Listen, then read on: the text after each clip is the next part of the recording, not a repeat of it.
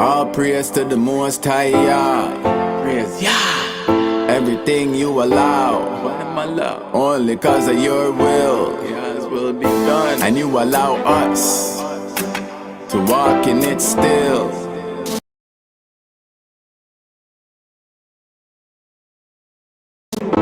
So, yeah, your will be done.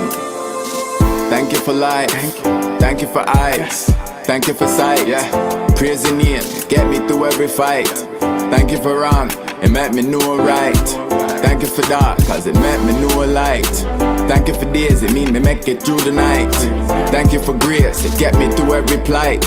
Thank you for death, cause in you, me appreciate life.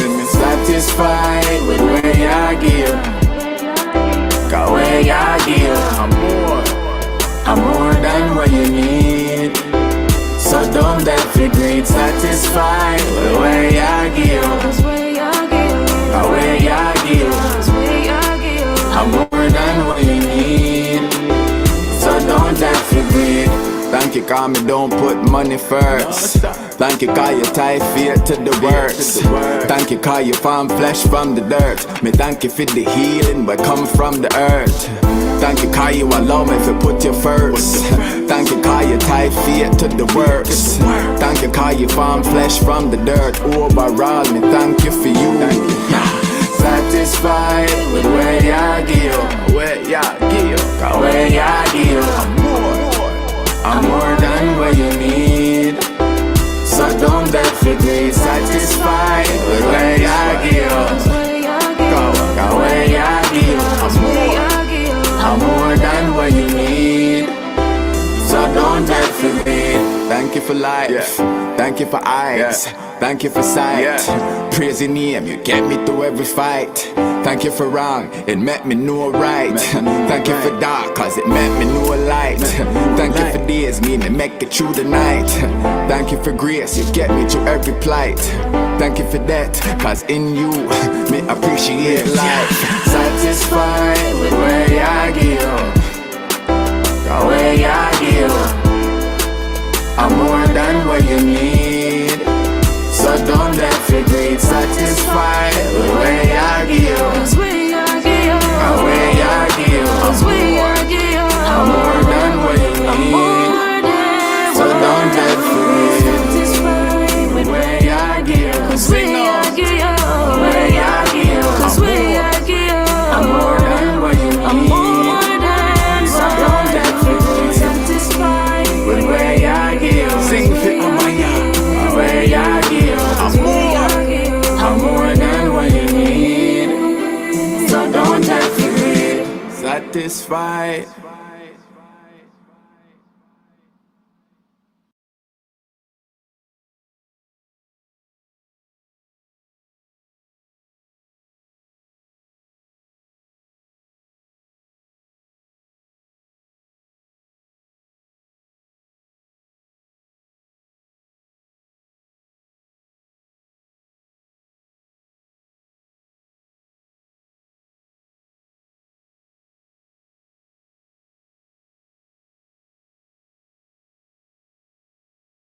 Hashiram, the Ten Commandments. Ra'ah, Yahaya, Rakah, Alahayim, Akarayim, Iopinia. No and not have other gods before me. La'ah, Thayosha, Lakah, Pasah, Wala'ah, Thayobadma. No or not thou make graven images to serve them. La'ah, Thalakwa, Sham, Yahweh, Ba, Shua. No or not thou take the Most High's name in vain. Zakar, Ha-Yuam, Ha-Shabbat, La, Kodashwa. Remember the Sabbath day, keep it holy. Kabal, Avakah, Wa, Makah, honor your father and mother. Ba'atharatazak, no or not thou murder. Ba'athakanab, no or not thou murder. Ba'athakanab, no or not thou steal. Ba'athayanashikar, no or not thou testify falsely. Ba'athakamad kala shira la rakaya. Know or not thou covet, which is our neighbors. Selah. Hallelujah. Praise Yah. Hallelujah. Hallelujah. Selah. Thank you, Elder. Hallelujah. And everything you should do is in Yah's name. You've got to do everything that he says in his name. Yeah. Woo. Praise Yah. Praise Yah. Praise Yah. Romans 11:5. That's when we was talking about that remnant. Praise Hi. Yah!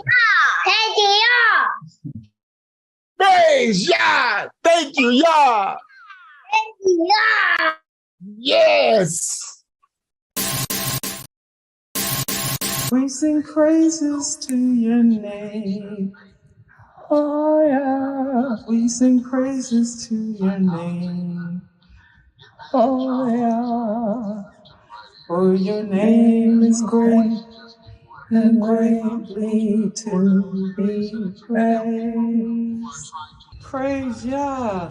Praise Yah.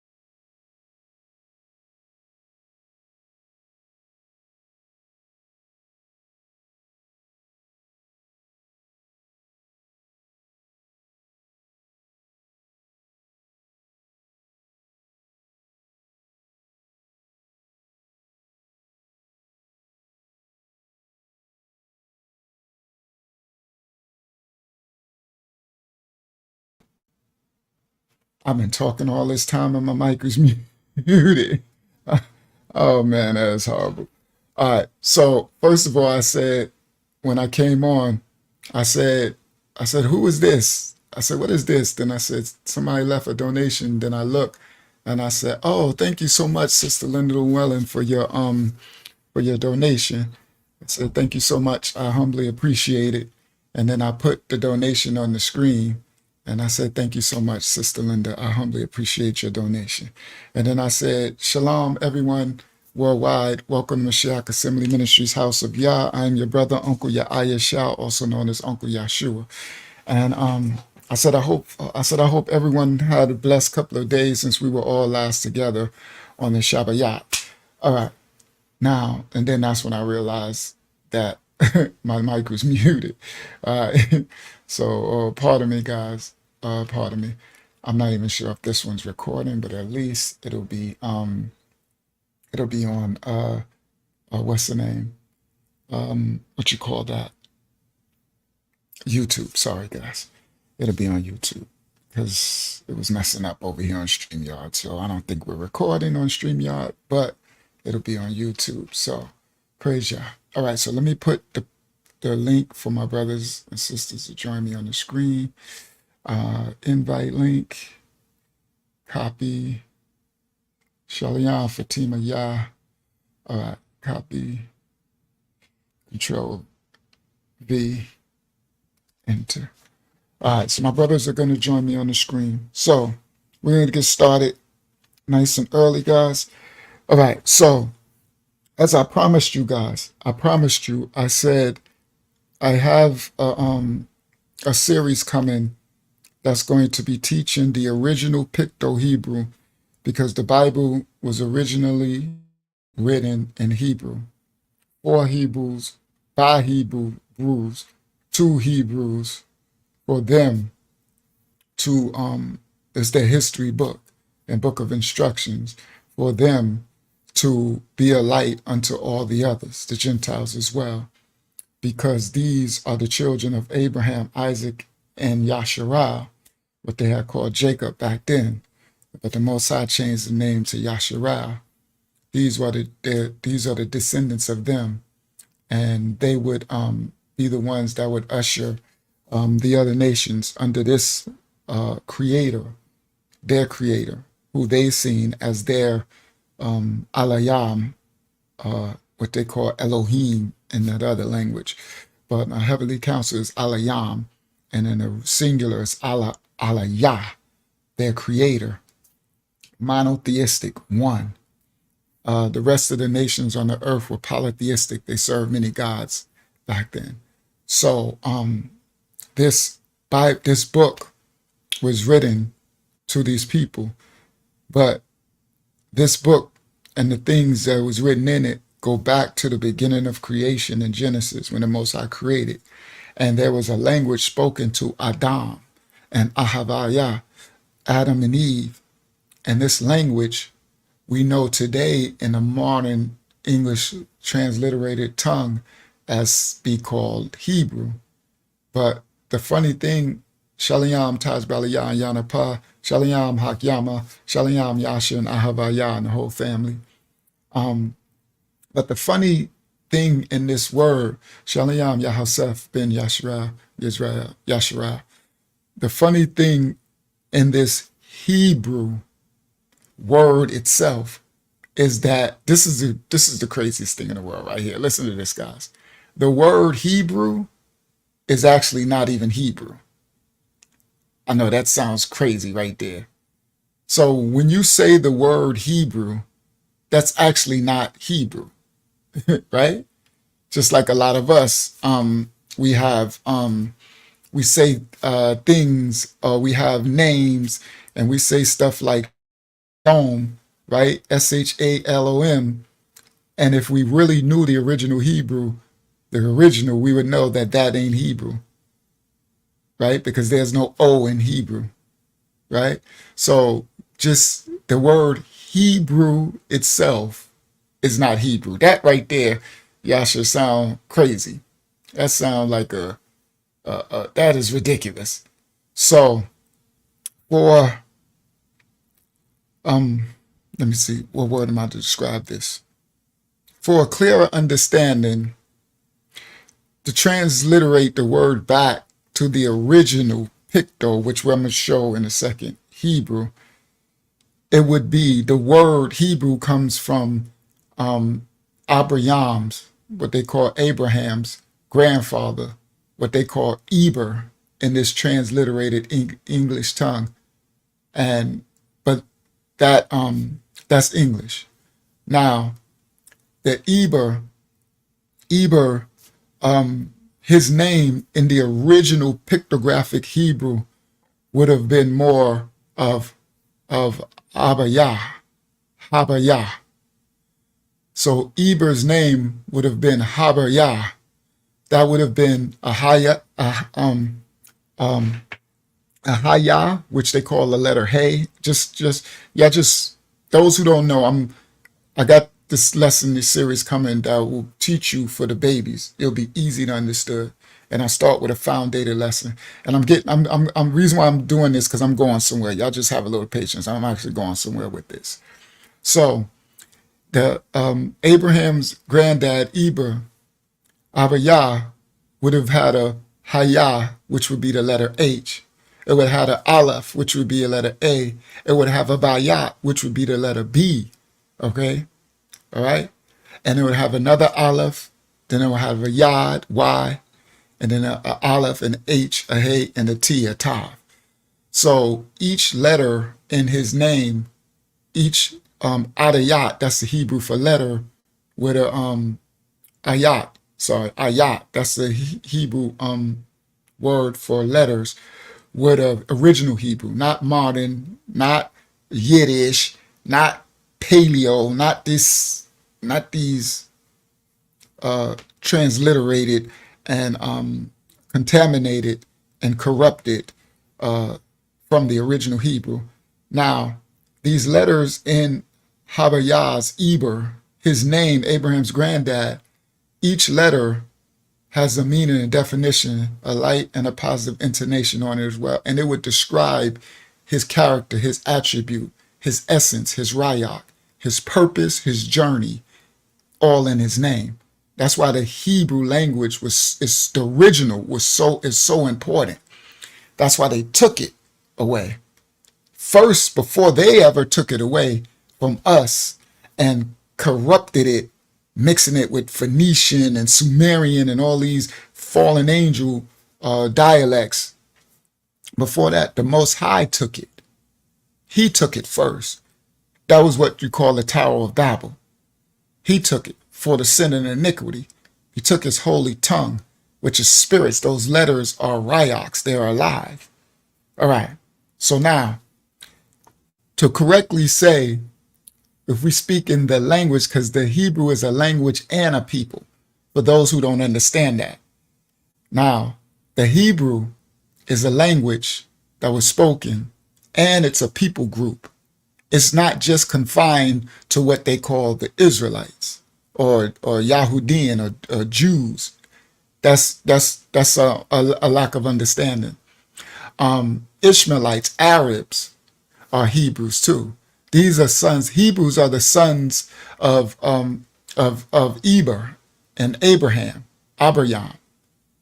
That's who Hebrews are. And that's not confined to just Jacob, what they call Jacob, Yasharal, who was Yasharal, and his 12 sons.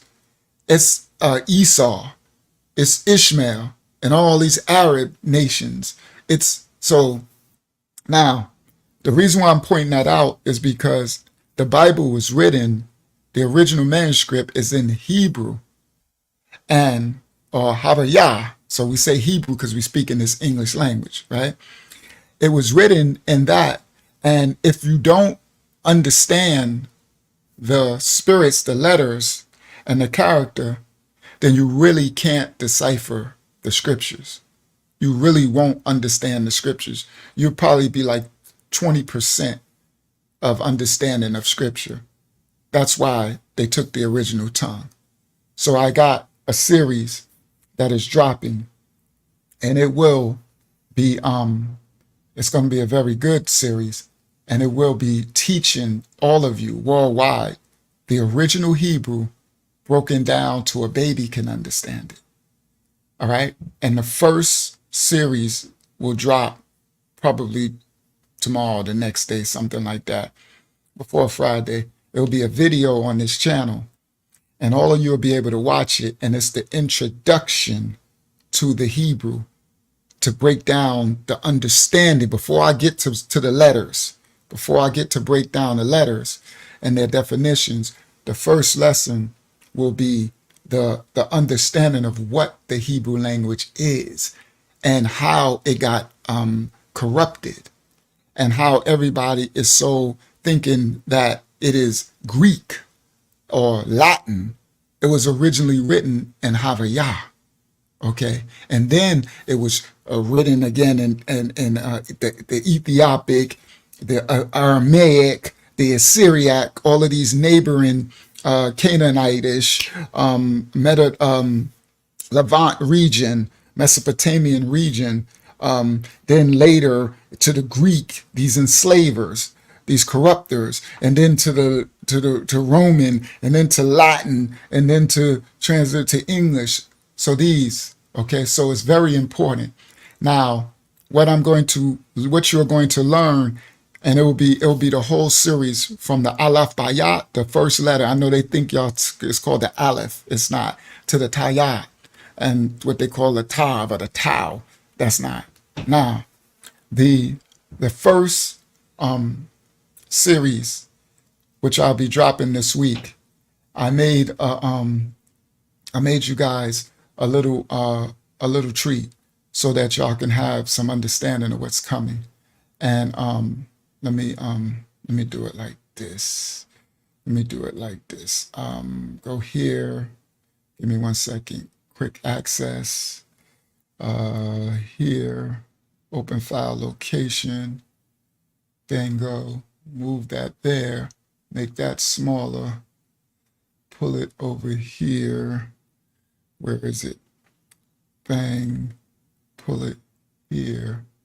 And I can drop it right there. All right. So this will help you guys. So as and each of you, even for your names, some of you who have the Hebrew names, Havayah names, who come in the name of the Father, you really don't have any understanding. So once I'm able to, once this series comes out and you guys are able to understand, then you would understand the importance of why some of you have your names written incorrectly. And you have no idea that you can't incorrectly write a Hebrew, because if you put a character in your name but it's not a Hebrew, then it is not part of the Aleph Bayat. It is not a spirit, meaning it's not a Rayak. And each of those letters are spirits, and they have a work to do for the Father. So if you got one of these bastard alphabet letters that is not Hebrew, that is actually a Roman or Greek, or you really don't understand that it's more than just a name. But we have to start somewhere, right? We have to start somewhere, because first step is to come out of the other names and at least try to come in the name, start to come in the name of Yah. So I'm not calling anyone out or I'm just teaching. My job is to teach. I have to teach what the Father tells me to teach. Okay. And we had to learn, like I had to learn, right? So, my name was Yahshua, right? But I didn't understand there's no U in Hebrew, right? So where's this U? What is that in my name? What Rayak is that? That is not of the Aleph Bayat. And these are spirits. See? So that's why now you hear me say Uncle Yahya, known as Uncle Yahshua, because I already put that out. All right. So with that, I have this series coming, and I put a lot of work into it. So it's going to be very fruitful for you guys, and it will really, really help you in your spiritual warfare, in your life, in your journey to decipher scriptures, to decipher your purpose and your name, your life, all these different things. There is really nothing out there like it, because most of the Hebrew that you out there is corrupted. It's not the original picto, and it's not broken down. Okay. So praise Yah. The Most High instructed me. So I did it. Okay.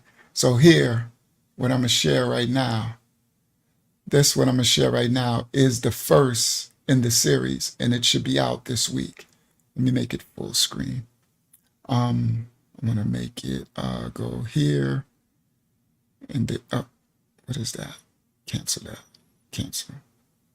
Okay, drop that one down. There we go.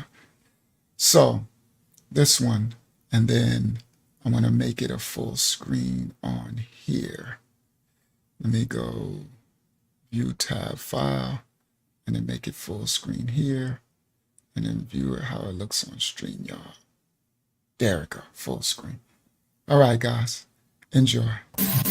This is the introduction. Hebrew is written from right to left, written and read from right to left. So now, this is the pictograph Hebrew. Now, this is the first, the pictograph. The pictograph Hebrew, the language that the Most High created when he created us, is the only language in the whole world that is both pictographic and alphabetic, meaning the other languages that have pictographs are not the same in nature to the original Hebraic tongue. And we saying Hebraic because that's what it was manifested as later, because the Most High took the original tongue back, and in the Tower of Babel, he confounded tongues and sent people forth. That's where you get the other languages from. Now, the original pictographic language is pictographic and alphabetic at the same time.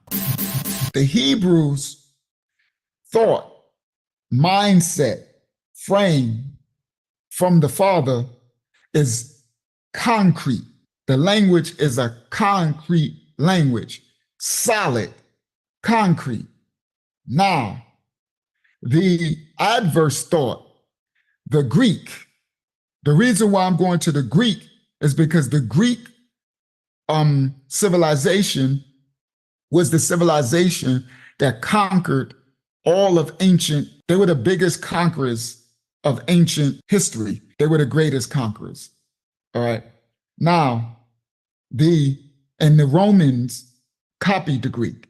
So the Greek did more damage than mostly anyone because they instituted their likeness and their gods and their culture into everything. And everything that came after it took from it, the Greek. So that's why even in the awakening, you got everybody thinking that we got to go to the Greek to explain the Hebrew.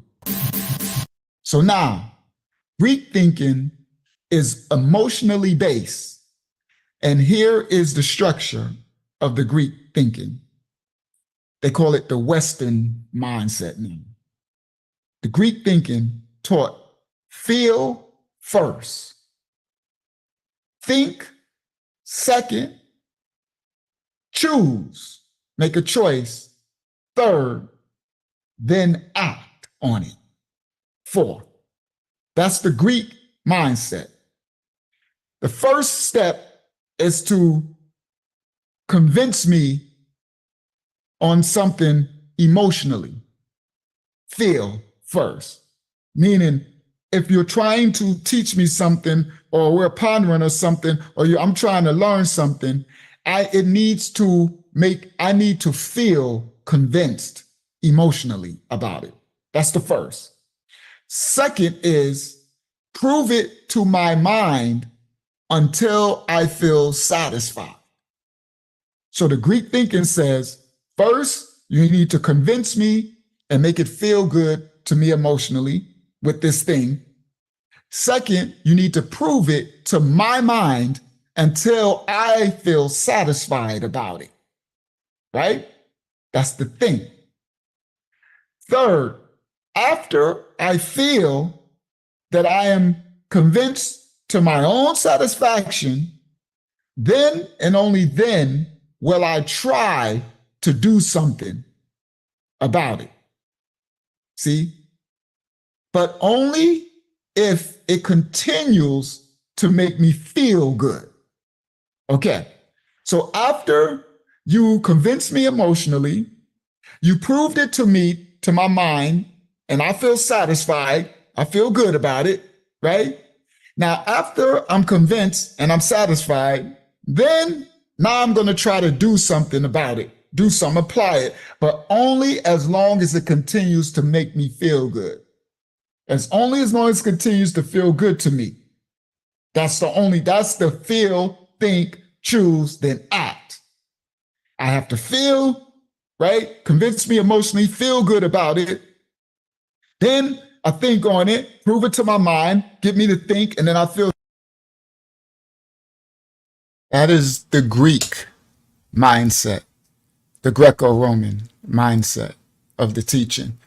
This is the little intro clip to the first of the series of teaching the original Hebrew. Let me continue. Satisfied, and then I make a choice to do. Now I make a choice to, okay, now I received this, it makes me feel good, I'm satisfied, and then I'm gonna act on it. But only as long as I continue to feel good. So it's all about feelings, right? And all you hear in that is me, my feelings first. That's all you hear.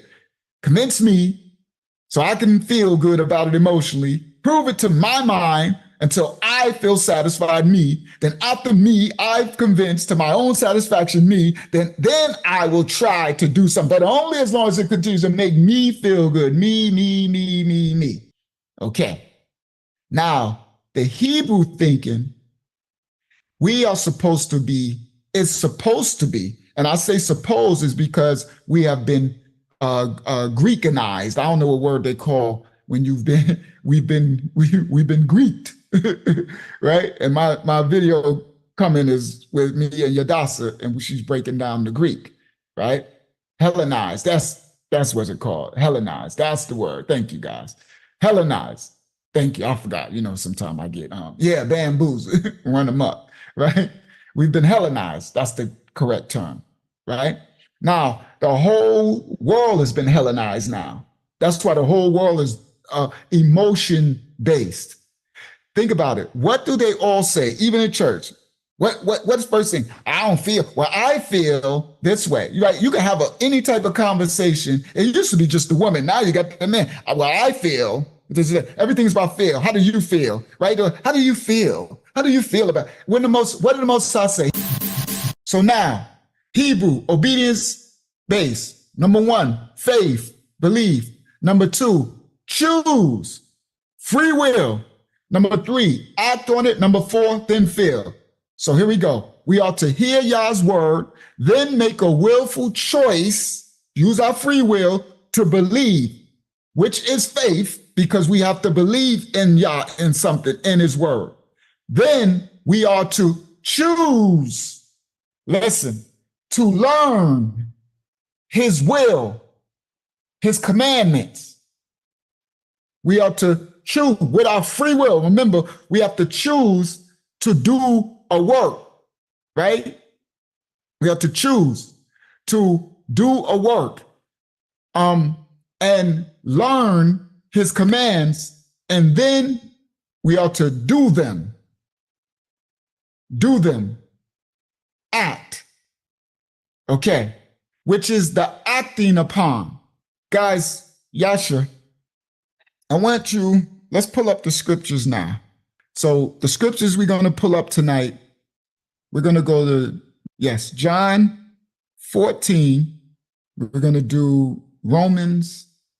We're going to go to the book of Romans 12. We're going to Proverbs 25. And we're going to Genesis 35 and Genesis 14. All right, so we're going to do John 14. Hebrew thought would describe this pen from its function, meaning there's someone to say, describe this pen. Hebrews, we are supposed to think concrete according to its function. And our description of this pen should be, I write words with it.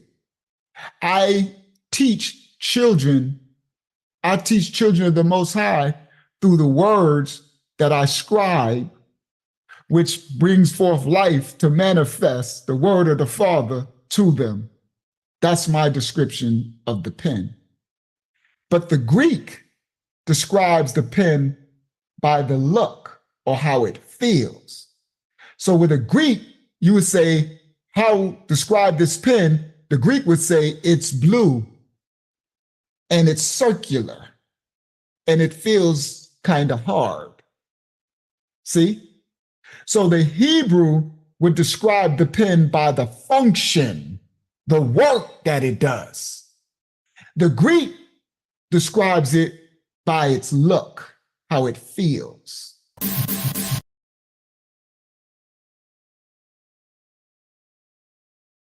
Praise Yah. All right, guys. So that was an introduction clip to our first series of teaching the Hebrew. So that one should be out in a couple of days or so. And that video, when that first one, I was going to introduce you to the thought frame of the Hebrew verse, the Eastern verse, the Western, the Hebrew verse, the Greco-Roman verse, all right? Because we've been led to be emotion-based feelings of the Greek. And we, in the Hebrew, it's a concrete language of verbs, of actions. That's why there's no vowel sounds in it. It's all about a doing. That's why the Mashiach said faith without works is dead.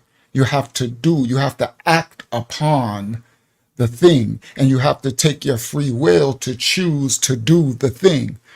But in the Greco-Western mindset, it's all about we do what makes us feel good. We have to feel a thing.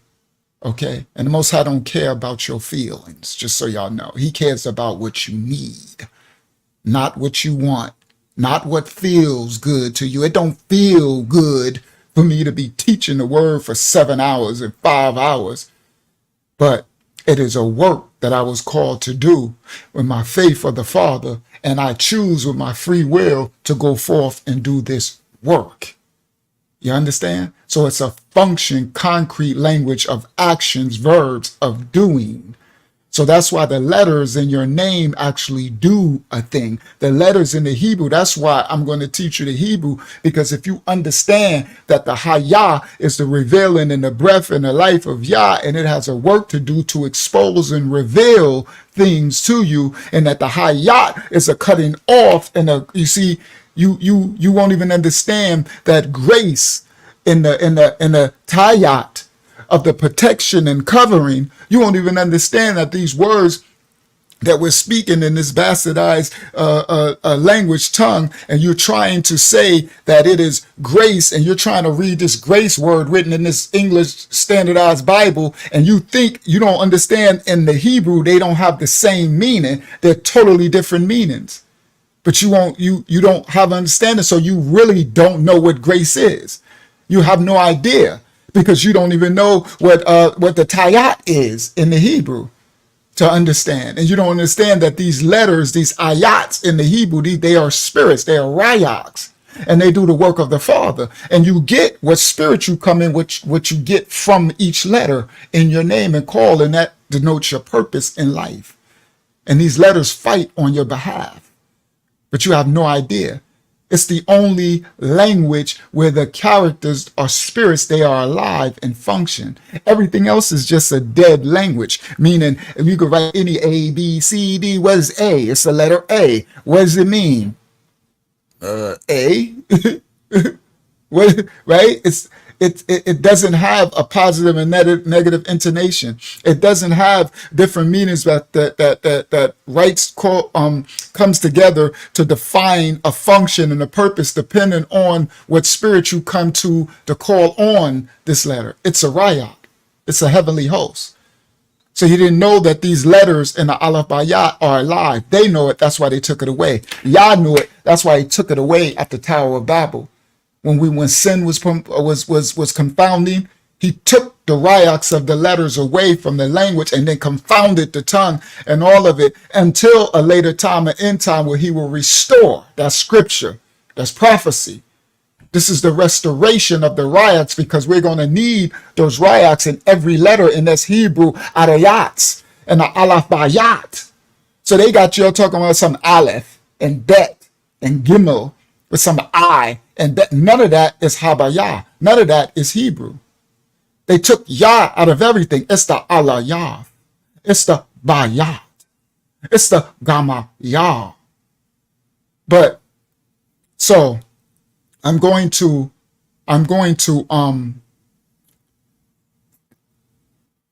like a perfect example is my brother Abera Yazayan. His name would actually be, it would be Habayah. It would be Habayah. That's actually Hebrew. His name is actually Hebrew, meaning Habayah. You see his name? Ebarayah. That's actually the word Hebrew. And his Zion, where he got Z-I-O-N, that's actually the letter Zion.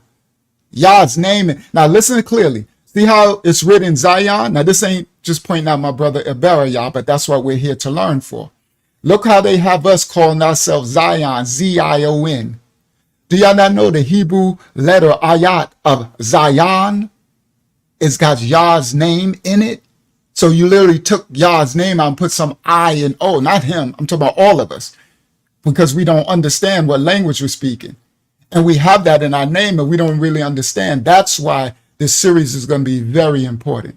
And it's really broken down with scriptures, with Bible. That's why I put that clip in there where you heard me say, Yasha, let's open up the Bible. So ain't not leaning in our own understanding. We're going to show you in the scriptures how important.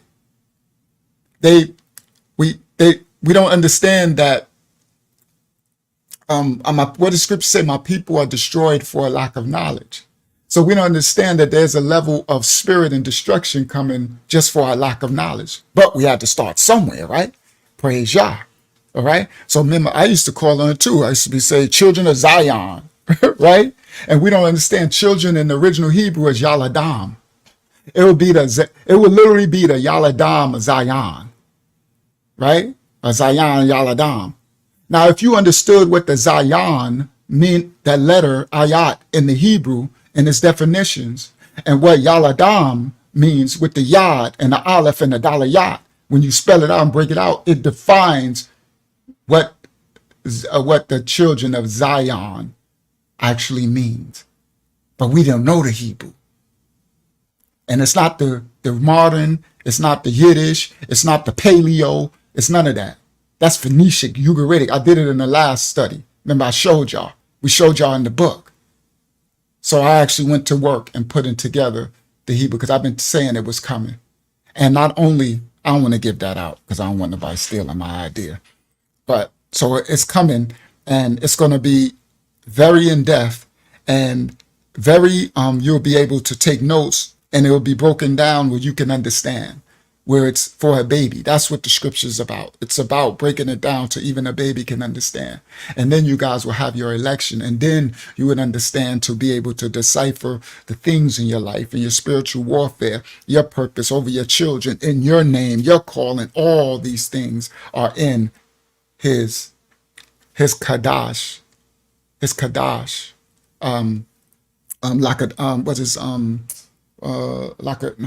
is it called? I forgot how to say that. Not Lakadash. Sorry guys, I haven't said that word in so long. It's okay. It might come back to me. But Lakadash. Lakala, it's probably Lak Yadash. It's probably Lak Yadash when you put Yah's name back in.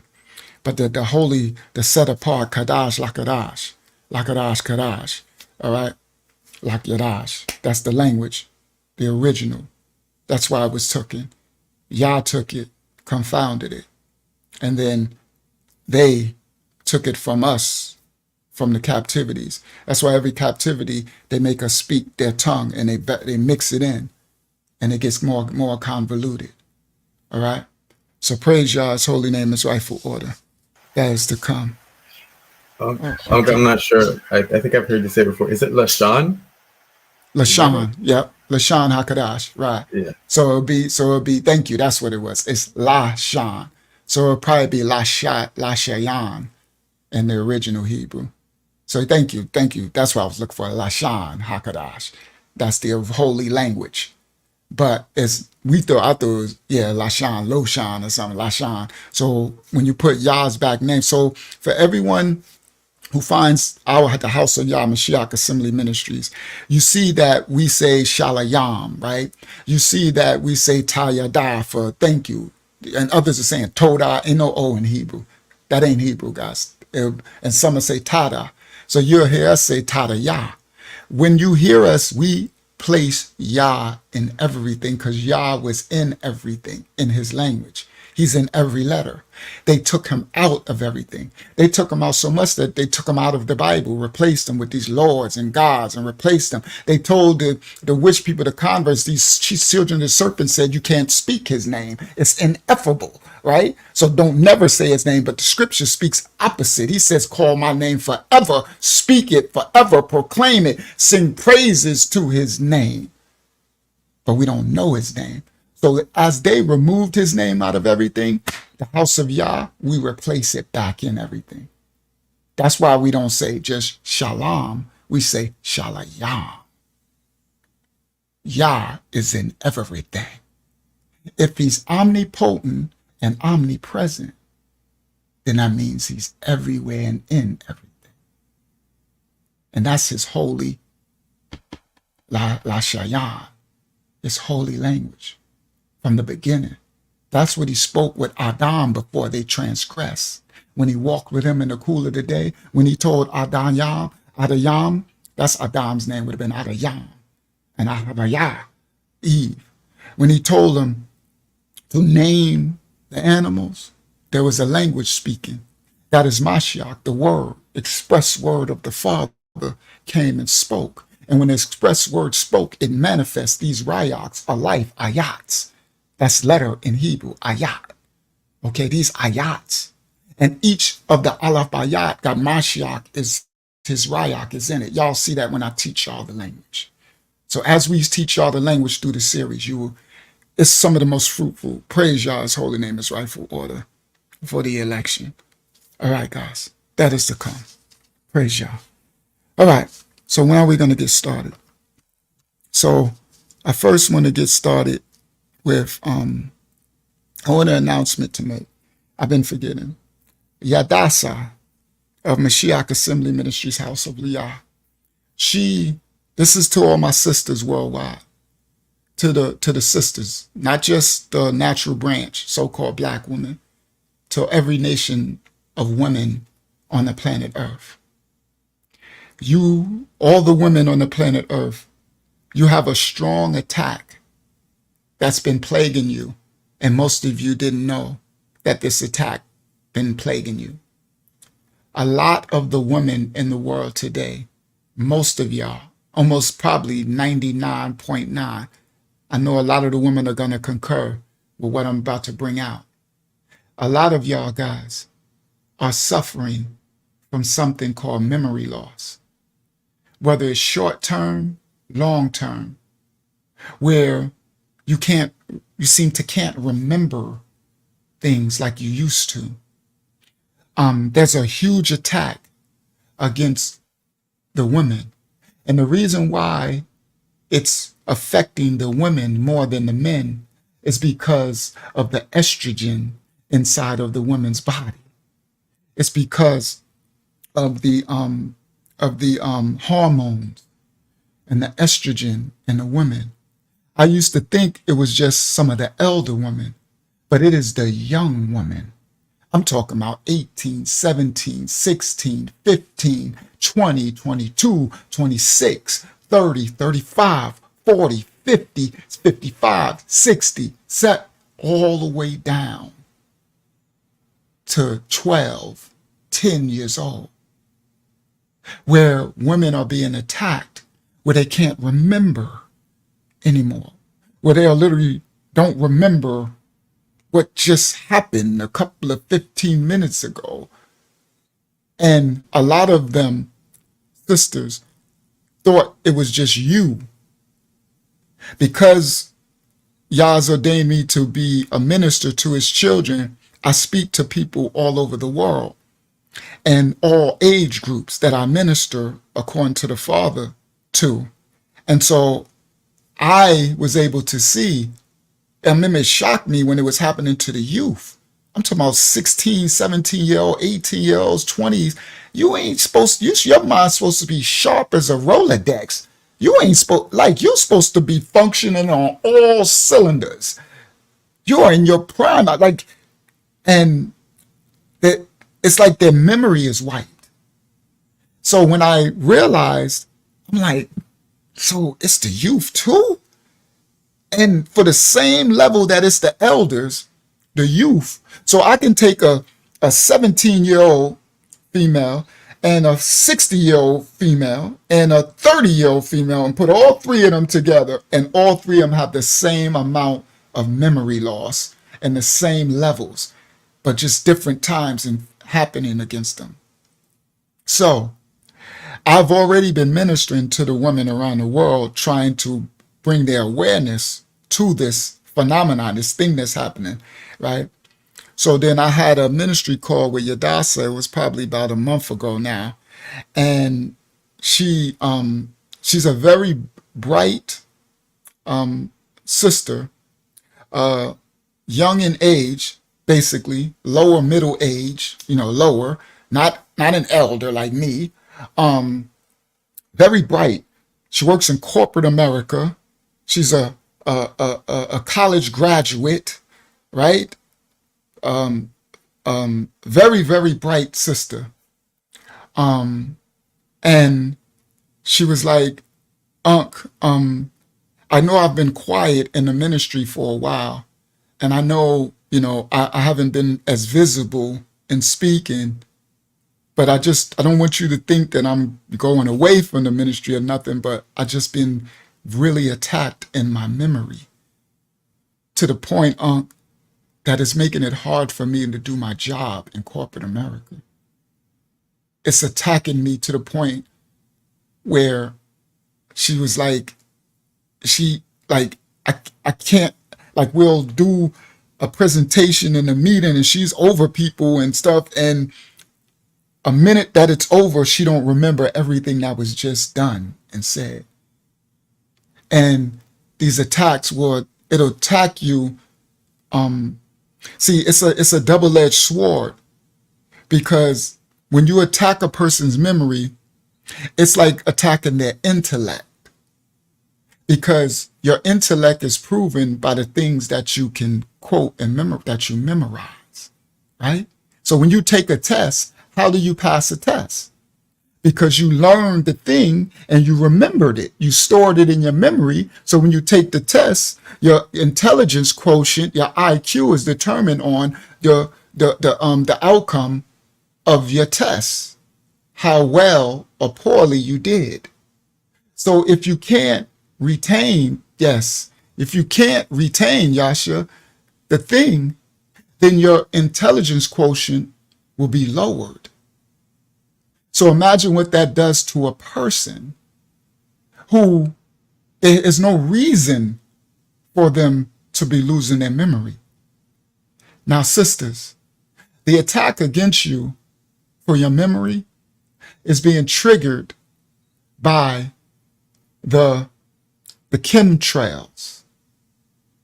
The chemtrails that they're spraying in the air, the aluminums, the poisons, the toxins. The reason why they're spraying it all over the place has a myriad of reasons, the poison, the community and everything. One of the byproducts is all of the women, your children as well, baby girls. The aluminum and all of the poisons and toxins in the chemtrails are affecting with the estrogen and the hormonal balance with the woman. It's exasperated and it attacks and is wiping your memory. You're being poisoned by the chemtrails. The man, it doesn't have the same effect because we don't have that level of estrogen. We have more testosterone. We don't have that level of hormones. So that's why the man, my memory is still just as sharp as it was. And I keep it, whereas, but the sister is being attacked from the young all the way up to the elder. And they have no idea that it is actually a chemical attack against you, sisters. Now, the serpent sees the darkness, know that if you want to destroy a nation, who do you capture? It's women. You want to cripple a nation, cripple its women. You want to topple a kingdom, destroy its women. That is the foundation. So that's why they're going after the woman. If we can incapacitate the woman's intellectual capacity and ability, we can frustrate her where she'll feel like she has no intelligence and she's not good enough, and it'll throw her into depression and stress and anxiety. And here come these fallen angels. Here come these, not fallen angels, sorry. Here come these fallen Sabaoths, dark devils, Sabaoths, heavenly hosts. Here come these dark devils. So sisters, I want you to understand, yes, for educational purposes, this is not medical advice or anything. This is my opinion and what I get from the Rayak HaKodesh, my understanding. Sisters, understand that it is what is being sprayed into the atmosphere, what is destroying your memory and thus your intellect. The natural diet, the herbs of the ground can help, but really it's the inhaling.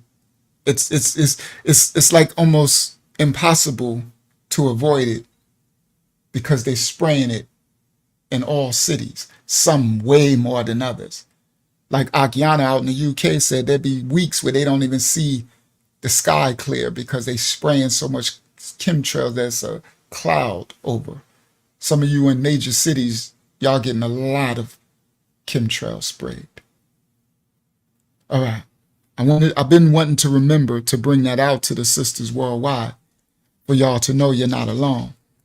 So y'all pray for our sister Yadasa because she has it very hard.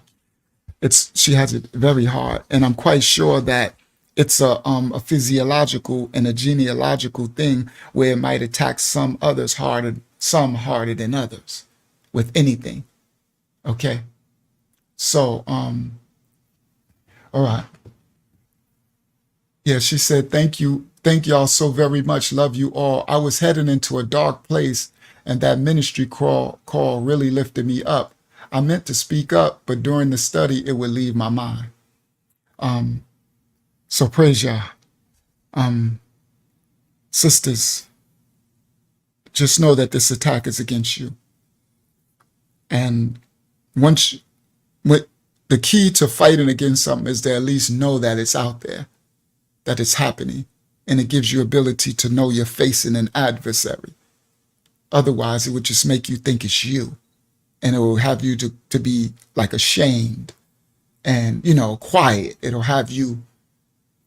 Go ahead, Hakyam. Can you hear me? Mm-hmm. Ever since I was little, I always struggle with my memory. I can't find what I've been taking for it. It's an herb. It's called bacopa. Let me see if I can. My mouse.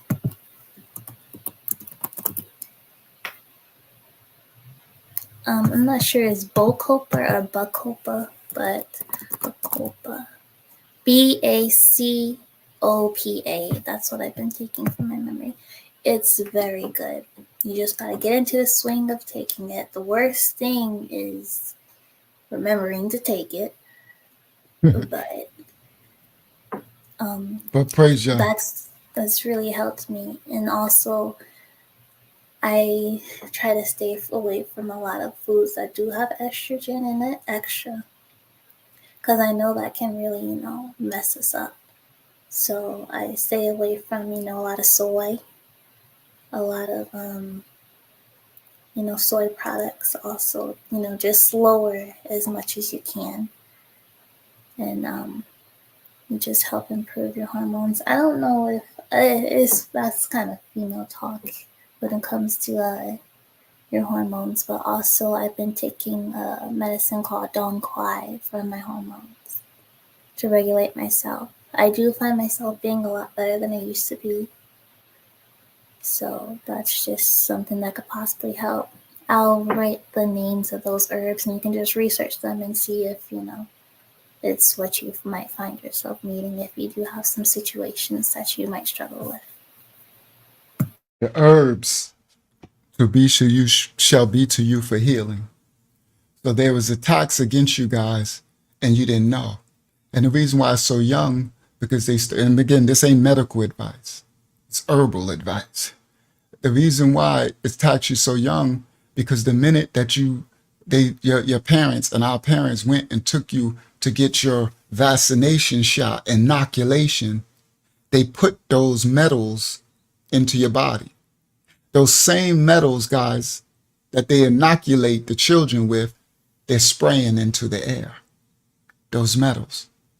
So it's been the attack from when you were a child. You see?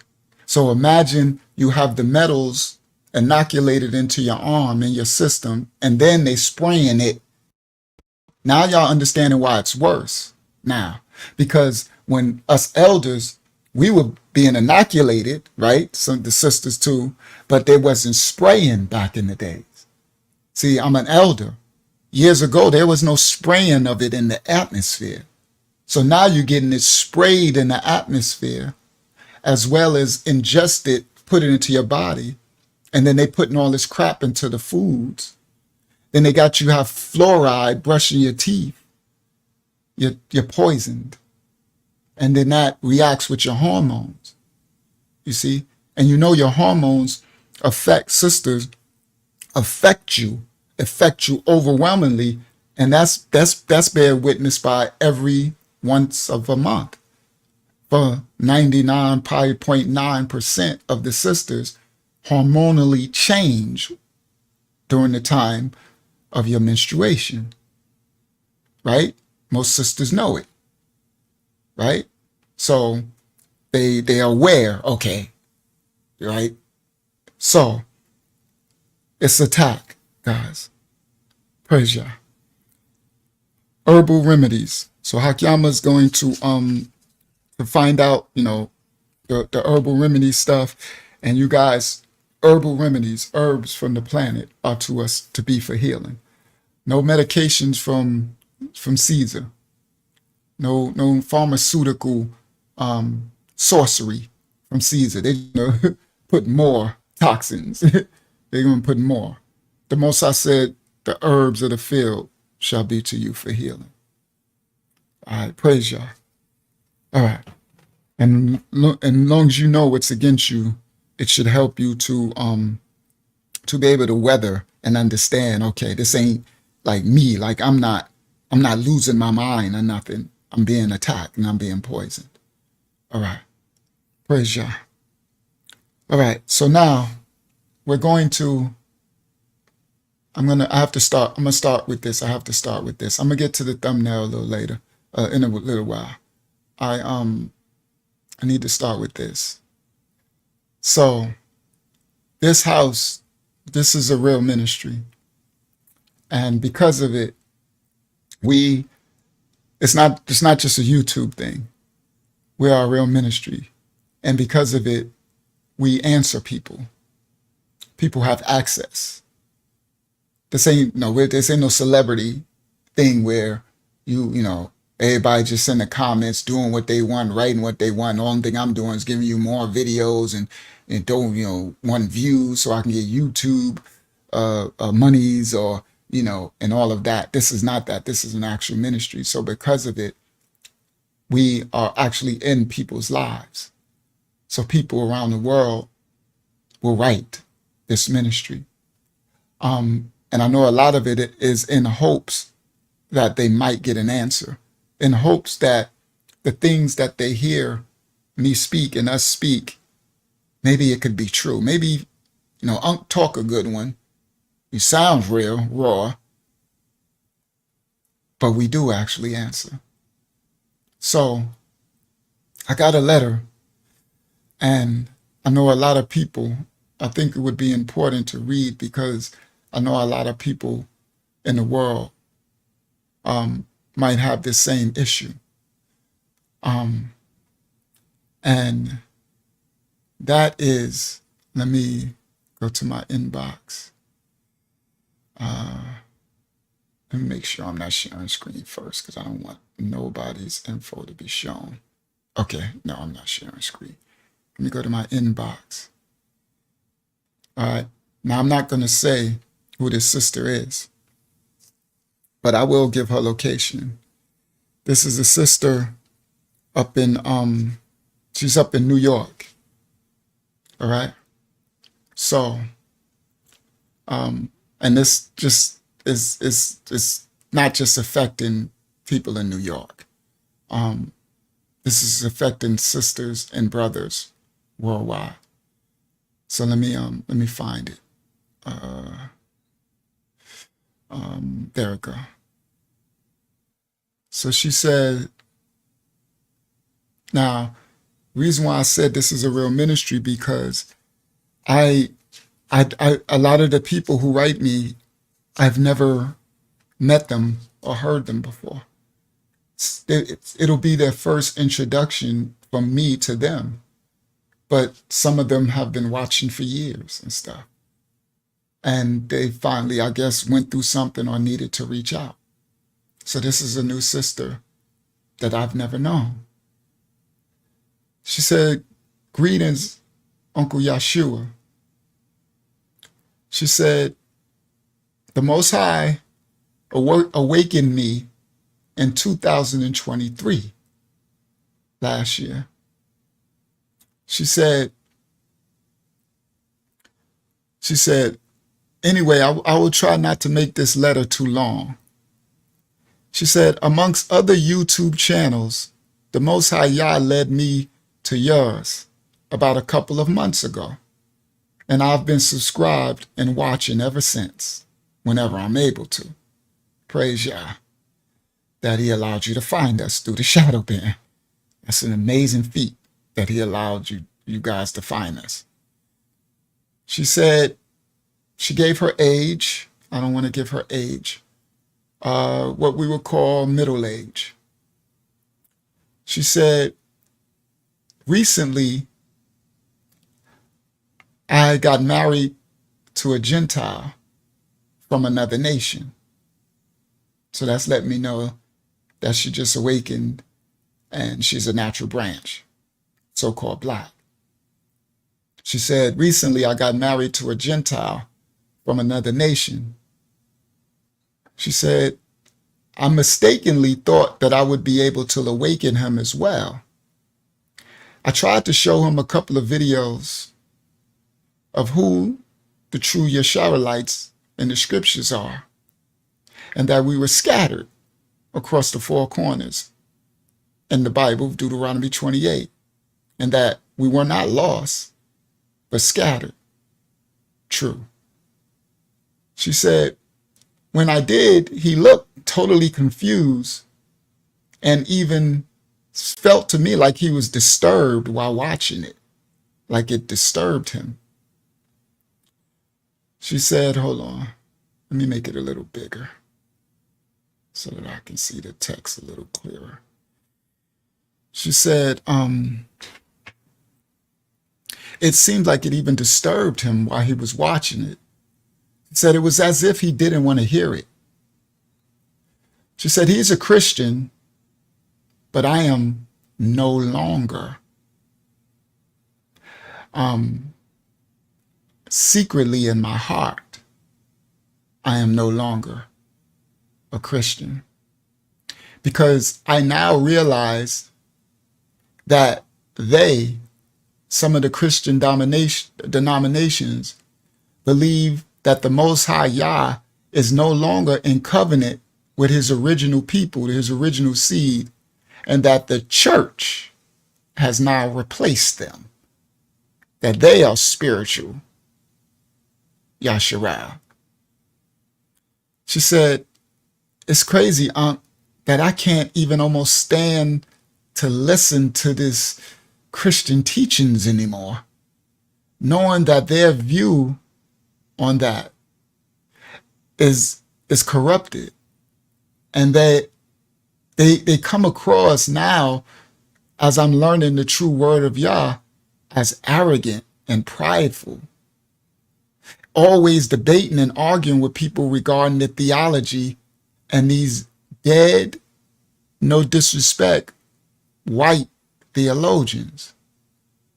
She said, yet they seem to know nothing according to this awakening, who the true people of Yah truly are, and who Yah is truly addressing in the Bible, in his word, and the true end of times and what this means. She said, if someone didn't know any better, they would probably think all of the Bible takes place in Scotland, with only the Scottish Psalms being sung. It seems so ridiculous to me since my awakening, and it's hard for me to stomach this anymore, because she's in a denomination where, and it's funny that they're singing Scottish. Sister, the original Scots were actually the Jacobites, the Israelites. So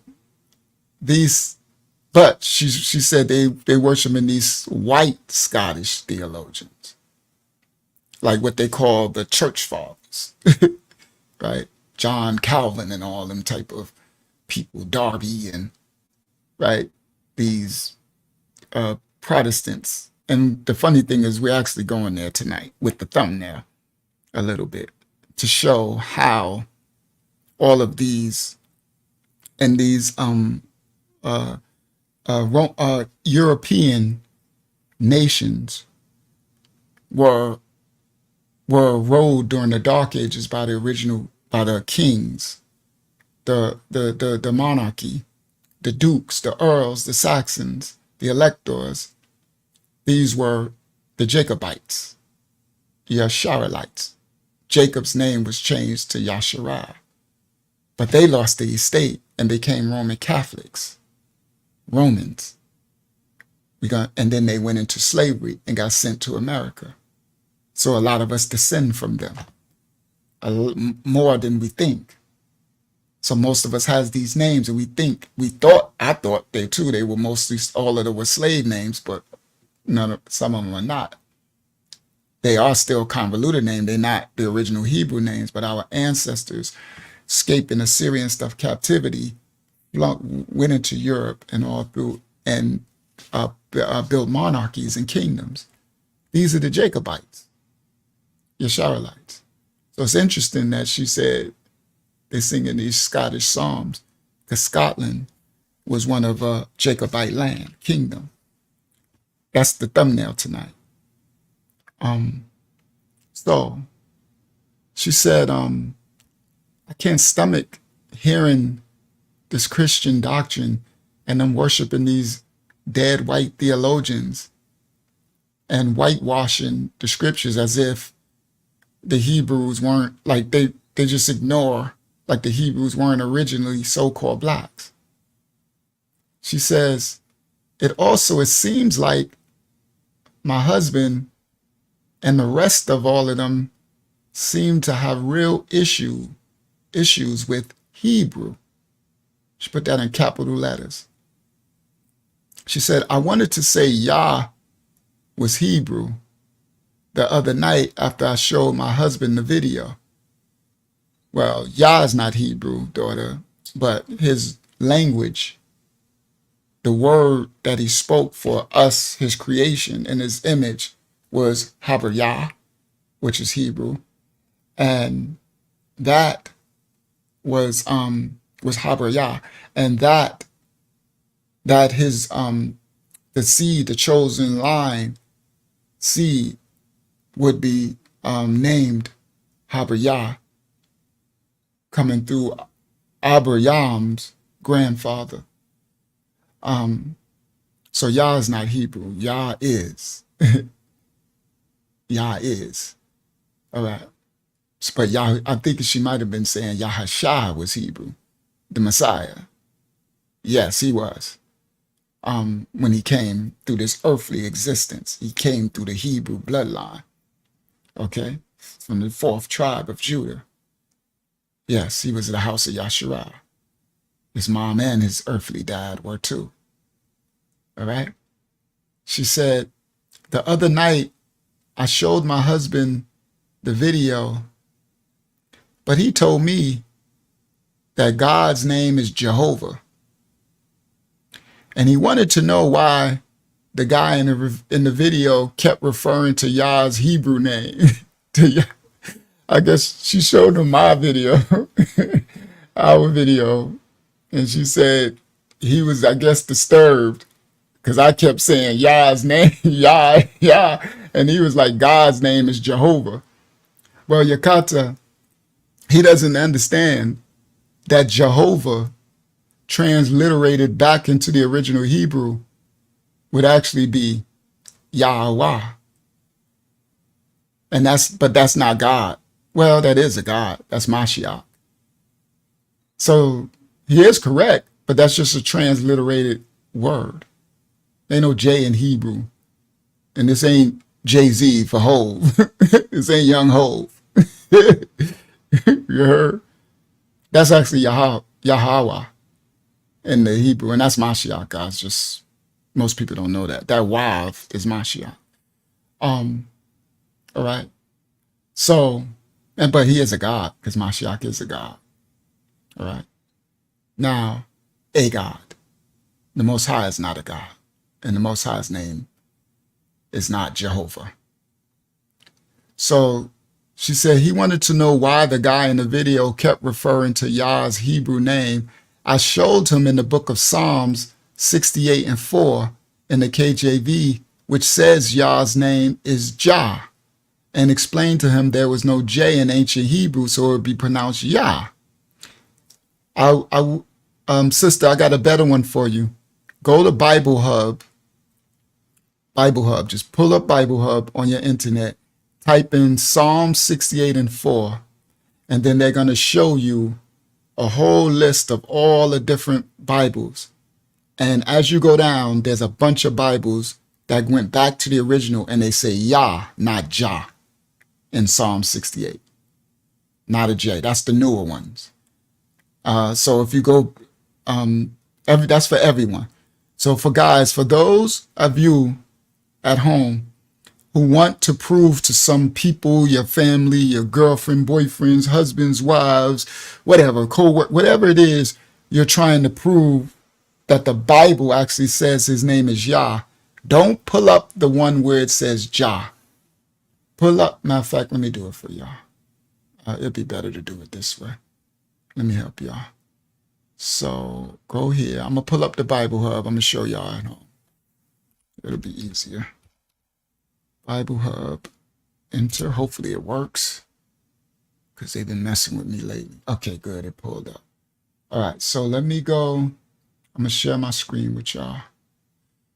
All right. Present. I am so hot in here. I need to turn this fan up. Oh, that's because I turned the AC down. Oh, I need to turn that back up. Yeah, y'all gonna have to, I'm gonna have to pause in a second and turn that back up. I am like hot. I'm like sweating. All right, so let me, here, share screen. Oh, let me see what y'all can see. There you go. All right, so this is the Bible Hub, right? So I'm gonna go out, and she says Psalm 68, and hold on, let me go to her letter. Oh, I don't want to switch that. Well, it won't switch the tab. Let me make sure. No, it won't switch the tab. I have to actually manually switch it. All right. So, she said Psalm 68. Sorry, guys, that I'm starting really slow. We're gonna get cooking in a second. Psalm 68 and 4. Okay. So when you go to your Bible Hub, let me go back to that tab. Bang. And then I'm going to go,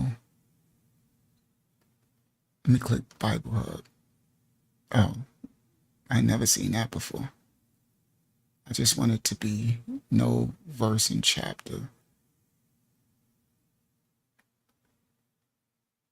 Well, I think I could just, oh, I think I know how to do it. Let me just do it this way.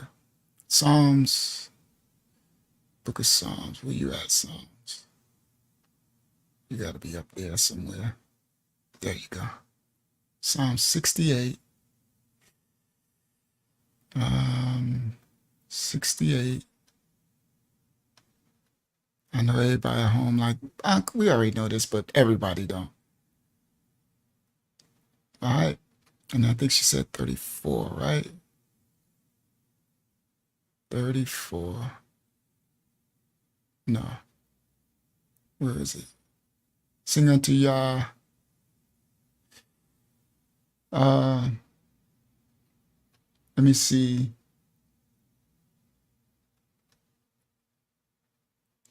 I don't know what y'all writing. I'm gonna have to read what's being written. Verse 4. What is it?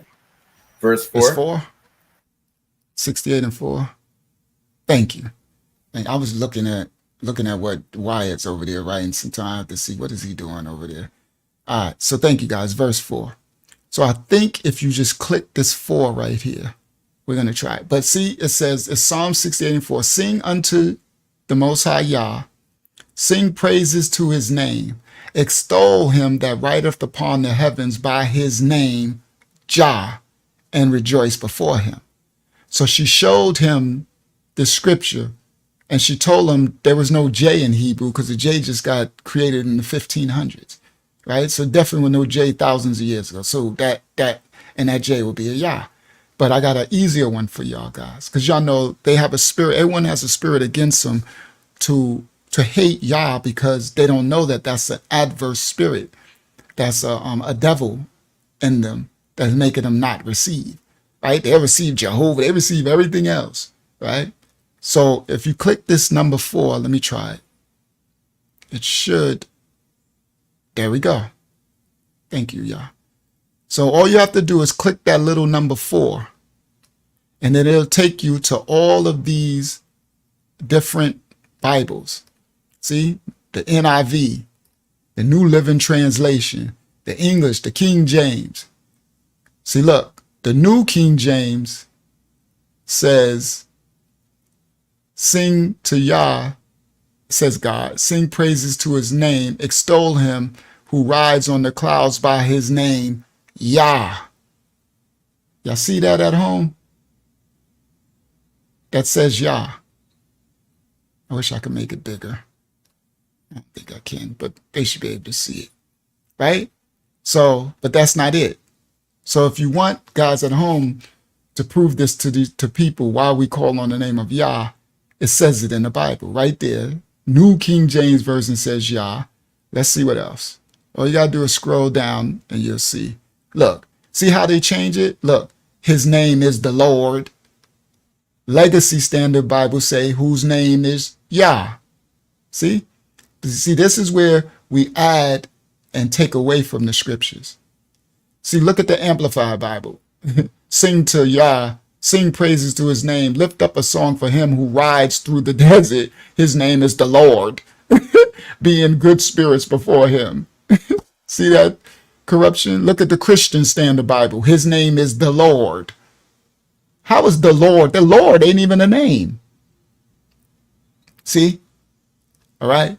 This one says, look, his name is Jehovah. American Standard Version. See? That's where he get his name is Jehovah.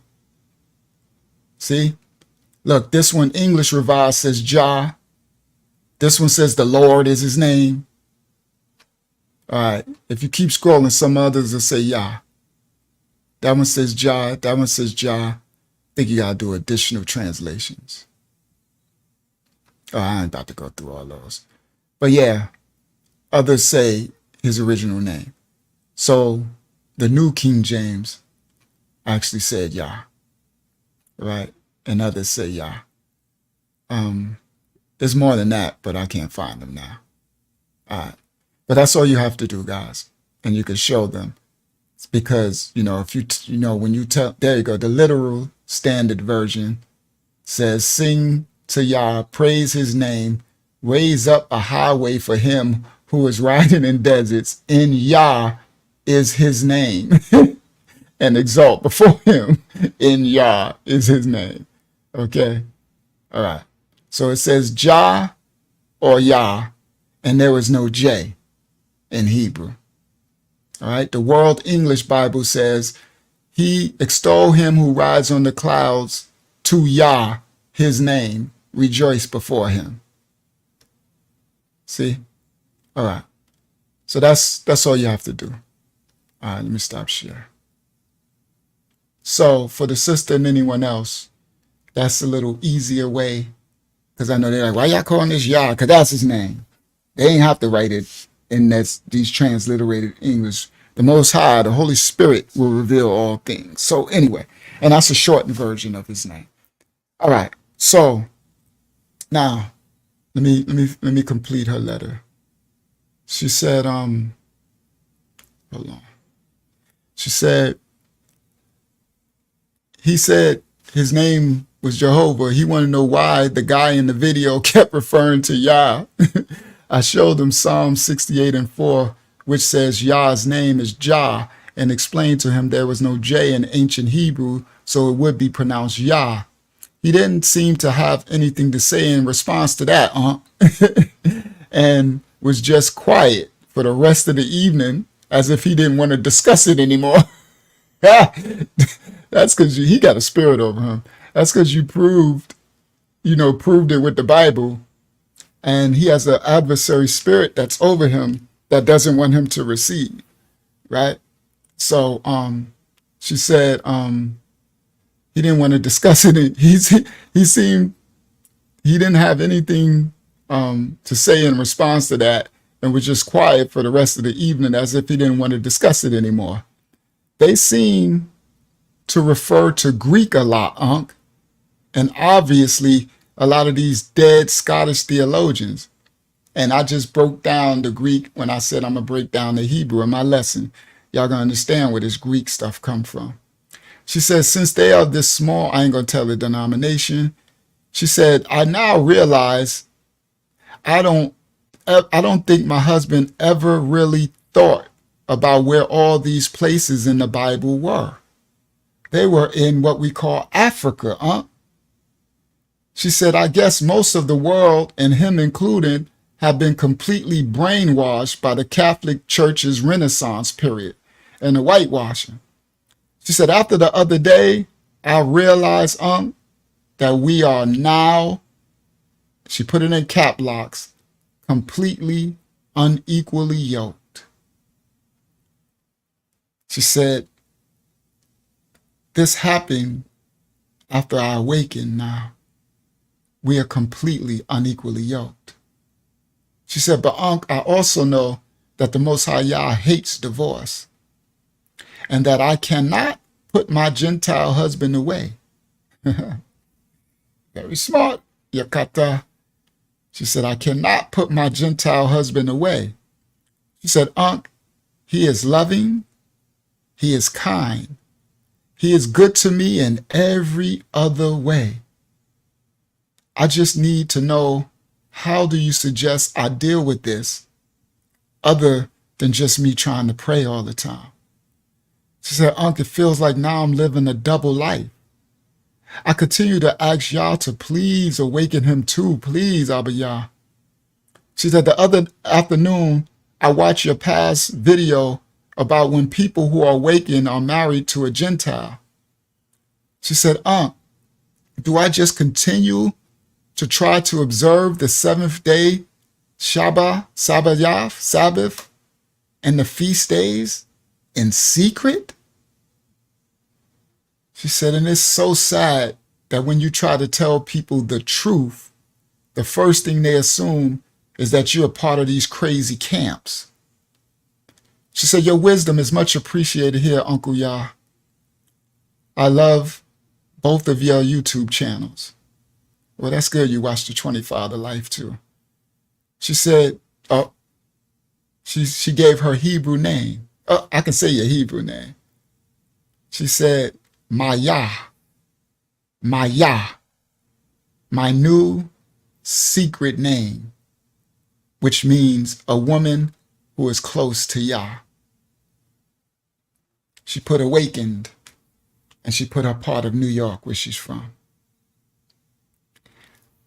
Maya, first of all, Shalom, Maya. Very nice to meet you. I understand your dilemma. It's really sad that you said my secret name, because you're hiding now in your own household. Now you said he's loving, he's kind, he's respectful, and he prepares for you. He provides for you in every way. And you're right. Yah does not believe in divorce. There is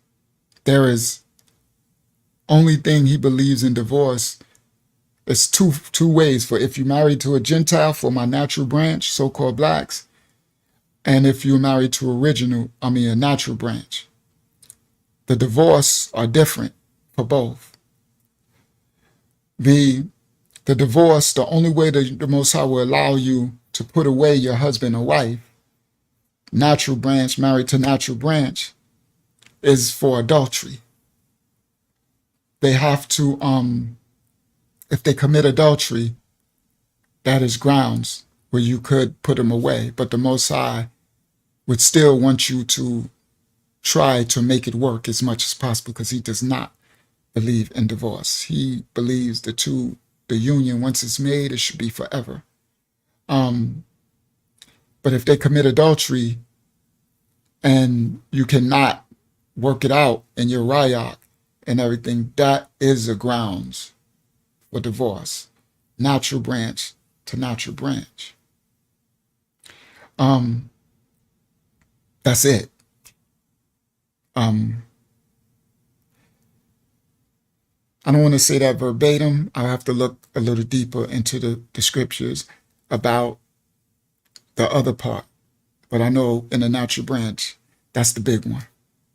Now, for those who are married to a Gentile, now, I know a lot of y'all so-called blacks, natural branch, in your trauma, you're immediately going to think of a white person. Sorry, white ain't the only Gentile.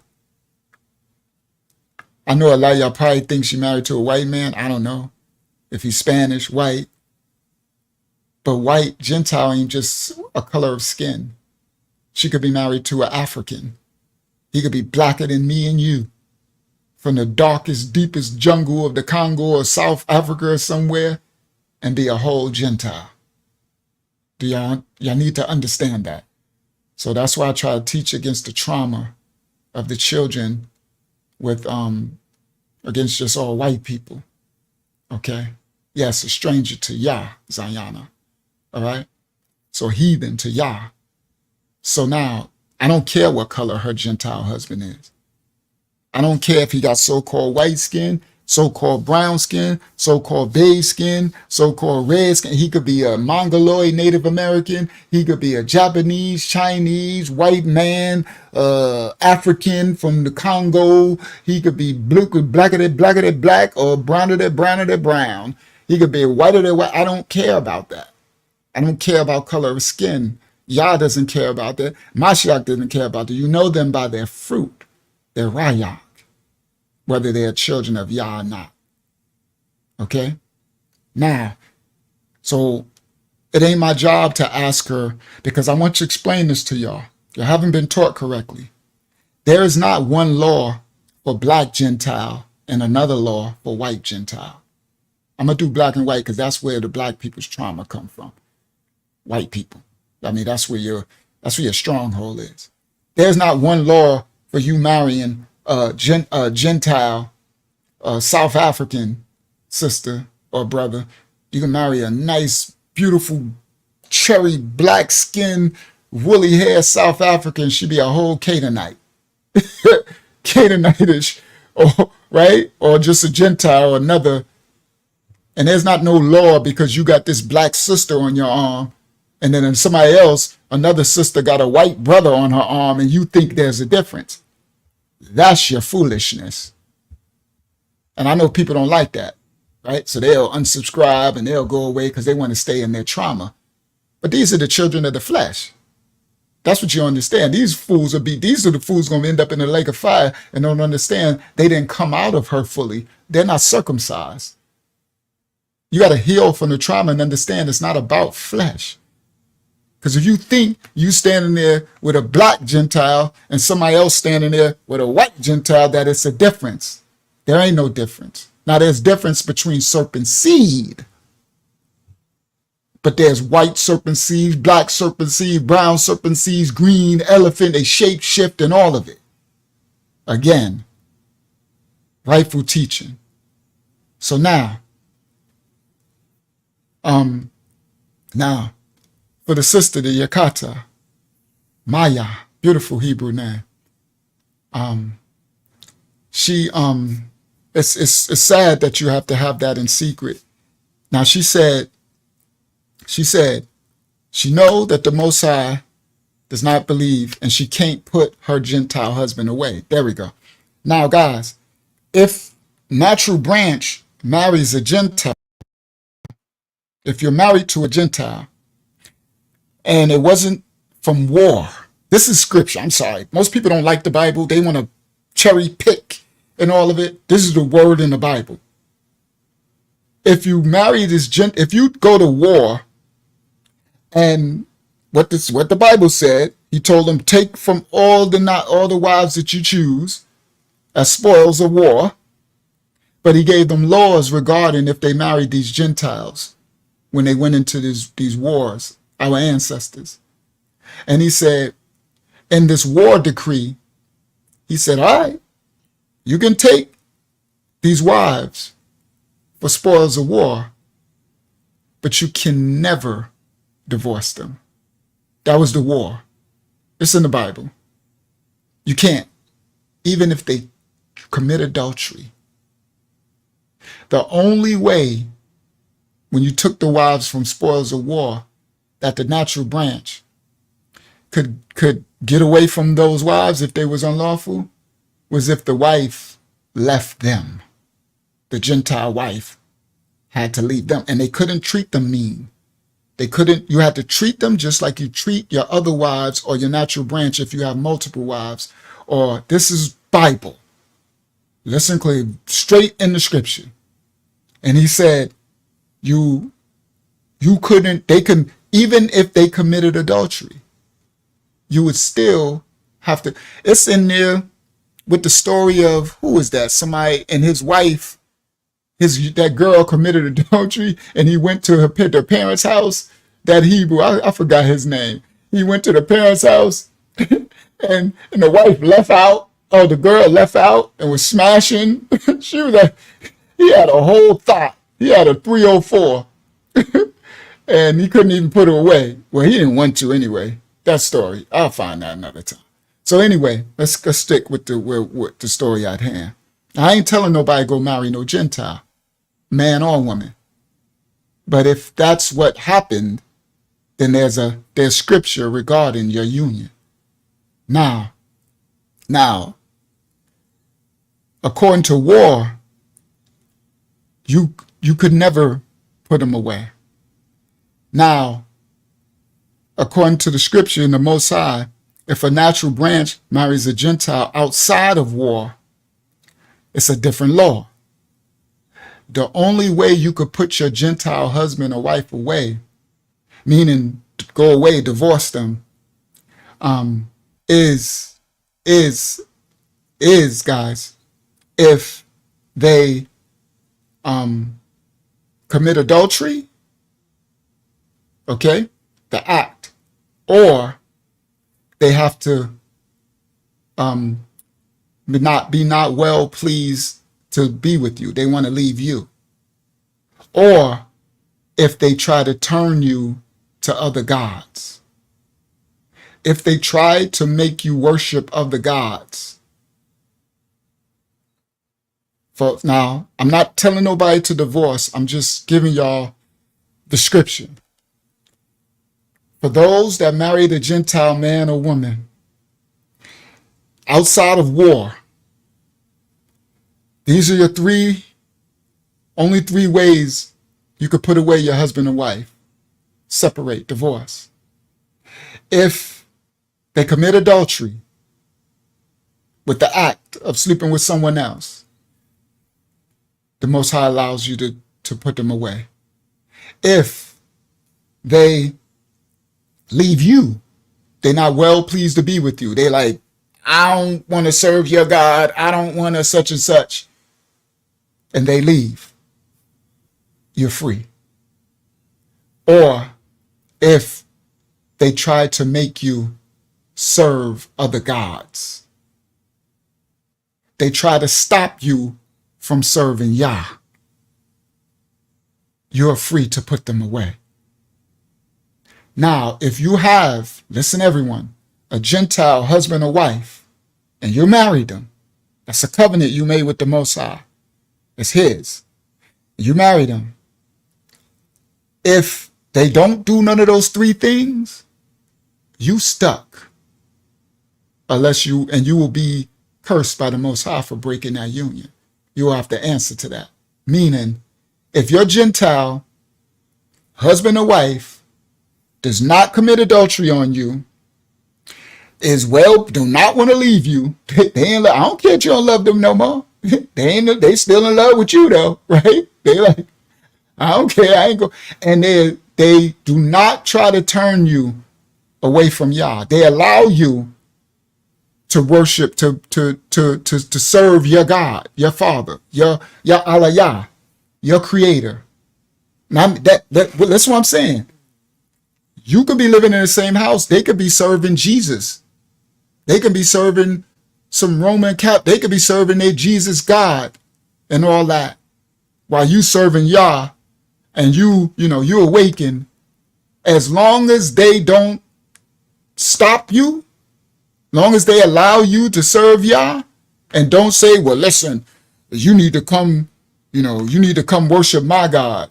They have to allow you to worship your creator, your Allah. As long as that happens, you can't put them away, divorce them. So you can have a whole person worshiping another God right in your household. But as long as they allow you to serve Yah, then you could cover your house, because our Allah Yah is the creator of all. So whatever God they serving and worshiping out of their ignorance is a God anyway. Our Allah Yah is the creator of gods. So I'll just rebuke whatever they doing, and whatever God they run around here calling on, it trumps the creator trumps it all.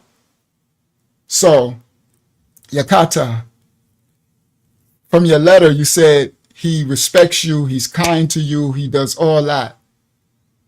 You're going to have to, this is what you asked me for my advice. You're going to have to sit down with him. I just explained to you what the Most High's laws are regarding a natural branch marrying a Gentile, and yours wasn't in war. You didn't. That's for men. Men went to war. Now, what I want to explain to you is, you have to sit with him and tell him that you understand that you are awakening, and your culture and who you are, your bloodline, right? Now, the difference is, Yakata, is that you're not just awakening to the physical bloodline. You're going further. You're becoming spiritual, Yashara. Where you said the church is trying to say they are spiritual Yashara, that's a lie from the lake of fire. Spiritual Yashara, the spiritual children of Yah, are those who circumcise their hearts and come back to the Father. Meaning, Mashiachs, under the order of Melchizedek, Mashiach, spiritual circumcision. The difference is, you'll have Israelites and stuff who are physical, and they will worry about flesh, meaning they just be like black. Like you could have a whole black man, but he a whole Canaanite, and they'll think it's okay because he black. So that's all they worried about. They're not worried about spiritual circumcision, because this is the part that people really miss. If you married a Gentile before you didn't, listen what I'm saying. If you married a Gentile before you came to your full understanding, you're already married. You got these wicked Israelites telling these people they need to leave their husband and their wives and their children because they're awakening, and they want to pull up some old Levitical laws talking about some Levitical laws talking about putting away your wife, but then they ignore the other scriptures. See, that's what I'm talking about, the picking and choosing, right? They pick a scripture from somewhere in Leviticus, Numbers, Deuteronomy, somewhere, right? But then they ignore the other scriptures when he told them, well, if you go take these wives and you do this, you got this wife, then you can do that. They play choosies, pick and choosies. I don't. I read the whole scripture. And the fullness of the scripture is at the end, is the children of Yah. They are, listen clearly, they are Gentiles who would be serving the Father and become grafted into the house of Yasharal as if blood born. Listen clearly. That right there is where your flesh will get in the way of your raya. Because if you really believe the scripture, and that, let's say her husband receives Yah and circumcises his heart and starts to follow Yah's statute, laws, and commandments, and receive Yah in spirit and in truth, and prostrate to the Father, and becomes grafted into the Hashirah, is she still married to a Gentile or not? See, that's where the part where your flesh get in the way. Because then he won't be Gentile no more. He'll be grafted in house of Yasharai. It won't be natural branch, meaning he can't become black. Well, that's us thinking he ain't black. See what I mean by Gentile? Because he could be a whole South African, Congo. He could be a whole Canaanite, Hamite. Well, we ain't supposed to marry the 7 nations, so he can't be a Canaanite. See, that's where you get into trouble. We need to know. And for those who make a mistake and marry some Canaanite without even knowing, Yah's grace will cover us for our ignorance. But if you ever found out that that person that you married to was one of the 7 nations, 9 too, with Amorites, Amorites and Moabites, then you gotta put them away, because there's 9 nations the Most High said we can't mix our seed with. See, but they don't want to tell y'all that. They want to pick and choose out of. But remember, everything is so diluted now. You could be married to somebody with Canaan and you won't even know. They don't even know. That's what grace covers. But once you know, if you ever found out, if one of us was married to a sister, you married to a black sister, you married to a black dude, y'all doing y'all thing, and then he take this D and he go find out that he traces his bloodline, find out, oh, he's straight Canaan, he from the Jebusites or something. You like, I'm sorry, bro, you shouldn't have found that out. Because now I know. And the Most High forbid 9 nations. Those 9 nations, guys, had black skin, just so y'all know. I'm not telling y'all to marry nobody else, but we just keeping it facts.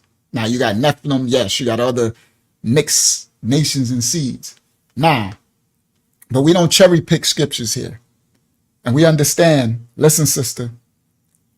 So, I'm just teaching the Bible. I'm teaching lawfully. We're not a traumatized ministry, a house of Yah that's still running around thinking all black is good. When the scripture said the enemy come from those of your own household. You heard? Or who killed Mashiach? Who the one stabbed Yah in the back? All right. So anyway, this ain't about that. Let me talk to the sister. So Yakata, now that especially since you're watching Mashiach Assembly, you're really awakening. Okay. You go to your husband. You could take your time if you want to. You ain't in a rush. You said he's respecting you. He's kind and all that. But I don't like, and I know you don't like having to hide your worship. As she said, do I just continue to observe the 7th day Shabbat in secret? Yeah, you shouldn't have to. And this is what I'm teaching you now. So you're going to have this discussion with him. That's why I opened this study with this to you. This is how important. This is for others out there. You're going to have to sit him down. And I can tell from the letter that you love him. But now you completely unequally yoked. You're turning into a child of the Most High. And he's staying serving his Christian God. Right? So I understand. And now you have to be a secret worship. And that is not how it should stay. That's not how it should stay. You go to him after I taught you this, and you say, I love you, but this is what my Father, who I worship, I have a bloodline, and it's in the scriptures. Whether you believe it or not, that's up to you. But you're married to someone from the chosen bloodline that the Most High chose. And we transgressed the Most High. And we got cursed for it. But I am one of his children who choose to come back to him and circumcise myself spiritually to become a child of him. And he has rules regarding marriage because it's his covenant, right? And according to it, I should not have to hide my worship to my Father, just like you don't have to hide your worship to your God. You can worship your Sunday, Sola, Constantine worship, and I have to give you the right to do it.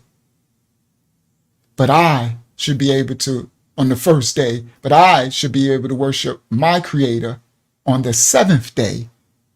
As he said, the Sabbath was, we are to keep holy. And I shouldn't have to do it in secret. And I come in the name of my Father, and it shouldn't have to be secret. Not in my house. Not to my husband. You don't have to call me the name if you don't want to. You don't have to participate. But I shouldn't have to be secret in my house. If you love me and you respect me, then you will let me worship my Creator in spirit and in truth.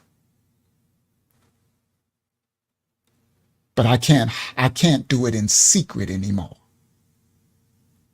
And then you explain to him that if you're not allowed to worship your Father, not saying that you got to go play Shema through your house. What I mean by secret, you can coexist. You have your worship on the Shabbat. You cover your head. You got your Hebrew name. But it's not a secret. I'm going to serve my Father in spirit and in truth. I ain't got to blast it all through the house. I ain't got to make you sit there. If you don't want to receive, then don't receive. But I should have the freedom to serve Yah in this house because I'm his daughter. And if not, this probably won't last because one of his rules is I should be allowed to worship him openly and not in secret. And you shouldn't be trying to stop me. That's a grounds for divorce. That's just the law, sister. And he doesn't believe in divorce. And I can tell you love him by how much you say he's a good man and all of those things. But I understand the awakening could separate. If he really loves you and he's really a good man, like you say, he'll be able to receive. As I wrote you, I'll wait. I don't know if she responded back yet, but I wrote her and told her, Mashiach Assembly, I told her it'd probably be good for her to join the WhatsApp thread because she wrote back and she said, thank you so much, Uncle Yeshua, for your kind words. You have no idea, Unc, how on time your response to me was. I was literally sitting here in tears, praising Yah for those that he's using, such as yourself, to teach us the truth. She said, may Yah continue to bless you and keep you, brother. I'm so grateful he led me to your channel. It is truly a blessing to me and to so many. Yakata Maya. They're unequally yoked right now. But remember, Sabayah, he said this is what he said in his laws to us in marriage. He said you are to exhaust it trying to make it work. Don't give him time. Because remember, he said, he said, he awakens his children. So it might not be on your timing. That's why she is to tell him. She used to tell him she don't want to be in secret, but she don't awaken him. If the Most High is going to wake, that's why he said you can mess around and be ready to put your husband away or your wife away, guys. And right when you put them away was when the Most High was awakening them. None of us awaken anybody. Yah does. You could plant your seeds, So you continue planting seeds, Yakata. But the best way to plant a seed is to live according to the Father. Let them see your fruit. You know them by their fruit.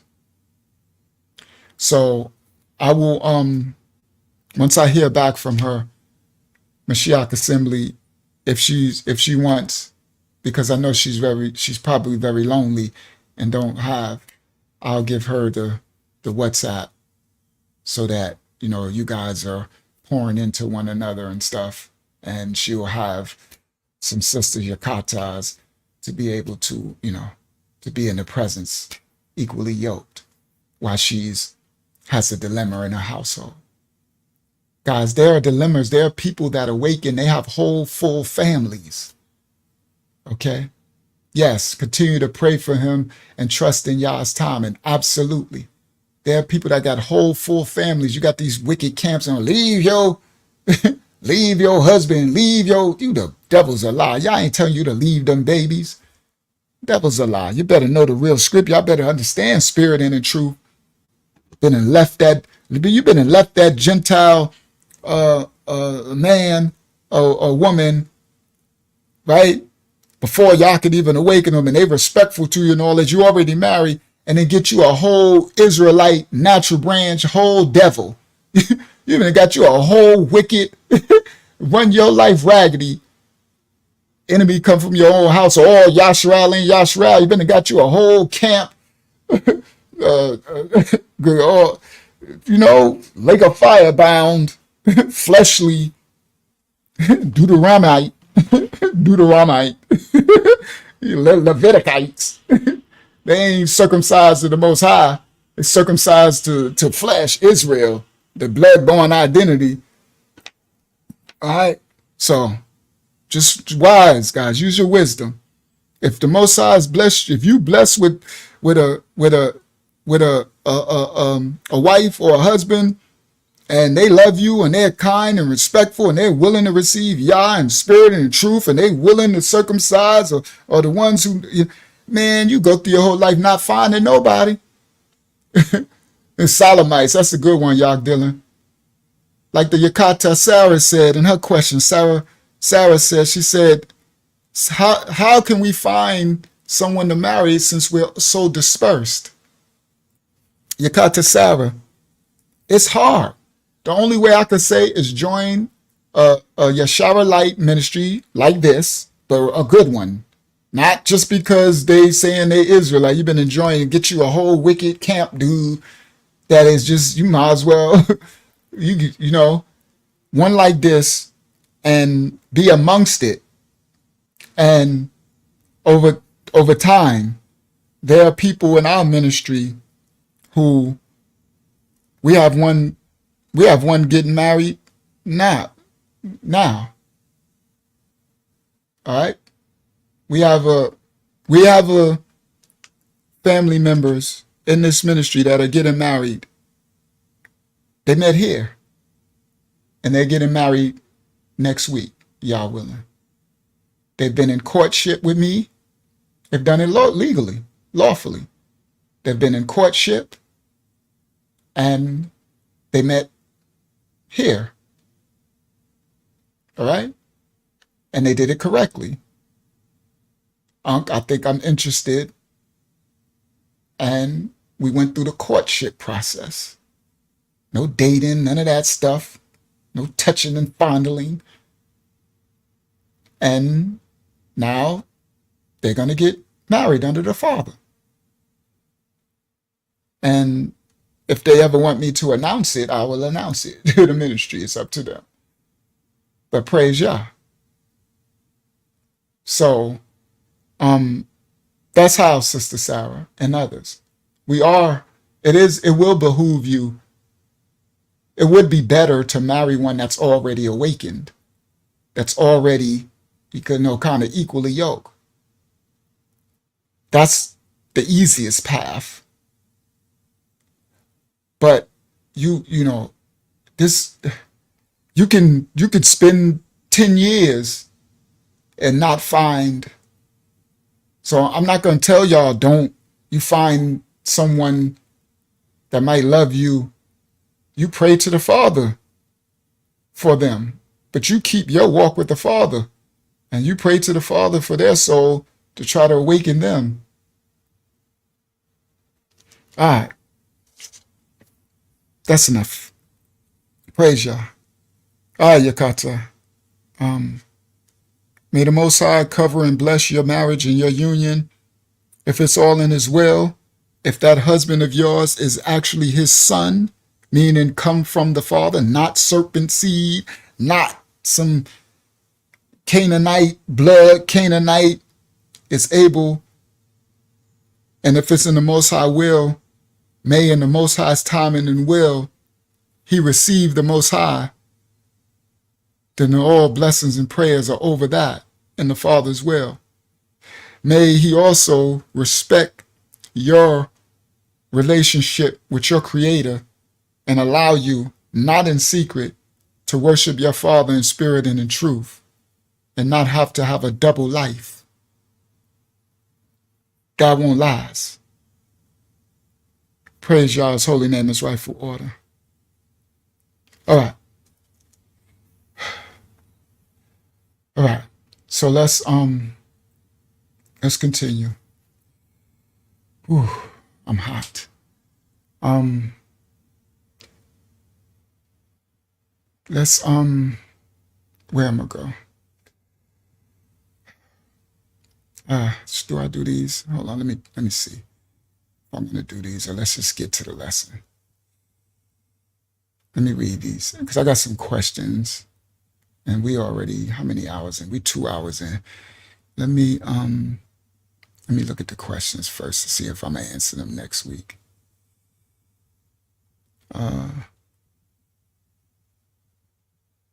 Can you?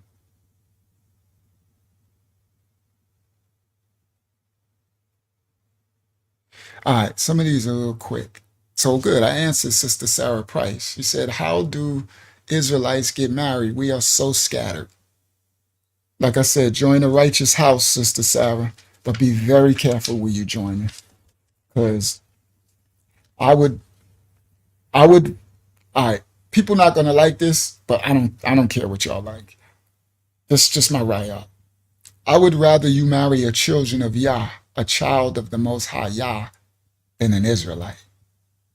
Because Israelite does not denote righteous.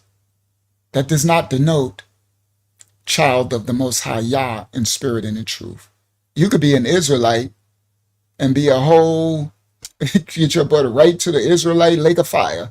You be a whole Israelite burning in the lake of fire.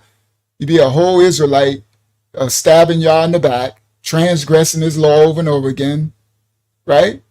Like the camp. You think I'm going to tell you to go marry that dude out there yelling with the Bible, cursing?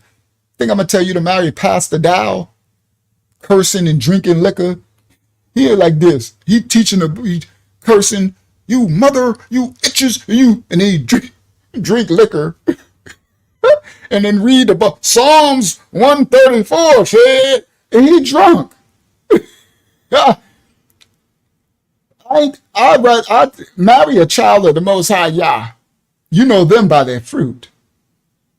Y'all better look for fruit, because that's what's going to fruit. Mashiach said you know them by their fruit. They don't believe Mashiach. That's what I said. Even these Israelites, these people in the awakening, they don't believe Mashiach. They believe the flesh. They want to, all they worried about is Leviticus and Deuteronomy and all that type of stuff. They ain't worried about what Mashiach said. They ain't circumcised. They flesh, their little wee-wee might be circumcised, but that's it. They ain't getting you into Yah's kingdom. That might get you into an Israelite a temple or something. Might get you into the Israelite school of shofar and big beard and linen suits, but they ain't getting you into Yah's kingdom. Y'all you better look for children of the Most High Yah, and the only way you're gonna know them is by their fruit. You hear me? Imagine, let me get this little example and then we'll move on.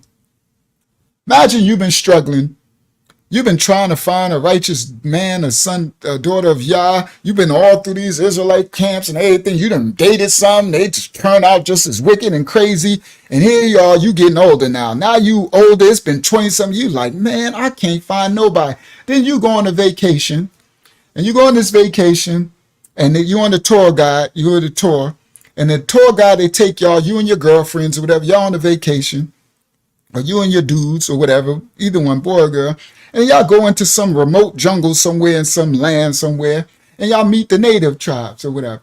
And so then you meet this brother, and he come up, he like, boo, boo, boo, boo, or whatever, speaking some language, because you're in some Indonesian land or somewhere, because I'm saying some Gentile land. I ain't going to say, right? You in some land somewhere, some whatever, and you see this brother or sister, and they seem pleasant and nice or whatever. Or, or the tour guide, or it could be the tour guide, right? Because you there and you speaking to him. And then all of a sudden, after your time, you on a 2-week vacation, you seeing them and you sit down talking to them and you hear, now this man don't even speak English. He ain't never read the Bible a day in his life because he got a different culture, right? He in some ancient, culture, jungle culture. He don't know nothing about Yah. He don't know nothing about no Jesus, Mashiach. He don't know nothing about no Hebrew, no Israelites. He know nothing. And you sit him or her, and you sitting up there around them. And for the 2 weeks you're there, you learn that the person is kind, respectful, moral, love his neighbor as himself, give to the poor, the meek, the hungry. You see every attribute of Mashiach in this man or woman, in their works, in their fruit. Y'all hear me? In their fruit. All right? Nah, this ain't no Stella got or grew back. I'm being serious. All right? Because that's sin. That's transgression. Sorry, Ayasha. This is serious what I'm talking about. All right? Now, what I'm saying is, you witness the fruit of that man or woman. And you find out that they serve the orphanages and you're like, well, I do that. I do that back at home in the States and such and such. You mind if I come with you? And he's like, oh, sure, come.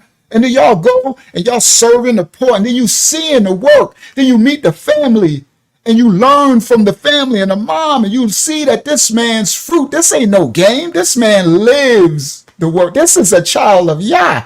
He ain't got to know this Bible. He ain't got to be talking about Jesus or Yahweh and all that. You got people saying all that. Bahashem Yahweh Shah, in the name of Bahashem Yahweh Shah, after they say you mother effer, literally cursing and drinking and telling people going to be slaves. What is that? But you sit up there and watch this man or woman and you see their fruit. Now you, a week and a half, a weekend, you done met the family. This man is probably never even married, been a virgin saving himself because that's the traditions of it. You watch this man you'll be like Mashiach. What I mean by that, when Mashiach seen a Cornelius, now I'm not saying this ain't got nothing to do with no white people, because that's what I said, some Indonesian place. I ain't saying no European place. Listen, it'd be like when Mashiach told Cornelius, I ain't seen faith like yours in all the house of Yasharal. You'll be like, man, I done been through Israel. I ain't seen, you'll be a boo-boo. And you call me, right? Let's say you call me Unc. I'm in Scandinavia.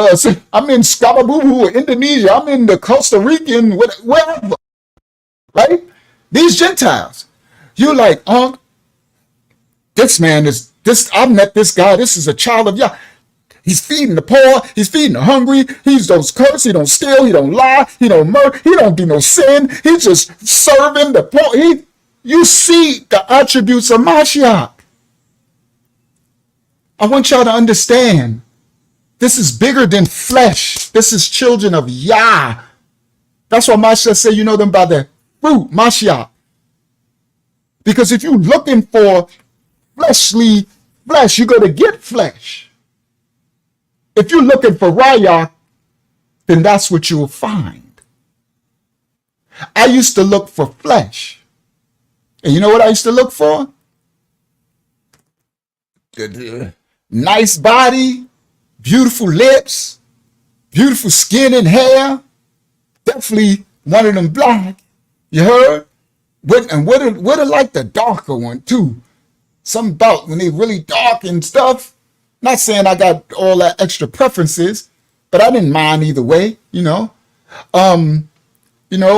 Nice hair, nice walk, nice stance, bottom heavy, just, all the physical attributes. And I used to get him one after the other. If I show y'all my exes, y'all lose your mind. Facts. Some of the most beautiful specimens on this planet Earth. Some of the most darkest devils I ever seen. Y'all think I'm lying? The most beautiful devils I ever seen in my life.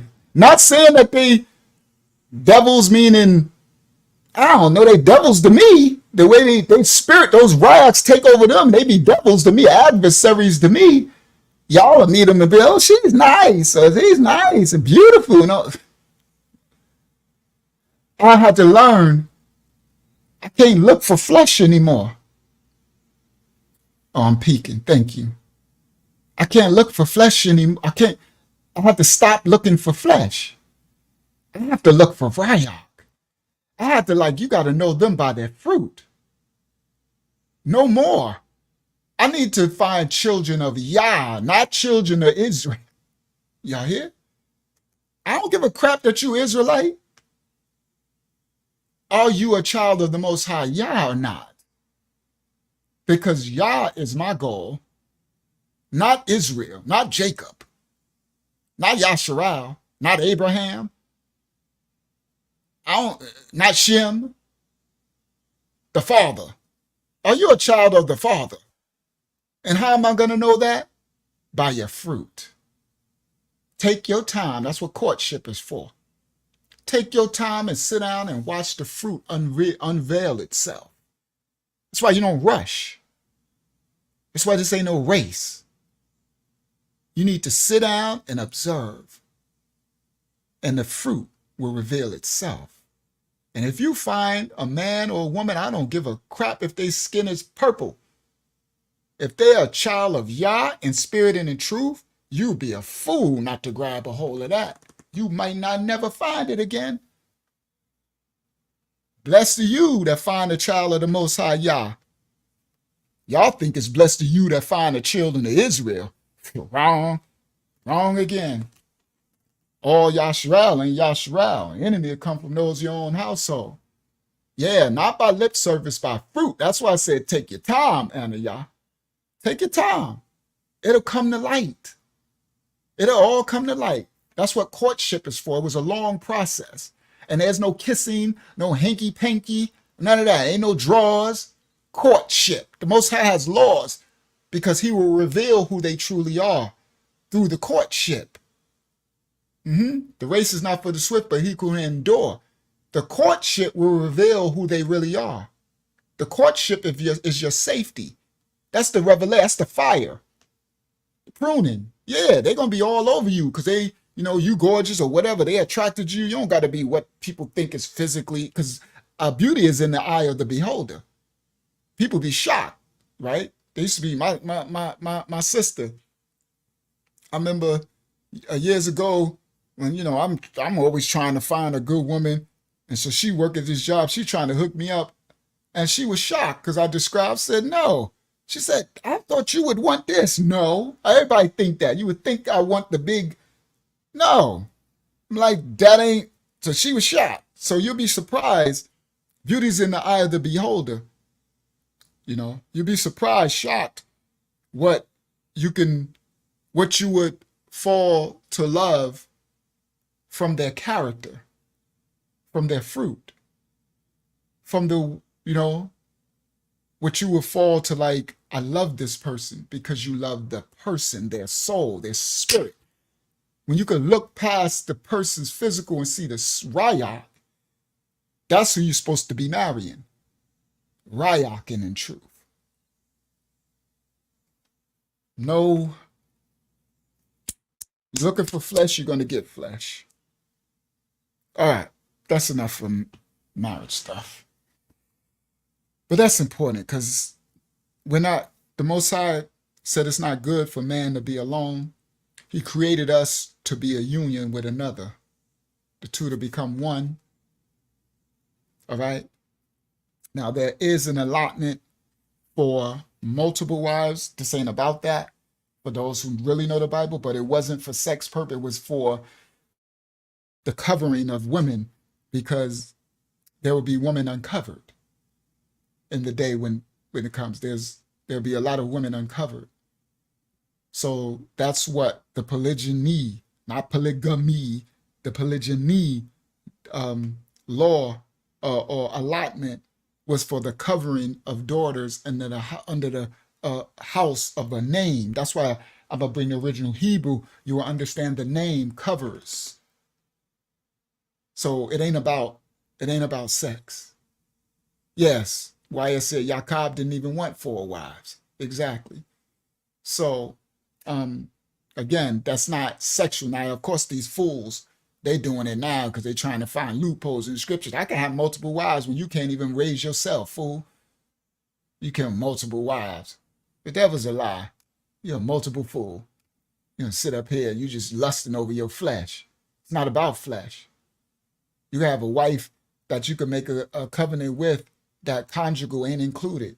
If she receive it and you receive it, then that's what it is. Now, y'all can make an amendment agreement later if y'all want to amend it, but she won't be able to divorce and you won't be able to divorce because y'all came to a covenant that this wasn't about a conjugal. It was to cover this woman. But they don't know the scripture. They still in flesh.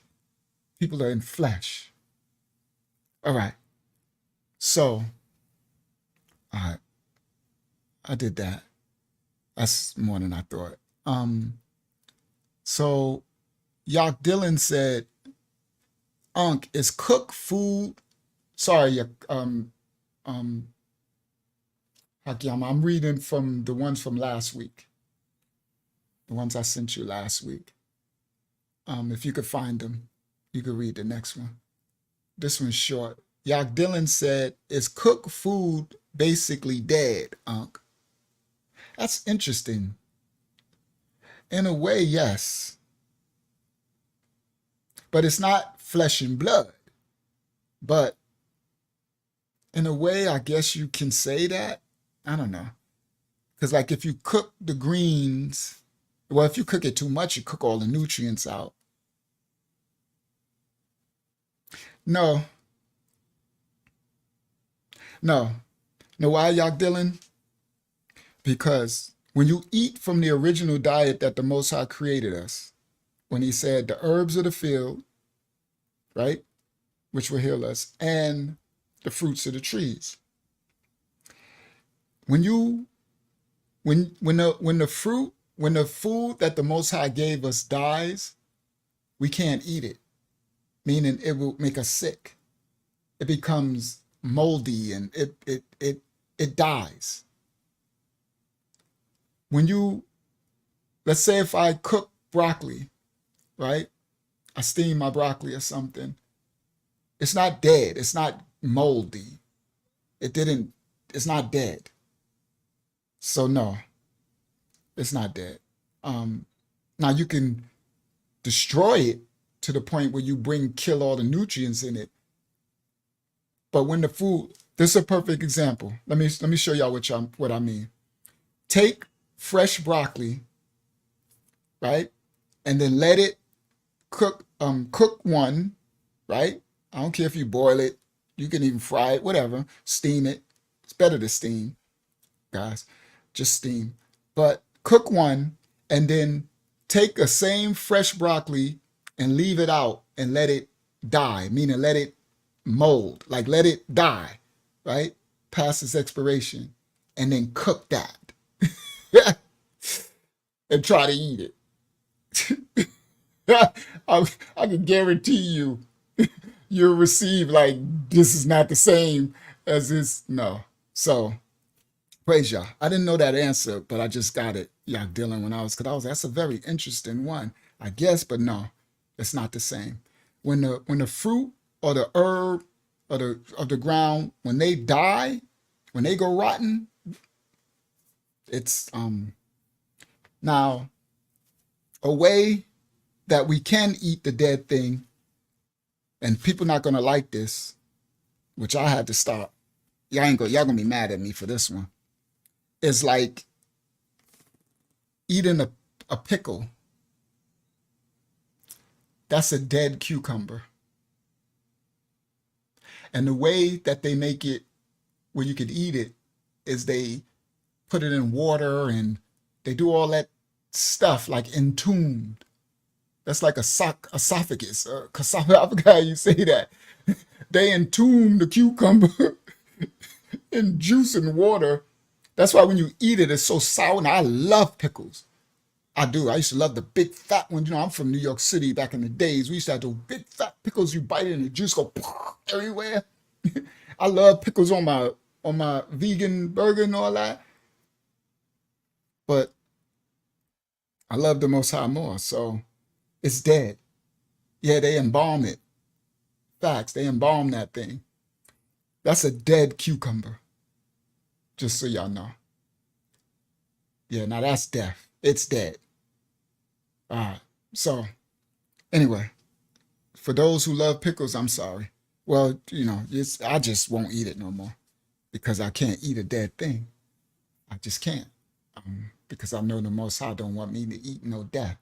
Yeah, sarcophagus. That's what I was looking for. Yeah, they embalm it. It's a whole sarcophagus. All right. So the next one, Hakiyama, could you read? It's from Yashayaha.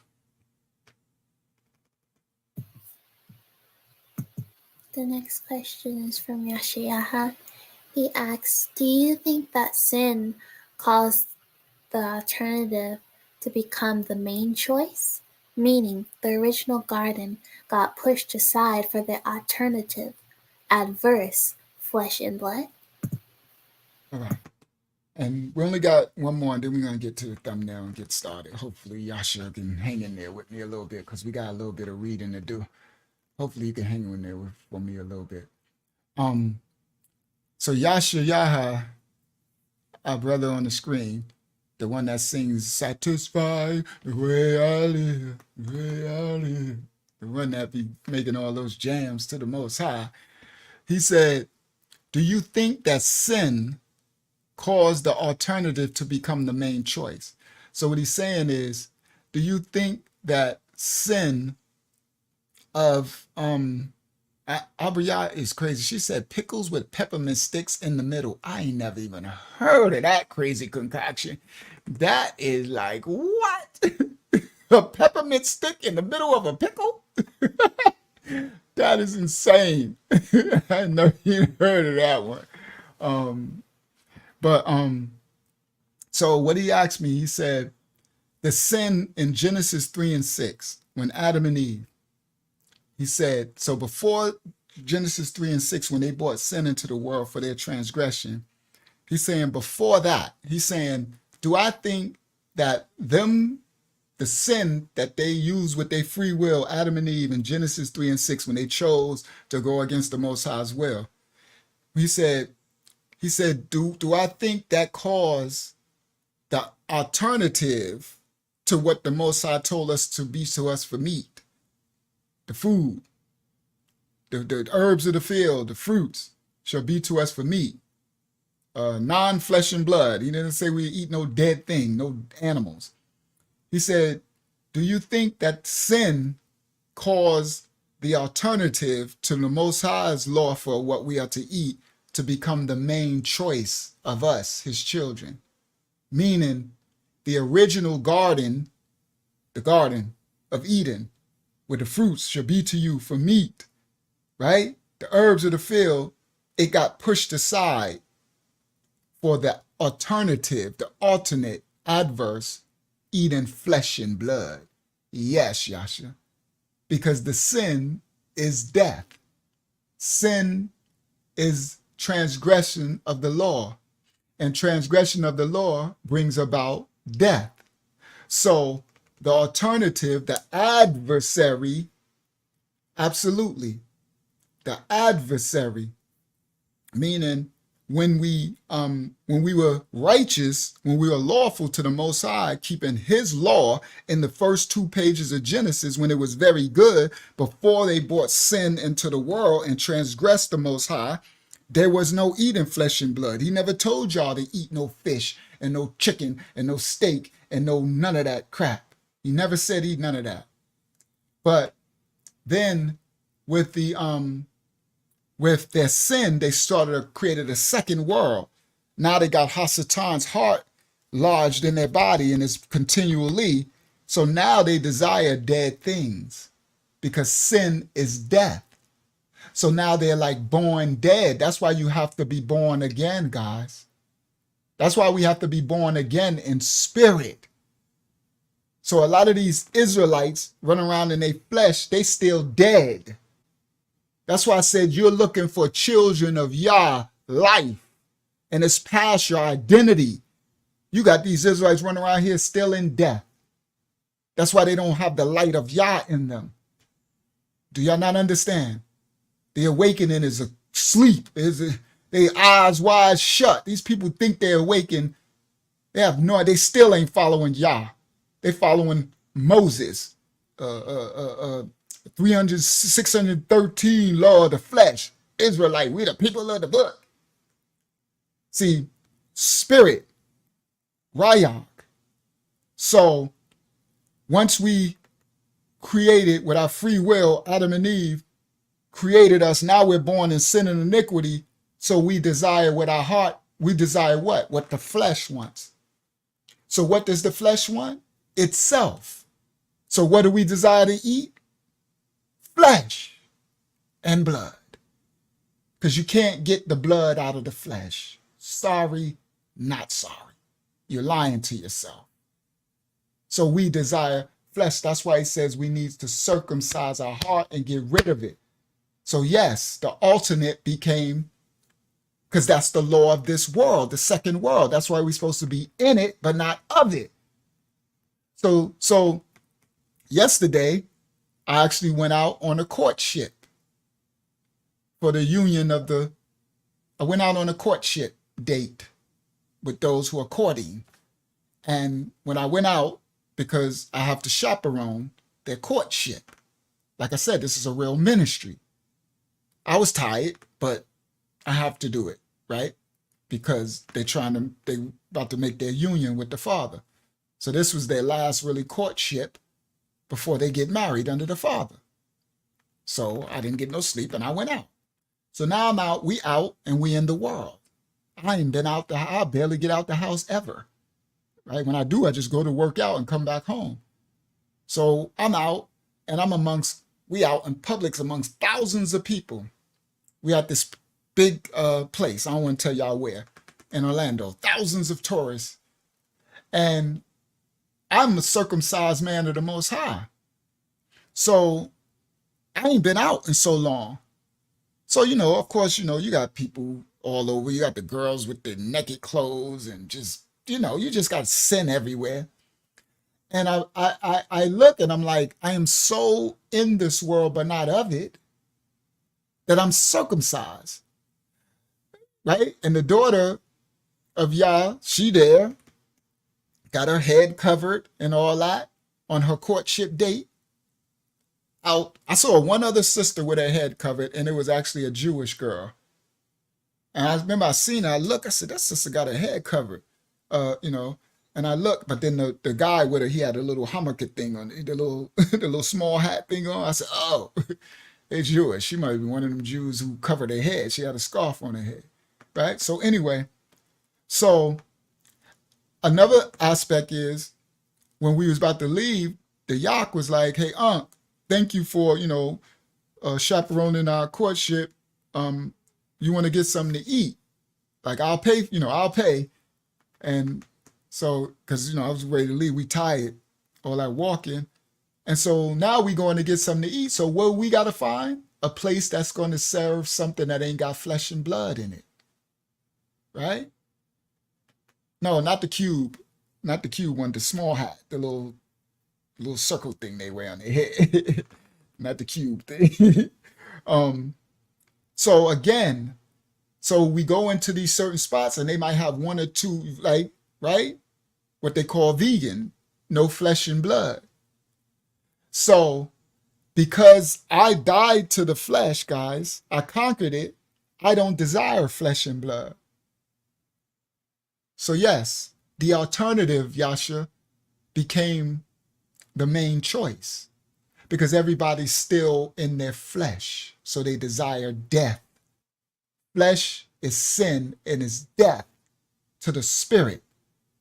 So everyone desires to eat dead things. You want your chicken, you want your hamburger, you want to look for some Levitical compromising law for your transgression of his original law. That's why they don't like when we teach. So again, a journey. So I don't desire a dead thing. I won't let a dead thing enter my temple. Death will not enter this temple. So yes, the alternative became the main choice in the world. So just so y'all know, no disrespect for none of y'all.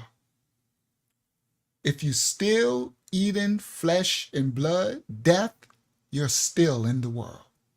You're still of the flesh. It's a journey. Stay on your journey. Start with the swine and the abomination. Put that away first. Second, start to wean yourself off flesh and blood. It is sin. You ain't following no Levitical nothing, 613, because you can't get the blood out of the flesh. You are lied to.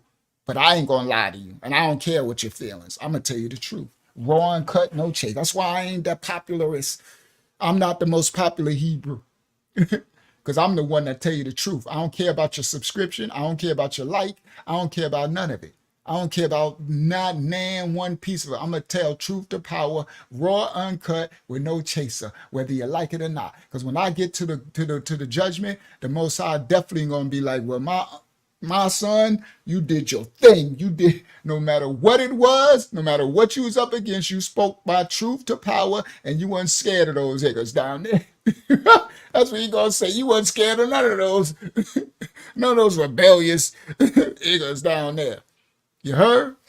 I'm just telling the truth. So y'all keep the journey. If you got a dead thing in your belly, you are of the flesh. Sorry. But now, I'm not saying that you ain't on your journey. Keep coming back here. I'm not going to keep teaching y'all to die, but somebody have to tell you. Long as that flesh is crying out from your belly, some of y'all ate it already today. Y'all ate a dead thing. Y'all ate a burger, that cow crying out from your belly. Y'all ate a chicken, that chicken crying out, the blood of that chicken in your belly. That's in your spirit, your rayak. You heard? Just understand. A journey, though. A journey. One day, y'all willing, you could conquer the flesh. Look at me. Look how strong I am. Do I look weak? Ain't a dead thing. Ain't a dead thing touched this temple in, I don't know how long now, about 5 years straight. And it was before that, it was 20-something years, but my ex got me eating some dead thing again. Yeah, you can eat it. The Levitical, that's before I knew the law of compromise. I didn't even know. Praise y'all. Y'all had to show me. My son. That ain't my law. My law never got done away with. My law is the creation. That's the garden. That's me, my original state, my original law, how I created a manufacturer's instructions, Yesharallah. This is what I created for you. Your free will, choose me or the flesh. Now I choose Yah over the flesh. So yeah, we found a little spot. Got a little vegan pizza or something, Praise Yah. All right. So that was Yasha's question. Now your all's question was, excuse me, can't we say Yesharalite? So I handled that one for you, Hakyama. He said that, now your all asked, can we say Yesharalite? Because I started saying, when I was talking about becoming children of Yah, and that Israelite stuff, meaning these people are calling you to call yourselves Israelites, and you equally yoking yourself to these others, and they got agendas. They want to enslave people. That was their Dante lesson, where he's talking about the kingdom, the king of Judah put out a decree to enslave all white people in the world. And they having everybody identifying as Israelite, but then you got camps and they talking about then you'll have somebody that'll go do some war. They're gonna label you a hate group and all that stuff. And I'm too wise for that. I'm way too wise for that stuff, right? So when I was given a warning for everybody that's be identifying with as like Israelite, as you know, we want to belong to something, but be very careful what you align yourself with, because you better know the devices of the serpent. That's why it says wise as a serpent, harmless as a dove, right? So the warning that I gave out was be very careful identifying with this Israelite stuff, all these camp, because I don't identify. I'm not one with Pastor Dow. I'm not one with Ronald Dalton Jr. I ain't even one with Ronald, what's his name?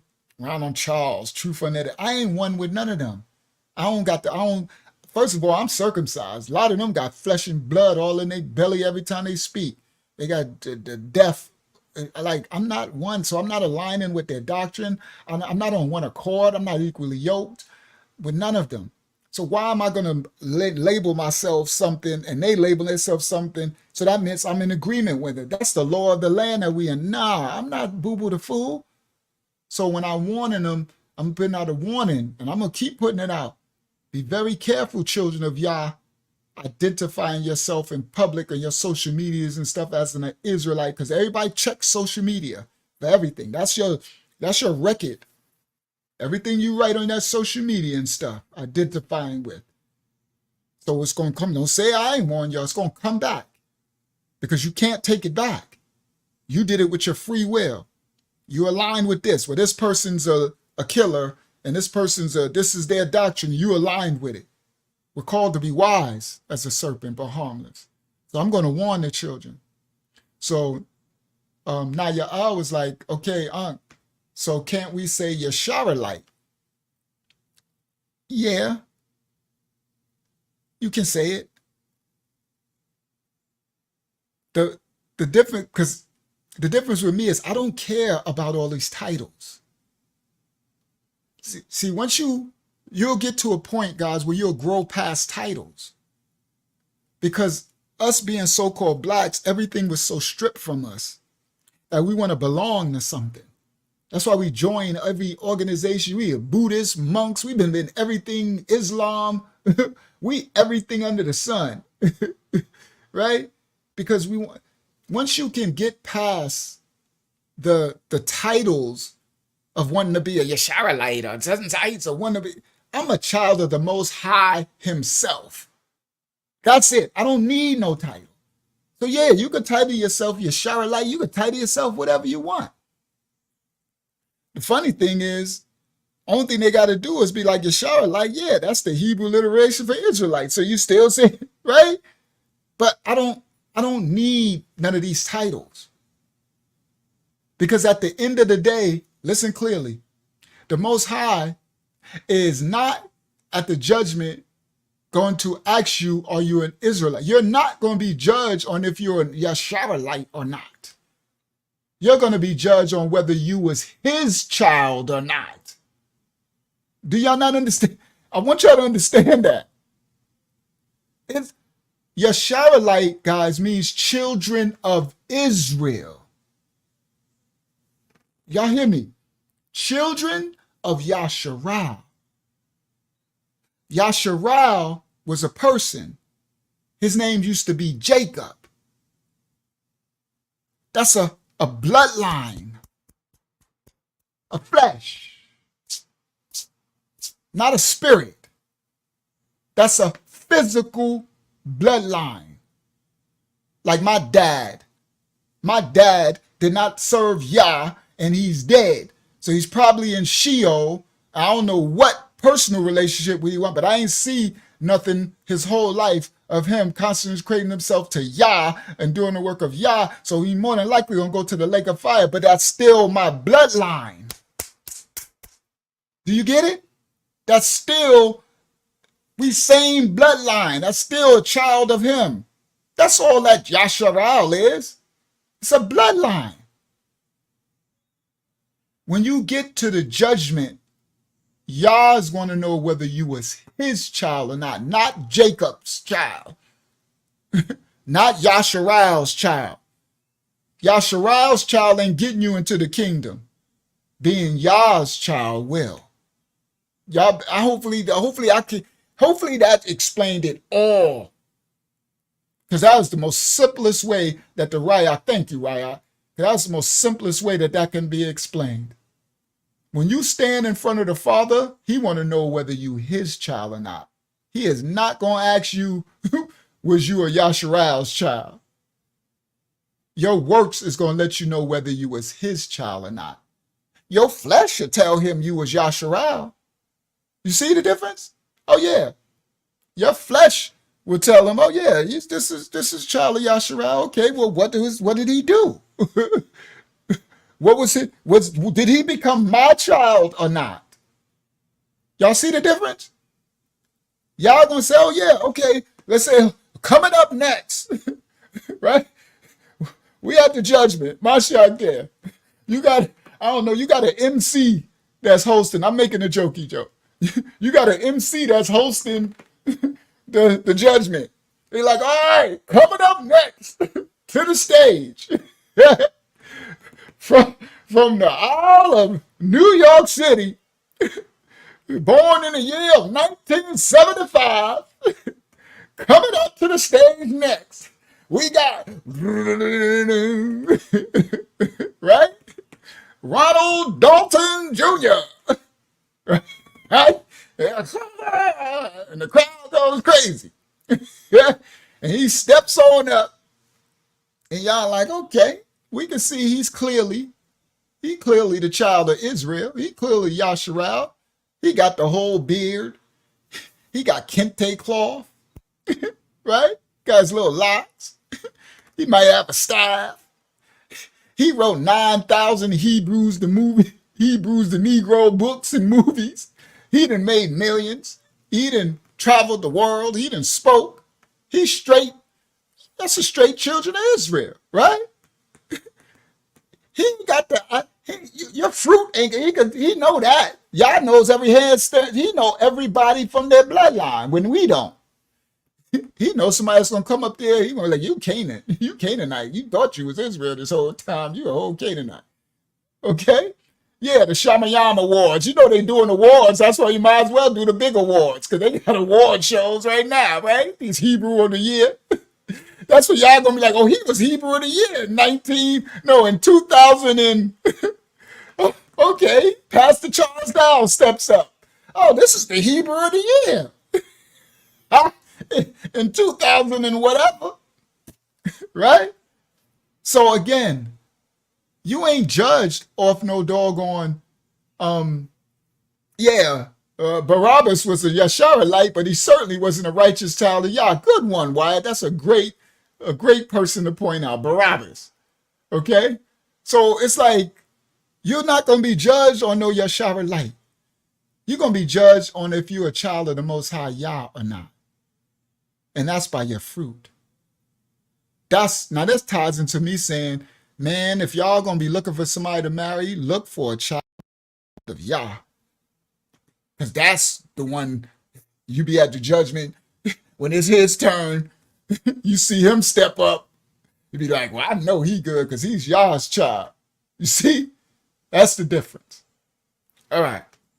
So, yes, now y'all, you can say you're Charolite all you want. That don't make no day. You could go, that's what I said to that other brother Joseph. He gonna be in the lake of fire talking about, but I'm the blood-born Israel. Yeah, your blood is boiling. Your blood boiling Israel right in that lake of fire. Okay? So now, the last question is from Yohana Kwan. Hakyama, you can read that. Then we're going to go to a little... Go ahead. I also have some other ones that I don't think got written down. Would you like to see them for next week or something? Oh, for next week. Save them for next week. So read this one, the last one that we're gonna. Because I don't want Yasha to get tired. We're gonna read a couple of things before we close out. Get to the Yeah. thumbnail. Okay. Yana Klam asks, can the Rayat be considered an identity? When I just read this question, can the Holy Spirit, can the he would have to ask it again. Because I don't know if he's saying the Rayak HaKodesh or he's talking about his Rayak, but he said the Rayak. So I'm thinking he might be saying the Rayak HaKodesh. He said, can the Rayak, can the Spirit be considered an identity? I don't, young king, you're gonna have to, I don't know what you mean. You're gonna have to elaborate a little more so I have a little more clarity, context here to understand what you mean an identity. Can the Rayak, or can your Rayak, or can the Rayak HaKodesh? So I'll wait, Yohana Kwan, for you to give me more context to that question before I can try to answer it. All right. So that's the only questions we're gonna do tonight. Next week, whatever you got, Hakiyama, we'll do them for next week, next Sunday. All right. So now, let me get to this thumbnail. So, go ahead. You can share. It's April 28th. You wanted me to remind you about the CERN Collider closing or shutting down dormancy. The who? The who CERN closing? Collider. Oh, it shut down on April 20. I don't know about it. You don't remember? What? I don't You remember. told Go ahead, I remind wrote me. it down. And you told me to. Well, go ahead. I got so much I'm doing now. Go ahead. What? Tell me now. What's going on? You see, I take my medicine. I remember. Stop calling it medicine. You told me to remind you of, because You heard me, right? the 8th or the 10th when they open She don't it. hear me. It's like Do you hear remind me? when they close it. Hakiyama, What? do you hear me? I said, stop calling it medicine. Because it sounds like you take a pharmakeia. You know what I mean? People take medicine. I don't want people to think they be like, oh, it's okay, I can take medicine. And people would be having their medicine cabinets full of pills and potions and stuff. Unless you are taking medicine, but if you are, then you need to find a herbal alternative to that medicine. No, the things I talked about earlier. Okay, they herbs, right? Herbals, right? Yeah, but I said stop calling it medicine. You could say healings or something, because he said these should be you for healing. So only reason why I say that, because when you said it earlier, it confused me too. When you said medicine, I'm like, I'm about to stop you. Like, don't tell them none of that. If it's from pharmakeia, if it's medicine. All right. So anyway, that's all. I just wanted to say that because I don't want people to at home be like, okay, good. Mashiach Assembly, they say I could take my medicine. No, y'all all need to stop those pharmakeia medicines and start to find herbal alternatives. Herbal alternatives. All right. So go ahead. Hakiyama. Continue. You said The April 28th was when they opened the CERN Collider, and on that live you asked me to remind you when they close it or make it dormant, which was April 28th today. Oh, so they close it today? So when they opened it on the 20th, so it's been running that whole time. It's been doing whatever they was. I didn't even really. Once I move on, I move on. I got the word of Yada teeth. So it's been doing all that crazy stuff this whole time. Wow. So yeah, even though, like you're right, even though they tell us half truth, but that's still, even the half truth, they is still doing and saying something. That's crazy. I don't know what in the world they doing this whole time. So this whole from the 20th to the 28th. So 8 days they've been doing something. All I think it's the 8th to the 28th. Oh, from the 8th to the 28th. Right. The 20th was when what was the 20th? Oh, that was our that's Bitcoin halving. And see, that was when the coins dropped, Gummy, and the 20th. That's what my mind was like, the 20th. So when was the what they call that thing when people were scared that the no, not the The eclipse. When was eclipse, that? the eclipse was Yeah. I think that was the 8th or the 9th, one of those days. Oh, so that's what I'm worried about the 20th. That's why I'm like the 20th, because I know that's when Bitcoin went halving, cut in half, and the not coin was supposed to drop. I'm in financial mode. I'm in like we in survival mode, guys. And just like I promised y'all that the Hebrew lessons was coming out, the financial, the investment thing is coming next. I promise y'all. So the next time I show a commercial, I'm gonna show y'all the investment and I'm gonna start teaching y'all because y'all need to prepare for the collapse of the fiat dollar and the digital currency. So I'm in digital currency. That's why I was like the 20th. I'm straight in the 20th. That's why I'm like for the 20th to you like, huh? I'm like, my mind is straight. Because remember he told me, he said ministry and then finance. And that's because woe to those who don't prepare for the day. The collapse is coming. So we've been preparing the children. So I got something coming for all of y'all. I'll be putting the commercials and stuff out for y'all to learn. Okay, this finance, y'all have to prepare. Y'all don't even know what this stuff is. We ain't playing. We in that space. All right. So my mind was on April 20th. All right. So April 8th they opened it, and then the April. So 28 days they didn't. 20 days they didn't did something. Go ahead, Hakema. What you gonna say?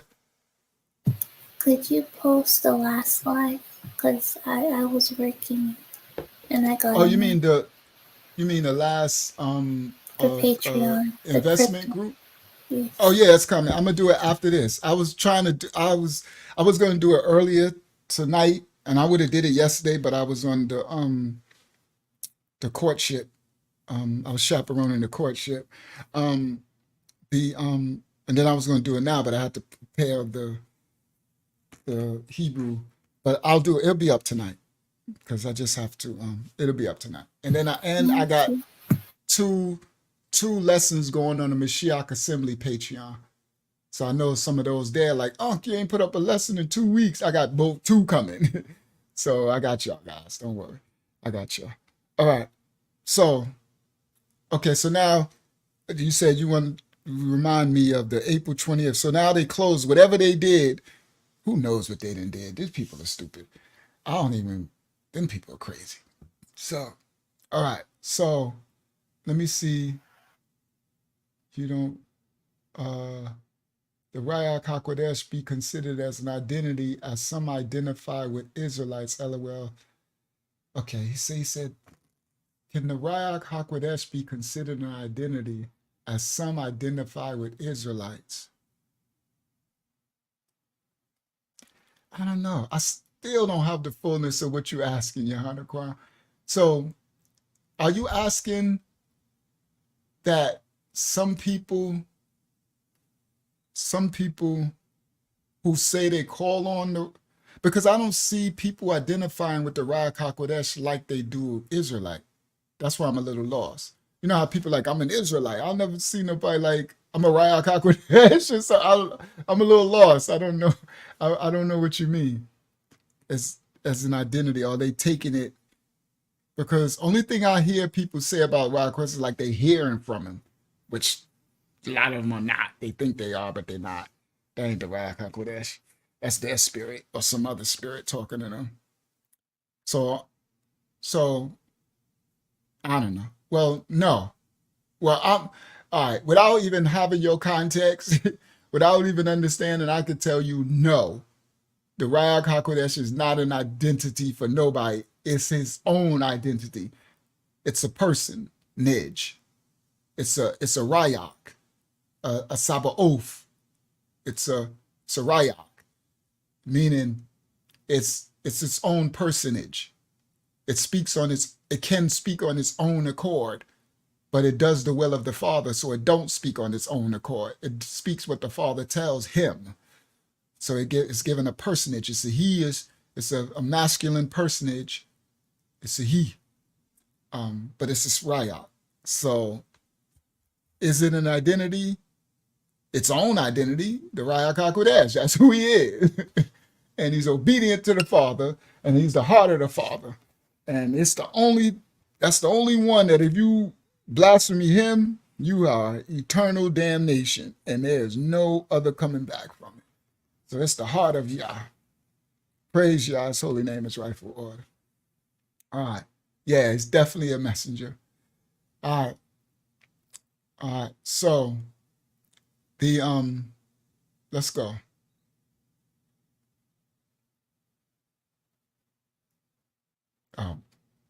What? Okay. So now y'all making more questions. What y'all doing over here? So it says, there is such a thing as taking the name of Yah in vain, though. Yeah, we know that. There's a bunch of sins. We ain't supposed to take the name of Yah in vain. All right, so what I'm missing something? Why did he say that? What am I missing? And then Yashara, wouldn't that be blasphemous in a way to identify? Absolutely. You ain't, if you identify as a Rock Hakodesh, you going to the hell where the gasoline draws on. You going to the lake of fire fast and hard. You on a one-way ticket. You going to the lake of fire in a barrel. You know how they go down Niagara Falls in a barrel? Remember that cartoon? If what was that, Woody Woodpecker? They go down Niagara Falls in a barrel. You going to the lake of fire in a barrel. Like, oh my goodness. Yeah, you definitely bye-bye. It's a wrap. All right. So I don't know why you just saying something about there's such a thing as that. I don't even know what are you talking about? Why I just be saying some randomness? All right. So anyway, let's move on. Yes, there's a taking the Most High name in vain, and that's blasphemy to the Most High.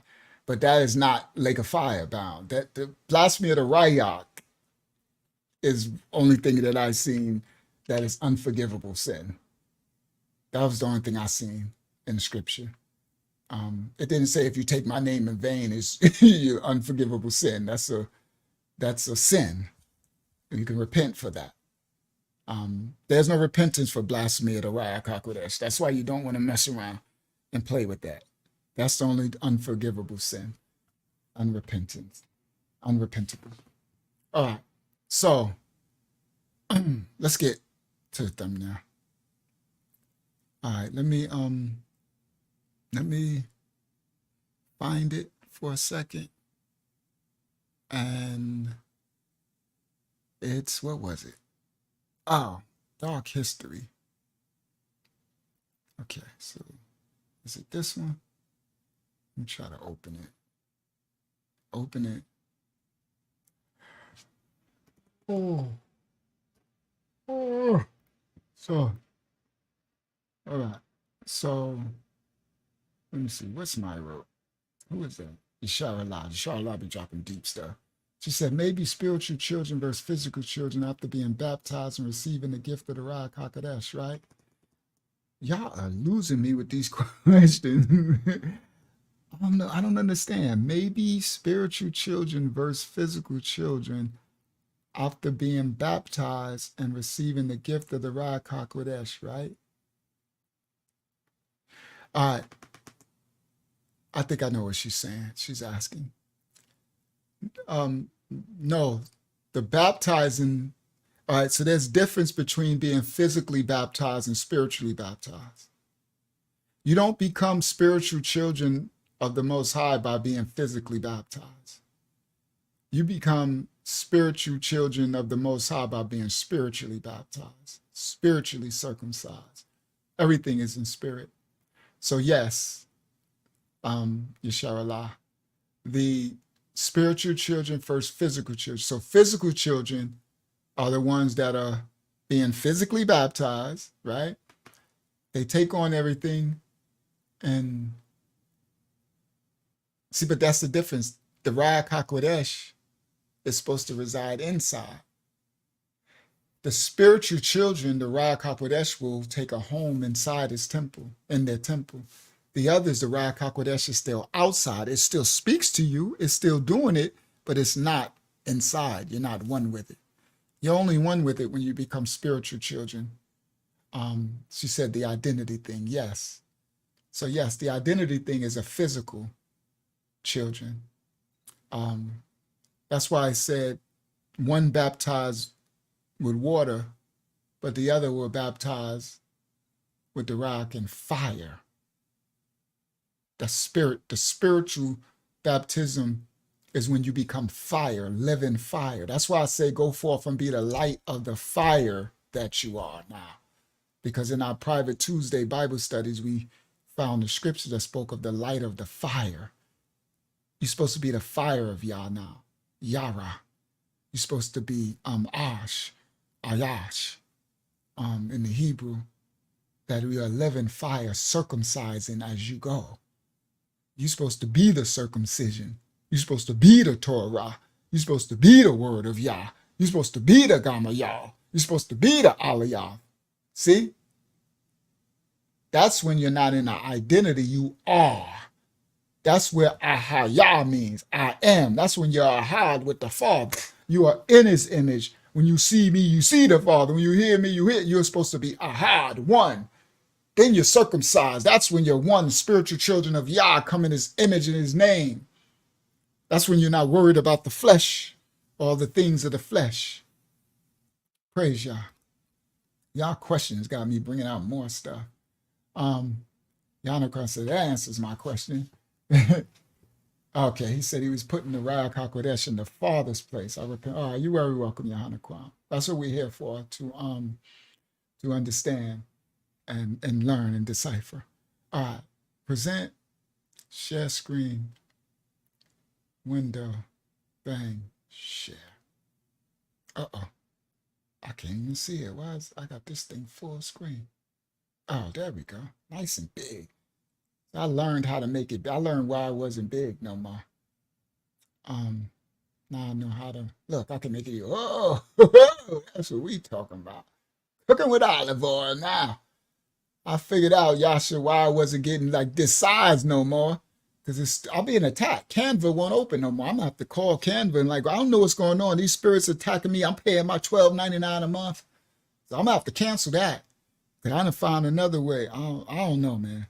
So Canva won't work no more. Yo, y'all understand. They be attacking me all the time. Well, my stuff won't work no more. My computer stuff just won't work. It just turned off just for no reason like it did last other study. It made my thing go to a whole nother thing. I ain't even touched nothing. So now look at that. That's dope. Dark history, truth exposed. All right, so we're gonna close out. Shalom Kayala Ya. Kayala Ya.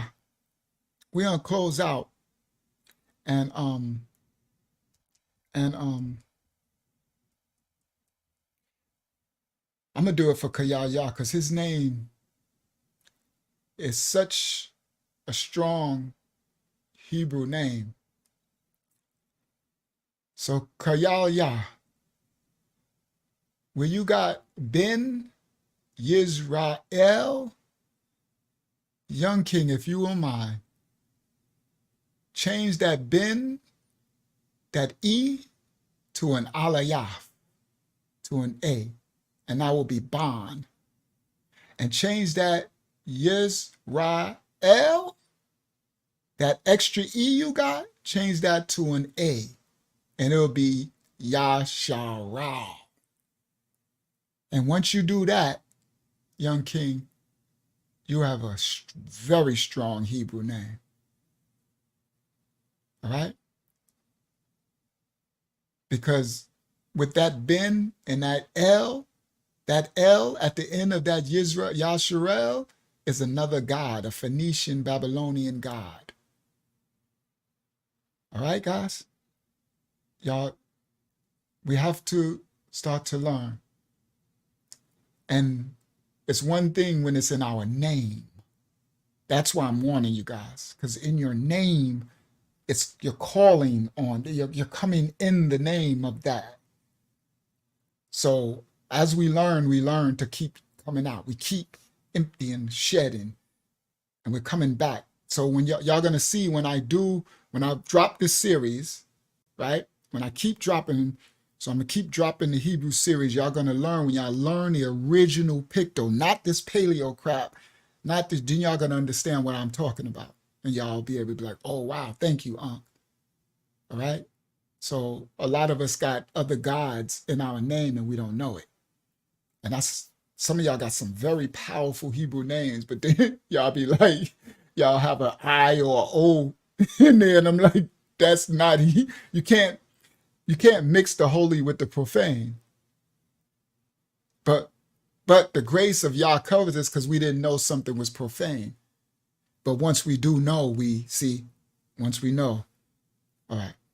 So I just said kaya ya because kaya ya. I say that because that's a very powerful Hebrew name, and I understand in your name what the kala, what the kaf and the hayat, right? See? So if I break down the bond where you saying son, and I say you got a bayat, but then you got a e, and you got a nayan, which they think is a noon. You see the difference? That e, that ain't Hebrew. So it'll actually be an alayaf. And you already know the alayaf, how powerful that rayak is. So it's a bayat alayaf nayan for son. You can't take the alayaf out of the bayan, the son, and put a e, which is some Greco, but that's even further. That's further than Greece. That's some Phoenician. That's some Canaanitish. It's e, and think it means the same thing. It doesn't. They lied to us, but the grace covers us. All right, guys. So I'm not calling nobody out, but it's like I see these powerful Hebrew names, and then I see a corruption in it, and it's like I'm like, but they don't know. But what are we called to do? Somebody has to teach. We have to learn. I had to learn. Praise Yah. His holy name is rightful order. All right, guys. Praise Yah. And once I brought out the Hebrew series, y'all really understand why it's so important. Because there's rayaks in those letters, and they fight on our behalf. All right? Yes, Yadon, we're removing the leaven, but we had to learn. We all awaken and we learn as we go. Don't ever be scared to learn and remove. I have a lot of the wisdom of Yah because I'm such a sponge. I'm such a student. The minute that the teacher stops becoming a student, he becomes a fool. Y'all hear that? The minute the teacher stops being a student, he becomes a fool. Always be a student. I'm a student every day right now, and I learn from everyone. I don't care who it is. A child, a baby. I learn from serpent. I learn from witch people. I get stuff from everything I see. Y'all hear me? Learn, unlearn, and relearn. Come on, Laria. I learn from everything I turn on my phone. I don't care what it is. I can learn something. I'm always looking for the fruit of Yah in it. I never stop learning. Why do you think I'm so astute? Why I got so much? Because I'm constantly learning and shedding. Learning, what she put? Learning, unlearning, and relearning. Always a student. Always. And I'm grateful to be a student. I thank Yah all the time. Thank you, Yah. Teach me that. Because that'd be the Father teaching us. Praise Yah. Thank you, young king. He said, we all still learning. I don't have a problem with correction. Me neither. That's exactly that's my posture. And with that, that's why I keep growing. Because I never have a problem. I correct myself all the time. I tell y'all, correct me when I make a mistake. I'm going to make an error. Correct me. And Taj Baliyah. Oh my goodness. Elder, if you don't stop, Elder talking about, I don't care. I'm gonna say a lot. Talking about, do you got a problem? I got no problem with you, Elder. You my elder. You know I know who you are. He said, Elder said, you know I still read from the Sefer and the Hallelujah. Elder, I know you. I don't listen. I ain't got no. Well, I can say I will never have a problem like you said with me. What you tell me, as long as I don't go left, you don't got no problem with me. Same thing. I ain't got no, Elder. Now you know me. You know my tongue. You know I'm just calling out stuff. So just because I know you read from the Sefer, you know me. You know I ain't gonna sugarcoat it. I'm gonna call it what it is. Sefer heads. I know, but I know you're right. I know who you are. Right? I know you. I ain't worried about anybody got no. I don't care that you read from. You can read from the TP 2000. You can read from the R. Kelly. You can. I don't care what you read from because I know you're Raya. I know who you are in spirit. So, I don't. I'm just. But you know me. I'm gonna call stuff out. That's just how I am. I call everything out. I'm like, I know my elder Sifa head. I know he like his Sifa. Right? I, right? But no, man, please. Ain't nobody got no problem. You know me. I'll let you know. I'll let you know when we got, when one of us go, we gonna let each other know when one of us go left field. We gonna check each other, right? That's why y'all put us together. Cause he know we are y'all's what they call that Brillo pads. The Brillo pads, the Brillo that you scrub pots and stuff. We y'all's Brillo pads. We courses all outdoors. That's why he put us together. I'm the only one who can handle you, right? I'm the only because we got the same right. We both Brillo. So long as both of us keep going on the right, we straight. Either one of us go left field, we're gonna scratch one another. That's just it. We're gonna call it out. I respect that. That's the thing I can respect. I'll tell you, man, I used to be around killers and murderers in the world. The most dangerous people. And I know Elder been there too. Elder was in San Quentin and stuff, guys. Elder was in he was in these prisons in the 60s. I'm gonna do something on the 25. Y'all have no idea what was going on in those prisons when Elder was in there, in California prisons. Man, that's hell. That's Sheol on earth. Murder, killing, death every day. I grew up around murders and killers. He said he was actually just picking on you. All right, well, good. I hope no. I'm like, is Elder getting sensitive? I know you ain't getting sensitive. Now I'm picking on you. But so yeah, I understand who you are when he sent you. I know who you are. I know who you are. Facts. So yeah, praise Yah. All right, so good. I'm glad you was just picking on me because I said, what in the world? What's Elder? What are you talking about? All right. Oh, wow. Kayala said he a good season 57. All right, young king. I'm going to still call you young, but you're an elder. Praise Yah. I'm always grateful to meet elders. All right, praise Yah, young king, but you're still young. I'm still young. But praise Yah. Oh, good season. Good. That's a good age. 57. That means you got that eldership and that wisdom. Let's go. We need all the elders we can get. You heard? Praise Yah. In this awakening, we need all the elders we can get. Well, thank you for letting me know that you're an elder, young king. Young, elder, young elder. I'm going to always call you young because we all children under the Most High. We ain't even 1 day old. Still babies. All right. So let's go. That's the thumbnail. Dark History, Truth Exposed. So now what we're going to do as we close out, we're going to do a little history that I was trying to find, but I couldn't find it. But it's all right, because I was rushing and doing all this stuff. I was trying to find this one thing, but I got so much history stuff opened up that I could not find it. But it's okay. So what we're going to do is, though, we're going to walk down the a little bit of, I've been wanting to get to our ancestors in Europe, the Jacobites.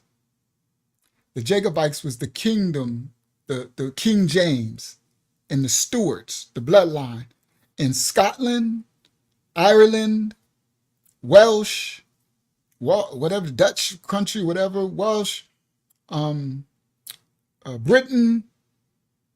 the monarchy, what they call Europe.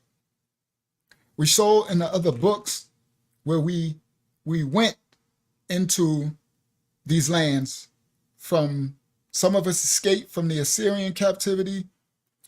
Some of us was not Nebuchadnezzar, I think it was Titus. I forgot who that was. The Persian king sent some of us in to these European lands. we were all over. We all in Iberia, Spain, Portugal, India. We all over. Last Bible study, we read a letter to our ancestors, to our other ancestors in India. So we're going to tonight talk a little bit, continue the part where we left off a little bit of King James line, because I'm going to still walk down. Yeah, I think it was Darius Hakim. Thank you, Darius. I'm going to still walk down how our ancestors, because I still didn't finish it, and y'all gave me more stuff to teach, history. I'm going to still walk down, and this is the timestamp for the thumbnail, 3 hours and 17 minutes, sorry. For those who came for the thumbnail, I'm so sorry. It is what it is. What do I call it? When our ancestors in Europe, the kingship line of the Dark Ages, who ruled Europe, the whole of Europe, where the Irish, the Scottish, the Dutch, Britain, the Anglo, where they got their names from and their cultures and civilizations, because the land was savagery and barbarism and Vikings and Vandals and Goths, and they were like reduced down to savages.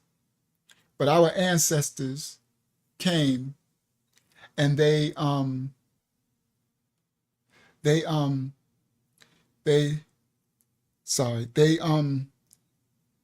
I was reading the chat. Shalom, daughter of Yah. They civilized the whole of Europe. There was mountain people in the ground, in holes, and cave dwellers, Neanderthal, troglodyte. It was all type of them. It was a nasty mess. Our ancestors, the Israelites, children of Jacob. That's why they're called Jacobites in history. Those are the children of Jacob, Yaakov. Now, they left their estate because they became Roman. They became Hellenized. Okay? So what y'all gonna find out tonight, and what some knew, most didn't know, was our ancestors, the kingship line, King James in them, in Europe during the Dark Ages, the nobility, they became the Roman Catholics. All right. They became the Roman Catholics. There's so much when we continue to go through this ancient history that we're going to learn that, dang, like we found out our ancestors was like the Knights Templars. Like a lot of the things that we thought was others was actually us.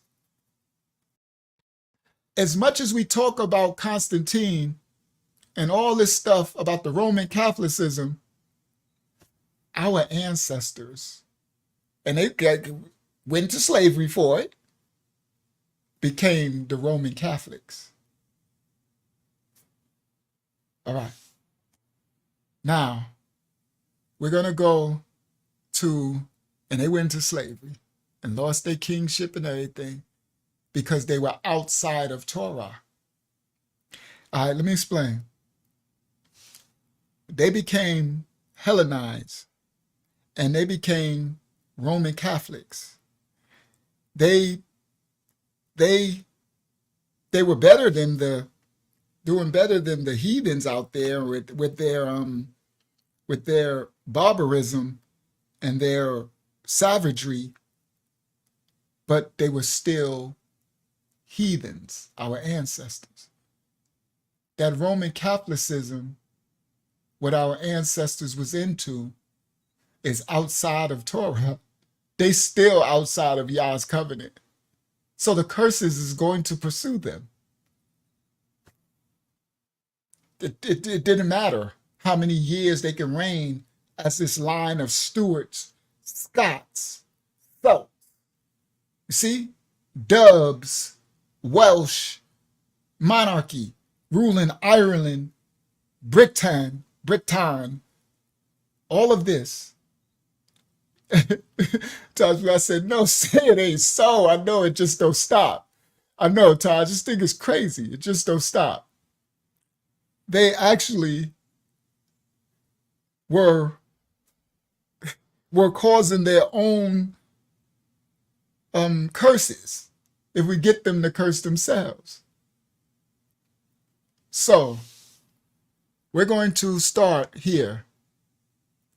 We're going to read. This was the, he's probably a serpent seed, I don't know. But this was the dark spirit that the Most High Yah sent after our ancestors, the Jacobites, which means Yasharalites, Israelites, in Europe, the Dark Ages, the kingship line, Queen Elizabeth, King Henry VIII, King James, King Charles, the Stuarts, all these monarchies, these kingdoms. The Most High Yah sent one man to destroy, to put an end to our ancestors' Roman Catholicism and send them into captivity. Okay? Yeah, but they under the banner of Christianity, right? It's the same Roman Catholicism. So, Yah, when y'all gave me the revelation, I put it together too. I said, they doing the same thing today, but it's called Christianity now. It's still the same Roman Catholicism. They still got the same cross. They still got the same everything. Same thing our ancestors did. All right. So now, the Most High sent one man. This is a white man. He got white skin. So those who in their white trauma, well, it applies to this white man. This was a so-called white man. He sent one white man on a mission to end, what, maybe 700 years? I don't know how many years, 500 years? Or I don't know, maybe 2, 3. I don't know how many years of monarchy reign that our ancestors had in Europe. The kingdoms. They had kingdoms for hundreds of years coming from Assyria and the different parts that they ruled all of Europe and brought it all into the modern age, Renaissance, cleaned it all up, palaces and kingdoms. You heard? And he sent one lone white man, one serpent. I'm guessing this was a serpent. I don't know if he's a serpent seed, but I don't know. Yah is no joke. Yah will use the serpent seed. He'll use your own seed. Yah use anything to come and get you. So I don't want to speak against my own accord. But this was a so-called white man. And that white man fulfilled his job. And that job he do, yeah, that's good. We're going to be closing now soon. That job he did, thank you, Hakiyama. That job he did it well. And when this white man finished that job, the Jacobite, Dark Ages, kings of Europe, monarchy was sent into slavery. In America, the Caribbean, and Africa. These kings and their bloodline. And one of those kings is what they did to him on this thumbnail. I was trying to find it, but I couldn't. But I'll do it another time. But they tied him to a stake, a beam, a cross beam, like a cross, like they did Mashiach. Tied him to a cross beam. staked him in front of the castle, in front of the kingdom, in front of the people, and burnt him alive in front of everybody, and left him there for I don't know how long, as like a statue of our ancestor burnt king, which y'all see on y'all screen. Burnt him in front of everybody, alive. It was either King Charles, King James II, I had them. I'll find it another time. I was trying to find to read the actual story. But this one man that the Most High sent against our ancestors, this is a lot of us in America descend from them, not from Negro land, not from Africa. Now, we all originally descend from that region where Adam and Eve was born. That wasn't Africa because it wasn't called Africa then, but that place, right? Shalom Daya. But our ancestors, a lot of us in America, thought we came from Africa, thought we came from Negro, the west coast of Africa, but you didn't. You came from Europe. You actually descended from this bloodline of these Israelites, Jacobites, the Stewarts. Some of you got these last names of Stewart, Myers, Anderson, Walsh or Welsh, Tilly, Conyer. You literally got these answers. You think you got the slave master's name, and it's not. It's literally your ancestors from Europe. You're literally descended from kings. And they got us, we was kings. You literally are descended from King James, King Charles, Stuart line. There was many more kings than them. King James is just famous because Yah used him in Tyndale to rewrite the scriptures into the English for his remnant, us. But the Most High sent a very dark man to come to usher in the curses. And a lot of us in the Caribbean, all through the Caribbean, Barbados, Jamaica, everywhere, you descend from them. You ain't come from no doggone Negro land. You came from Europe. Your ancestors came from Europe, straight from Ireland to the plantation. Straight from Britain to the plantation. Straight from Scotland to the plantation in Jamaica and Barbados and all that. We've been lied to. Yeah, Tyndale was black. We broke him down. We showed him. We were lied to. I as well thought we all came from, off the slave ships in Africa. Most of us came from Europe. Straight from the kingship line. Straight from the king's line, bloodline. All right. Now, let me do this. Stop share. So when we read this, Yasha, we ain't going to read too much. We're going to close out soon, young king. Thank you for staying up. You're going to get your rest in a minute. Now, I'm going to do this really quick because I want to just show the receipt before we read this, because new people just watch this and they think, we tripping, right? They don't watch all the videos. So you got new people that'll come. So let me show this.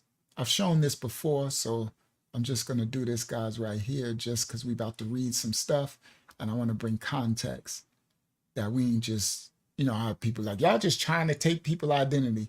We ain't doing nothing. So, y'all seen this before, the Irish Post, that's in Ireland.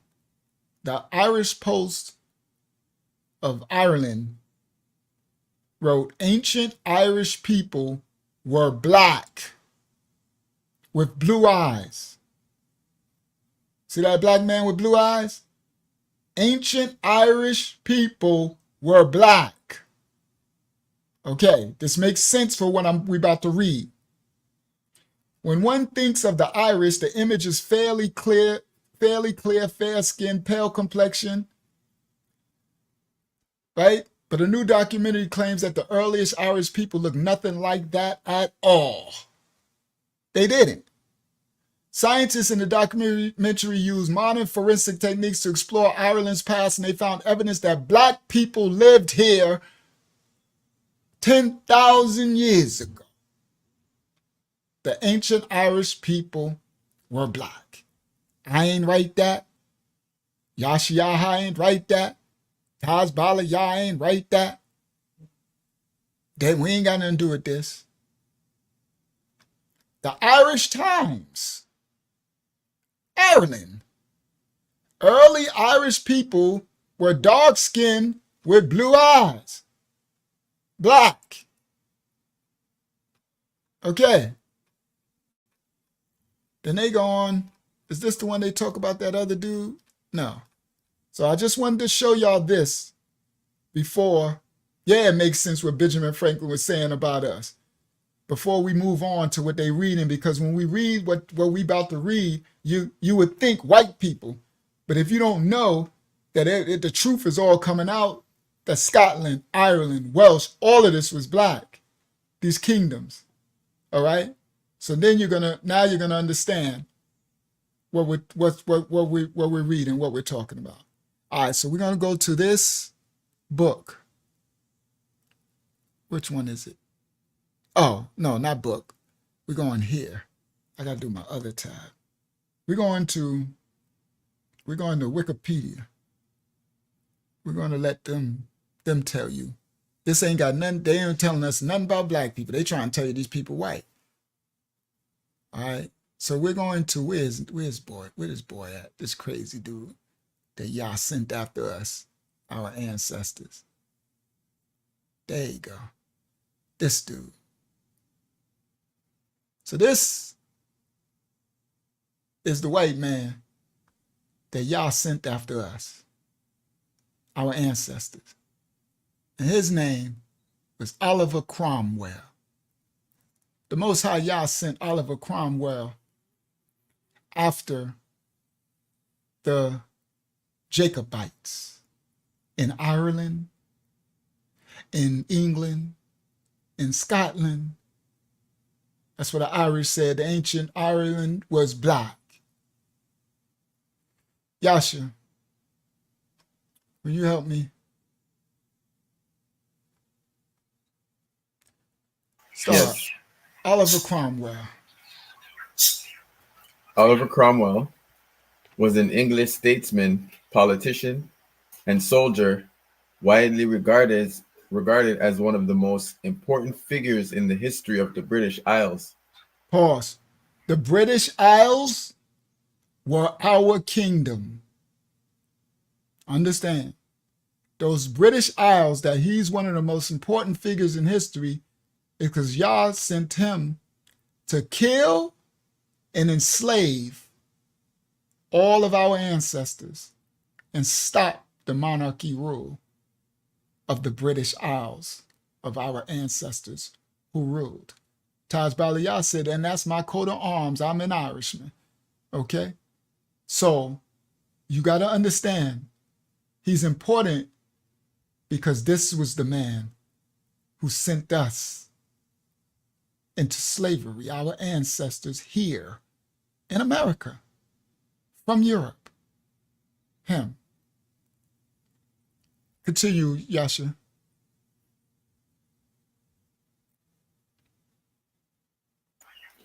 He came to prominence during 1639 to 1653 Wars of the Three Kingdoms, initially as a senior commander in the Parliamentarian Army and latterly as a politician.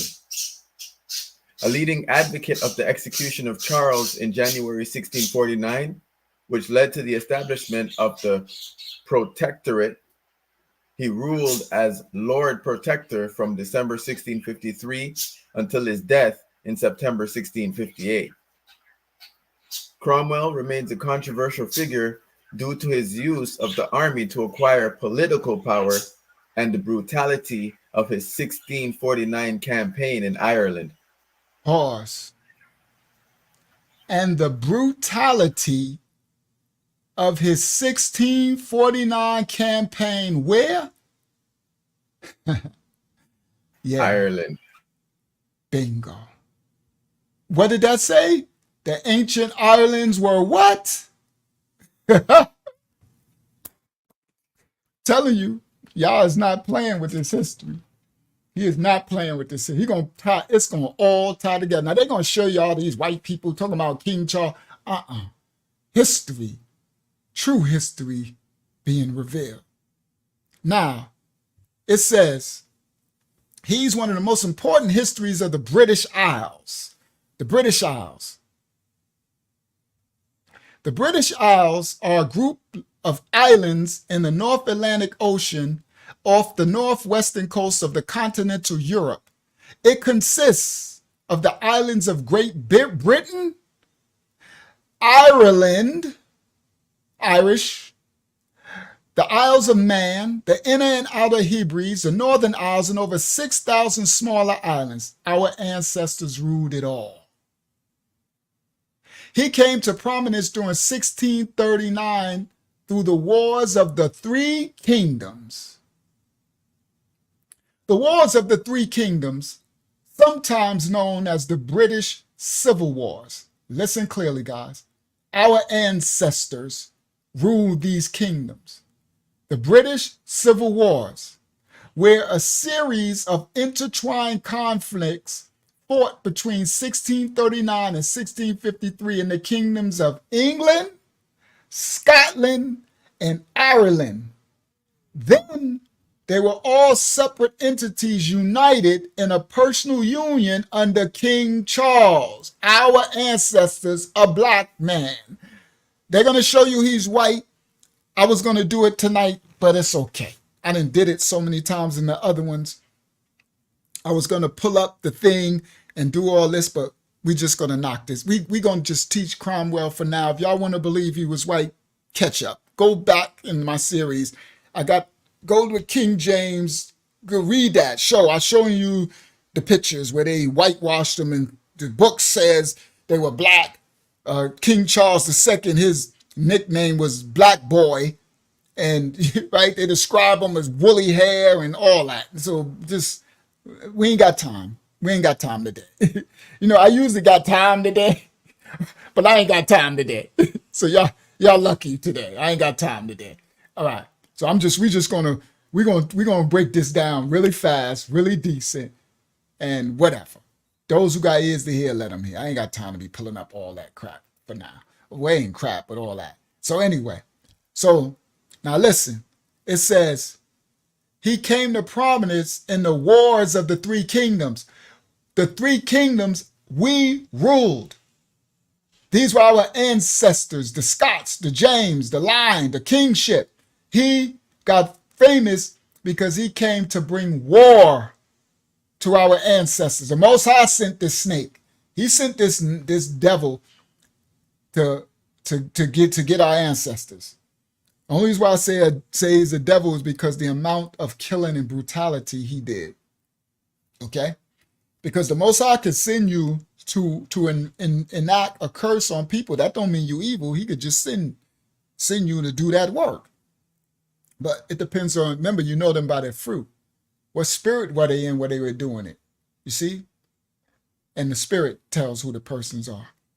So he said initially he was a senior commander in the parliamentarian army.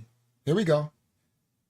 The Roundheads, listen to me, the Roundheads were the supporters of the Parliament of England during the English Civil War. Also known as parliamentarians, they fought against Black King Charles I of England and his supporters known as the Cavaliers or the Royalists, who claimed they ruled absolutely by absolute. Now, our ancestors in Europe, guys, I'm pointing this out because I need you to know these terms. They were called the royalists. The Most High sent these so-called white people, Oliver Cromwell, the white Britons, after, but this is because the curses had to be enacted. The prophecy is going to be fulfilled. After the royalists. Royalists means they are royalty. I want y'all to understand. They were called the royalists, who they're after. That means they are the bloodline of the royalty, the kingship line, Jacobite line in Europe, the Dark Ages. The ones who were coming after them were called the parliamentarians, the parliament, or the roundhead. That's hilarious, the roundhead. But it's the parliamentarians, the parliament versus the royalists. So they're going to keep calling our ancestors the royalist line, the royals, the royalty. King Charles, these are the black nobility. All right. And the royalists, listen guys, were Catholics, Roman Catholics. That part is going to blow your mind in a second. They became Romans, Roman Catholicism. So they believed in the absolute rule of the monarchy, of the kingship under Roman Catholicism. Y'all going to understand. But the parliamentarians were saying they want to end the absolute rule of the black monarchy, the black kingship line, and bring it into Protestantism, Christianity, Protestantism, no more kingship of Roman Catholic line. All right, we're going to get there. So this Cromwell, he started to get notice. Yeah, the royals versus the roundheads. He started to get prominence, popular, when his war, he was the senior commander in the Parliament Army, the Roundhead Army, and later he became a politician. And he became the leading advocate to execute King Charles, our ancestors, in 1649, which led to the establishment of the Protectorate. Now, after, there we go, the Protectorate, officially the Commonwealth of England, Scotland, and Ireland, was the English form. This is the white English form of government. And this Protectorate, they're protecting themselves from the black kingship. They're taking the kingship and they're calling them protecting themselves from the blacks ruling. But this is prophecy, guys. So don't get more trauma triggered. This is Yah's prophesied that this would happen. So this protectorate became officially the Commonwealth. See how they're making up these terms? The Commonwealth of England, Scotland, and Ireland. It was the English version form of government. And it lasted from December 16th, 1653 until May 25th, 59. Only 6 years. This protectorate, under which the kingdom, royalist, kingship, King James, King Charles, our ancestors, we was kings in them, under which the kingdoms of England, Scotland, and Ireland, with their associated territories, were joined together under this new, after they killed our ancestors and enslaved them and sent them to America, they took over England, Scotland, you heard, Ireland. That's why if you go to England right now and you go to, I forgot what they call that palace over there, there's some white people over there in that palace. Like, where you white people come from? Go to Ireland right now and go to a palace and everything. Some white people will answer the door. They're like, Cheerio, oh pal, hello, hello, how are you? You're like, excuse me, what are y'all doing in this palace? These are, yeah, Buckingham Palace. These are, the black people own this. This is Stuart, the Scots, the James, the King Elizabeth. How you Queen Elizabeth? Somebody must have been dipping in somebody had jungle fever if you Queen Elizabeth. Because Queen Elizabeth had an afro. She was black. I know y'all wore the afro wigs later, but that's what they wore all that for. All right? So now,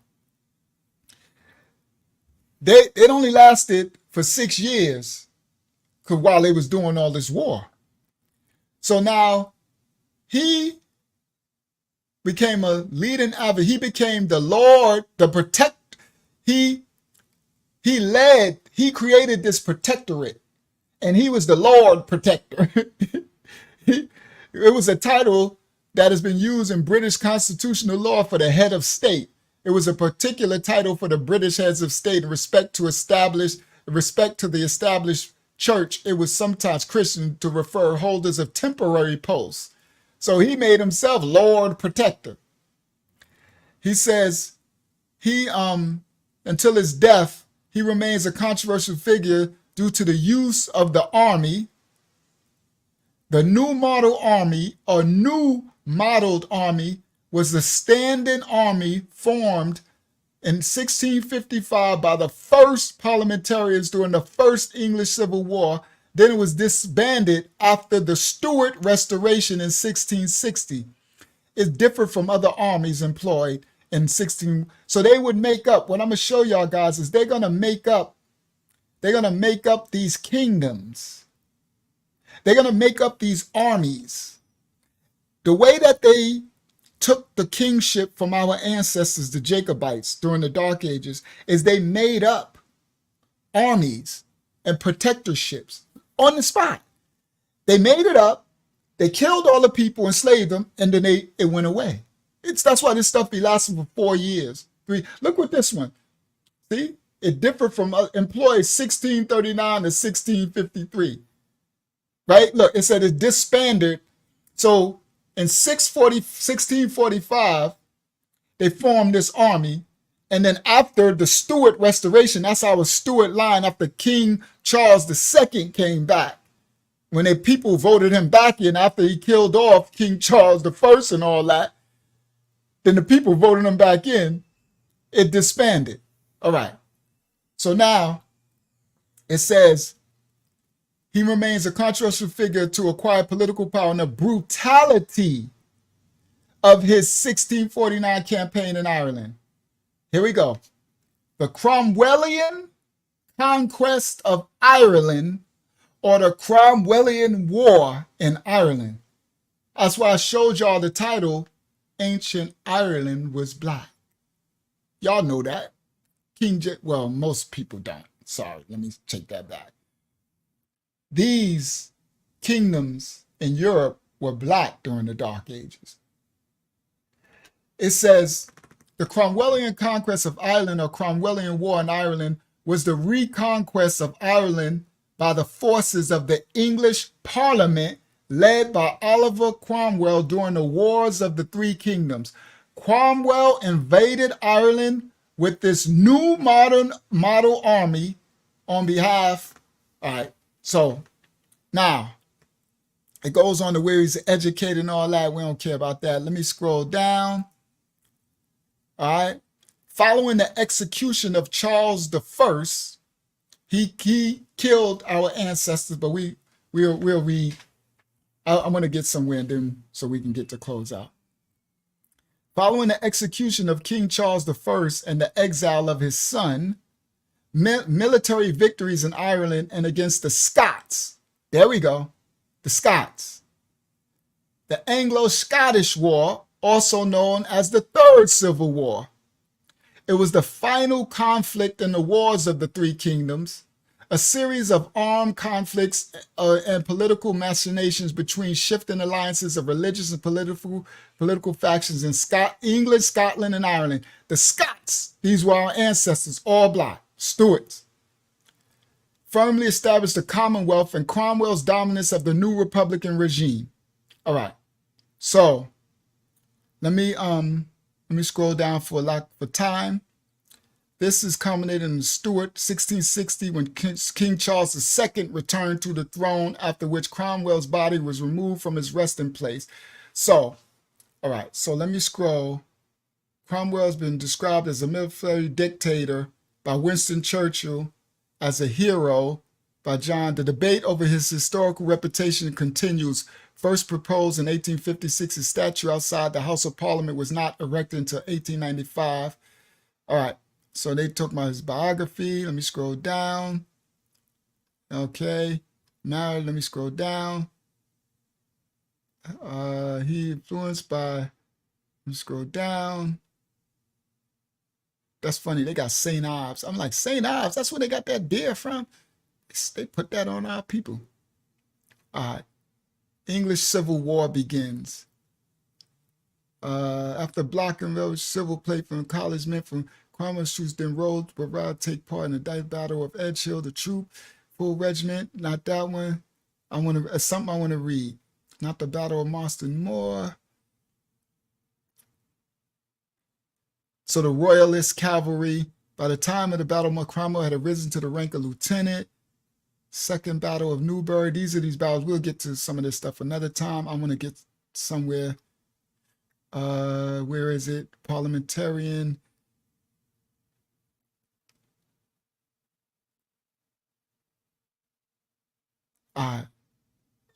Yasha, can you read this right here? I just want to read a couple of some of his stuff that he did.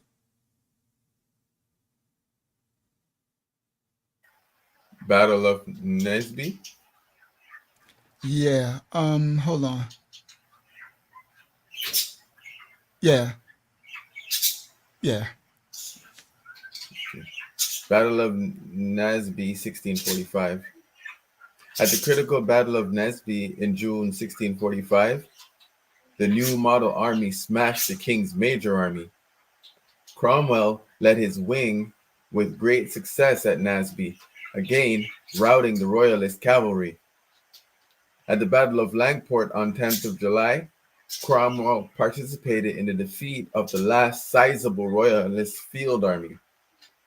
Naseby and Langport effectively ended the king's hopes of victory, and the subsequent parliamentarian campaigns involved taking the remaining fortified royalist positions in the west of England.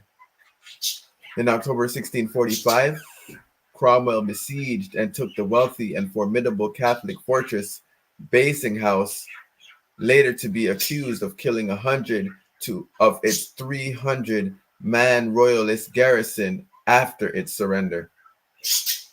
He also took part in the successful sieges at Bridgewater, Sherburne, Bristol, Devizes, and Winchester, then spent the first half of 1646 mopping up resistance in Devon and Cornwall.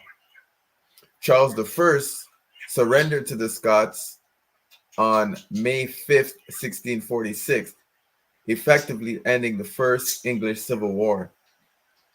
Cromwell and Fairfax took the Royalists' formal surrender at Oxford in June. All right. So this is him. I want you to understand these Royalists are our ancestors. So he involved in taking the remaining fortified Royalist position. It says the king's hope of victory. These are our ancestors. Cromwell participated in the defeat of the last sizable field army of our ancestors. We're not going to get to it tonight because we're going to finish another time, but I'm going to show you the books where he says how he's sending them. I'm going to show y'all. First thing I'm going to do tonight, I want to introduce y'all, for those who didn't know, some of who he is. But then the other books we're going to get to, he's going to say how he's rounding up us and sending them into America as slaves, into Jamaica, into the Barbados, as slaves, him. And he's telling them we're putting them on slave ships and sending them. This is where we descend from.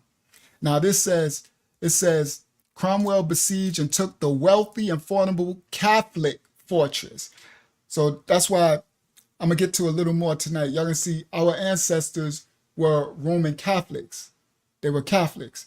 At the Bassin House, a Tudor palace and castle in the village. These reason why I'm pointing this out, because guys, you have to understand these things that I'm showing you right now on the screen. These are black castles and kingdoms. We are literally descended from these people. These are our ancestors' kingdoms. A lot of us in America and the Caribbean, a lot of us, more than you think. We thought most of us came from west coast of Africa.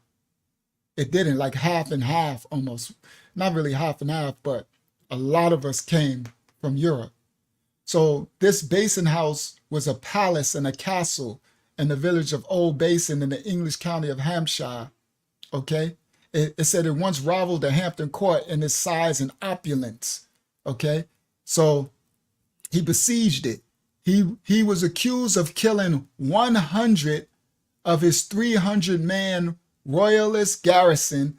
Our ancestors, the royals, they surrendered, and he still killed 100 of them after they surrendered. This man was really evil. He also took part in successful sieges at Bridgewater, a historic market town and civil parish in Somerset, England. Our ancestors ruled that. In Sherborne, a market town and civil parish in northwest Dorset and southwest England. All right. And Devise, a market town in Wiltshire, England. Winchester, a cathedral city in Hampshire, England. All right. All of these things our ancestors controlled and ruled. Then spent the first half of 1646 mopping up resistance, killing in Devon, a ceremonial county in southwest England, and Cornwall, a ceremonial county in southwest England. And after that, he ended the first English Civil War. All right? So then, let me see. I got you, Yasha. From here on, you don't have to read anymore. I could hear how tired you was in your voice the last time. I got this. I'm good. I'll if you need me, though. Okay. A troop of cavalry under George seized the king from Parliament's imprisonment. So here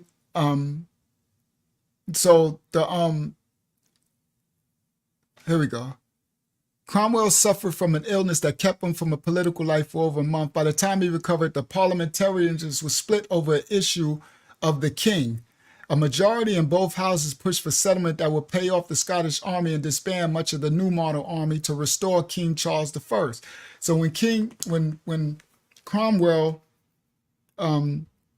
got sick and everything, his people, his army, they still wanted to put our ancestors back in the kingship line, because everyone loved the way our ancestors ran Europe. It was very prosperous for all. But the prophecy had to play out. You can't stop the prophecy, okay? Yah sent this man to send our ancestors into slavery, and that's what's going to happen. So after he got sick and stuff, they started to, they wanted to restore King Charles in return for a Presbyterian settlement of the church. So, but Cromwell rejected it. He thought, all right, so then he made a new model army radicalized by Parliament's failure to pay wages it was owed against the three churches, whatever.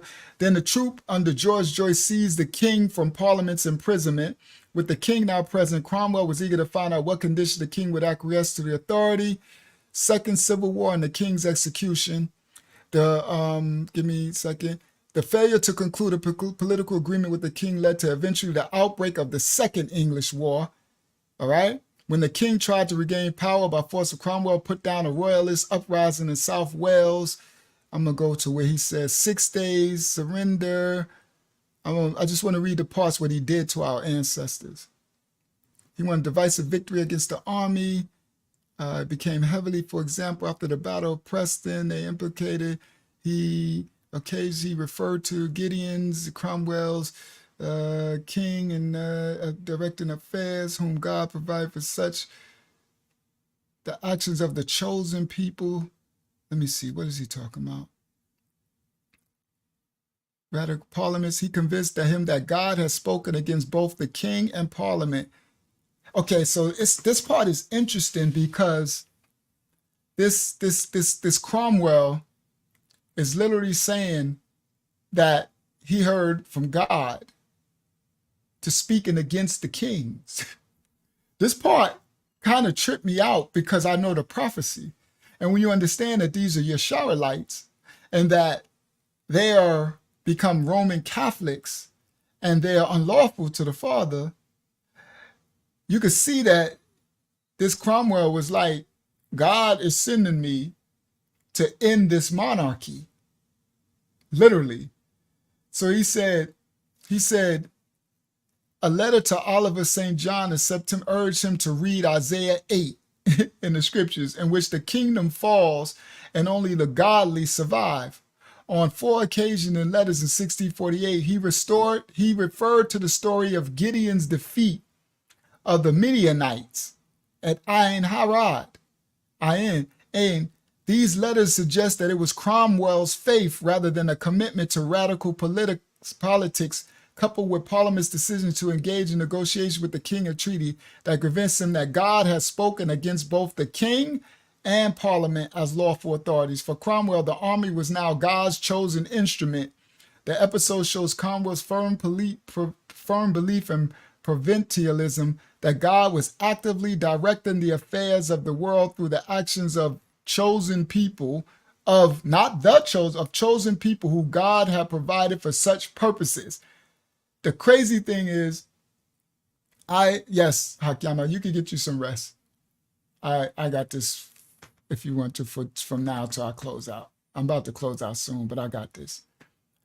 So it says, God had provided for such purposes. During these civil wars, Cromwell believed that he was one of these people, and he interpreted victories as indication of God's approval and defeats as signs that God was pointing him in another direction. So Genghis Khan said the same thing. Yah was actually, he will use these serpents to fulfill his purpose. So in a way, when I was reading this, I'm like, this dude was actually correct, because he sure enough was the one that ended our ancestors' kingship line and sent them into slavery, as the prophecy would fulfill. So we'll do this another time because we went long tonight, but we was going to read something. He made a rump parliament. So he had another parliament, because every time he would, now this is what I want y'all to know, every time he would go away, his armies would be drawn to our ancestors. So every time he would go away, if he go away for 6 months, by the time he come back, they be following King Charles again, his whole army. And then he have to, like, what are y'all doing? And he make another army. So he made another parliament, and he made a rump parliament. And they agreed that King Charles should be tried for treason. Cromwell was still in the north of England dealing with the royalist resistance, our ancestors' resistance, when these events took place, but he then returned to London. On the day after Pride's purge, he became determined supporter of pushing for the king's trial and execution, our ancestors, believing that King Charles was the only way to end the civil wars by killing them. All right, so let me go here. Charles' death was signed by 59 of the, all right, so now, in order to do King Charles' execution, it was unlawful. They had to make up a law to make it come to pass. So King Charles' death warrant was signed by 59 of the trying court's members, including Cromwell. Though it was not unprecedented, the execution of the king, which is called regicide, was controversial, if for no other reason than the doctrine of the divine rights of kings. Thus, even after the trial, it's difficult to get ordinary men to go along with it. They didn't want to kill our ancestors. None of the officers charged with supervising the execution wanted to sign the order for the actual beheading. They didn't want to do it. So they brought their dispute to Cromwell. Oliver seized a pen and scribed out the order and handed the pen to the second officer, Colonel Hacker, who stooped to sign it. The execution could now proceed. So they didn't want to go through with it. So then, where's this one? By St. John, group since the outbreak of civil war was closely shared with them. Cromwell persuaded to retain his seat. Where is that? Where is that? The law. I want to get to what he did to some of our ancestors. The Irish campaign. It says here. Here we go. So now he's going to Irish. So they're doing Scotland, killing our kings and our ancestors. Britain, they started killing our kings and ancestors. Now they went to Ireland. Now he's going to Ireland, the Ireland campaign, for the alliance of the Irish Confederate Catholics. So he invaded Ireland, and the English Royalists, the Confederate Royalist Alliance, was judged to be the biggest single threat facing this New England Commonwealth. All right. There were also separate forces of Irish Catholics who were opposed to the Royalist Alliance and Protestant Royalist force. Parliament Cromwell said in whatever. So his hostility to the Irish was religious as well as political. He was passionately opposed to the Catholic Church, which he saw as denying the primacy of the Bible in favor of papal and clerical authority. Our ancestors were Roman Catholics, and which he blamed for suspected tyranny and persecution of Protestants in continental Europe. Cromwell's association of Catholicism with persecution was deepened with the Irish Rebellion of 1641. These were our ancestors. An uprising by Catholics in Ireland. This rebellion, although intended to be bloodless, was marked by massacres of English and Scottish Protestant settlers by Irish Gaels, and Old English in Ireland and Highland Scots Catholics in Ireland. These settlers had settled on land seized from former native Catholic owners to make way for the non-native Protestants. These factors contribute to the brutality of the Cromwell military campaign in Ireland. All right. So it says Parliament planned to reconquer Ireland and had already sent an invasion force there. Cromwell's invasion was much larger, and with the Civil War in England over, could be regularly reinforced and resupplied. His 9-month military campaign was brief and effective, though it did not end the war in Ireland. Before his invasion, the Parliament forces held outposts in Dublin. Dub is black in Danish. These are our ancestors, right? They held force in Dublin and Derry. When he departed Ireland, they occupied most of the English and northern parts of the country. After he landed at Dublin, he defended from itself only recently defended from an Irish and English royalist attack at the battle. Cromwell took the fortified parts of Drogheda and Wexford to secure logistical supply from England at the siege of Drogheda. His troops killed nearly 3,500 people after the town's capture. Around 2,700 royalist soldiers and all the men in the town carrying arms, including some civilian prisoners and Roman Catholic priests. See, these are our ancestors. Roman Catholic priests, royalist soldiers. Okay? He says, he calls them barbarous wretches who imbrued their hands in so much innocent blood, and it would tend to pervert the effusion of blood. In the siege of Wexford, he apparently While Cromwell was apparently trying to negotiate surrender terms, some of his soldiers broke into the town and killed 2,000 Irish troops and up to 1,500 civilians and burned much of the town. These are our ancestors. They killing the troops, the royalists, and the civilians, and burn the town. All right, here go another one. At the siege of Cromwell in 1650, he lost up to 2,000 men before the in abortive assaults before the town surrendered. Okay, so he lost some men. All right, Cromwell, King Charles II had landed in Scotland. All right, so Scots proclaimed Charles the king. So they made King Charles II the king again. Then he came back again. Look, Cromwell smashed the main killed 1,000 Scottish soldiers, taking another 10,000 prisoners, and then capturing the Scottish capital of Edinburgh. So guys, all of these prisoners and these stuff, these are our ancestors that he's going to start sending into slavery in America and the Caribbean. The following year, King Charles II and Scottish allies made an attempt to invade England. These are our ancestors fighting back. So he come back. So, all right. So the royalist armies in Scotland in the final stages of the Scottish campaign. This is now, he already did Ireland. Now he in Scotland. The first part they did England. Now, then they just showed you did Ireland. The last one they doing Scotland. The final stages, Cromwell's men sacked Dundee, killing up to 1,000 men, 140 women and children. Scotland was ruled from England during the Commonwealth, was kept under military occupation. Our ancestors' land now is being ruled. This is how we lost Europe, by this man. With a line of fortification, he's right. What he called God did send him. With a line of fortification sealing off the Highlands, which had provided manpower for the royalist armies in Scotland, the Northern were another pro-royalist uprising, which was put down, deployment of 6,000 English troops. All right. So then it goes on. He continues that rump establishment.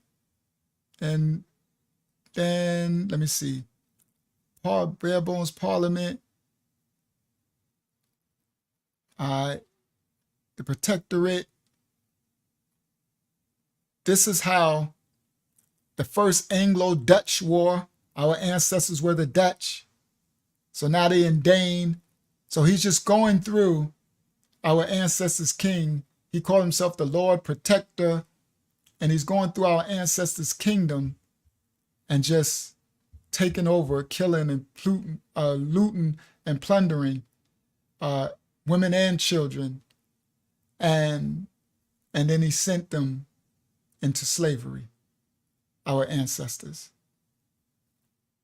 Look, this part right here, he said something about, he says, Cromwell's the activities between November 1655 and September 1656 had, however, reopened the wounds of 1640s, deepened it. In late 1640, Cromwell launched the Western Design Armada against the Spanish West Indies,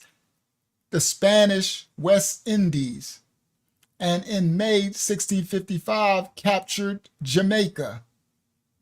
Okay? Captured Jamaica. So remember, Ireland was black. Spanish West Indies, Spain, Portugal, Jamaica. All right? So these are all our ancestors. It says that led to his encouraging the Yahudians to return to England and the banishment of Edward I.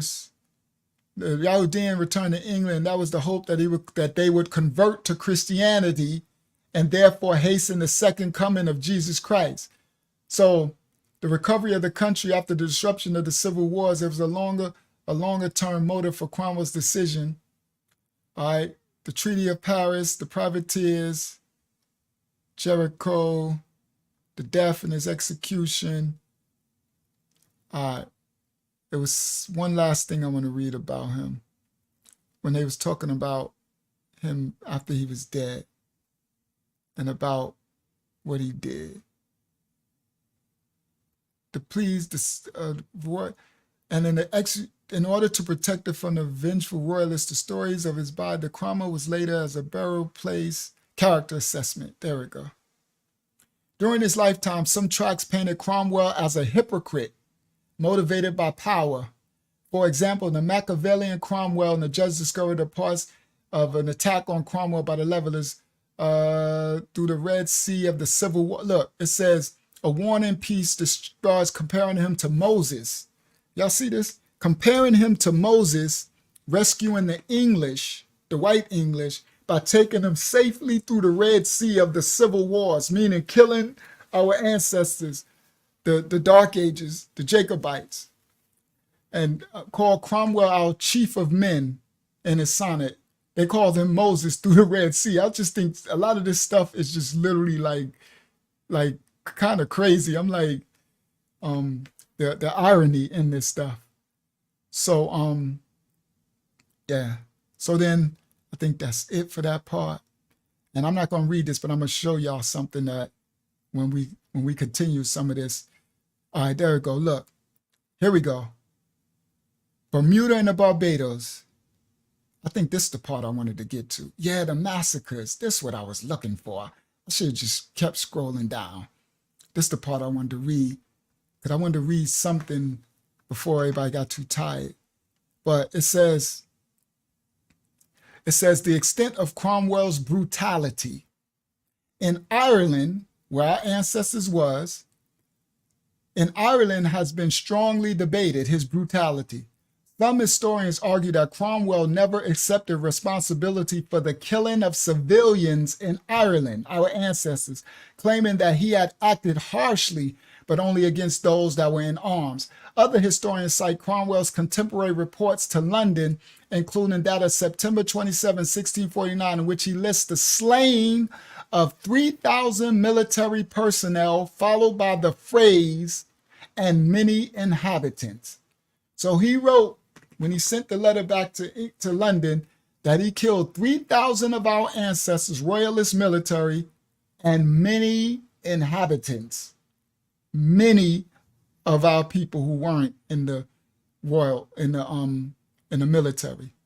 In September 1649, he justified his sacking of Drogheda, that's our ancestors' land, as revenge for the massacres of Protestant settlers in Ulster. He called the massacre the righteous judgment of God on these barbarous wretches who have imbrued their hands with so much innocent blood. But the rebels had not held Drogheda in 1641. Many of its garrison were in fact English royalists, our ancestors. On the other hand, the worst atrocities committed in Ireland, such as mass evictions, there we go. This is what I wanted to read. This is how we lost our kingdoms. Evictions, they took our castles, kingdom, houses, mass evictions, killings, and deportation of over 50,000 men, women, and children as prisoners of war and indentured servants, slaves, to Bermuda and the Barbados.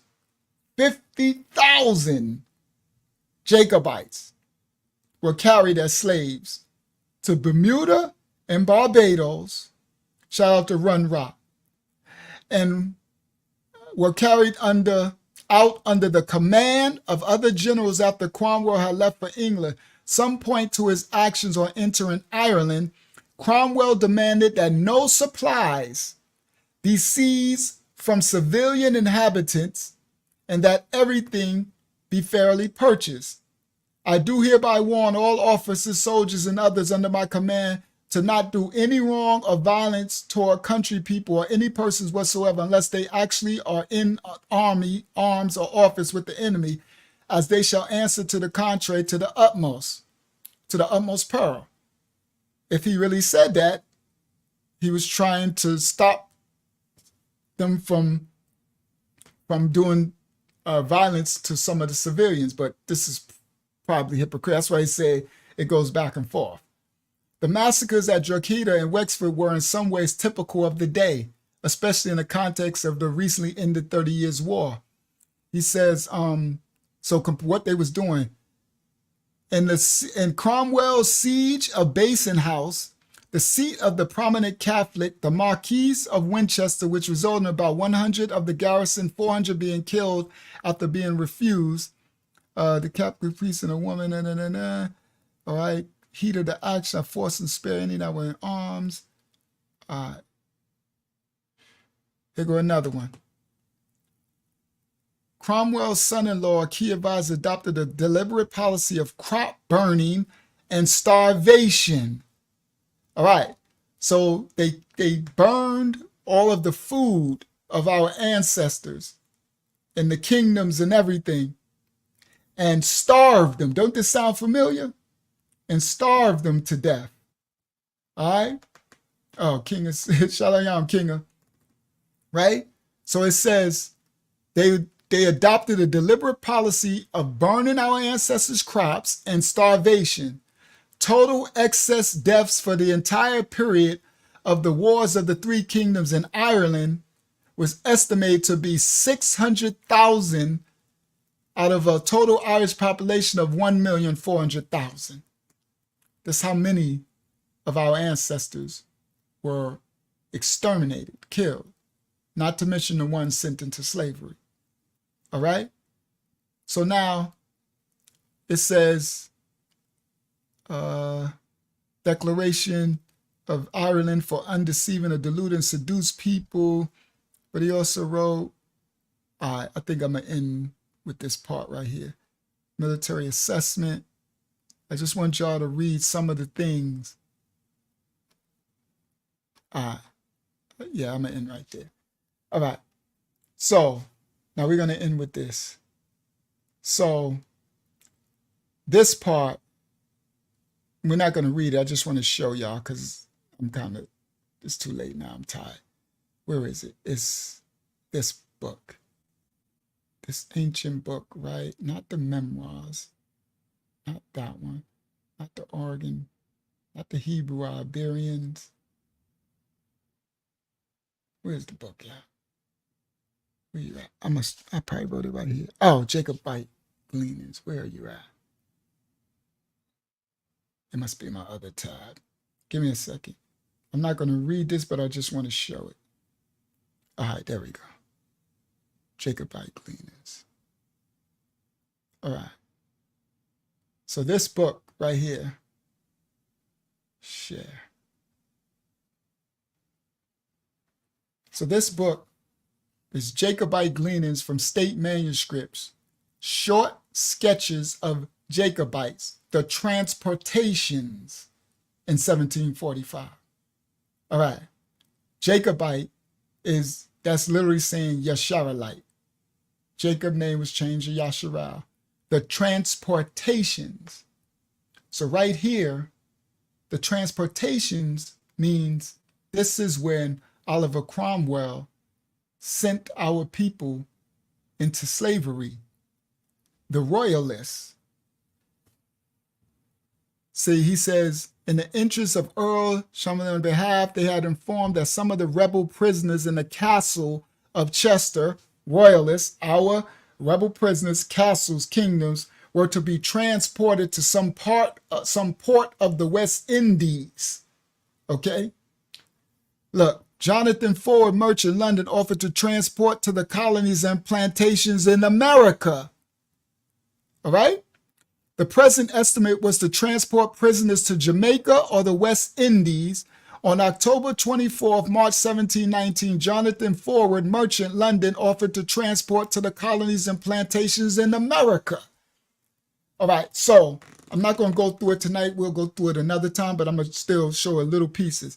So now I'm going to tie down, when we come back to this another time, I'm going to tie down where Cromwell, in another book, where he goes into the palaces in the kingdom in Ireland and Dutch and everything. He enslaves the people, take them prisoners, and then puts them on the ships. Literally puts them on slave ships. They name the slave ships in this book too, and sends them to Jamaica I said Jamaica. Jamaica, the Caribbean islands, the West Indies, and America. These slaves, these black from Europe. All right? Now this 1700s is when the transatlantic slave trade, 1700s in America, they was going to the plantations in America. Okay? So this is the transportations. It talks all about the people and when they were sending them and where they were sending them to. Look, 118 rebels taken at Preston and bound for Virginia and escaped for some of them. The sheriff caught the names of them: Alexander, Murray, Senior and Juror. I know somebody named Alexander, okay? What's in Carl Alexander, no, right? And Thomas Johnson made a claim. So in this book, they not only start talking about sending them and where they sending them, but they named the people. Among the allotted were 180 who had drawn the Brink lot at Carlisle, 72 at York, 73 at Lancaster, 34 at Lincoln. They named Liberty and Property, James and Mary, Pamela, and Sloop Furnace. Okay? And they also in this book start telling, look, for the money, the capital, 25,000 sterling.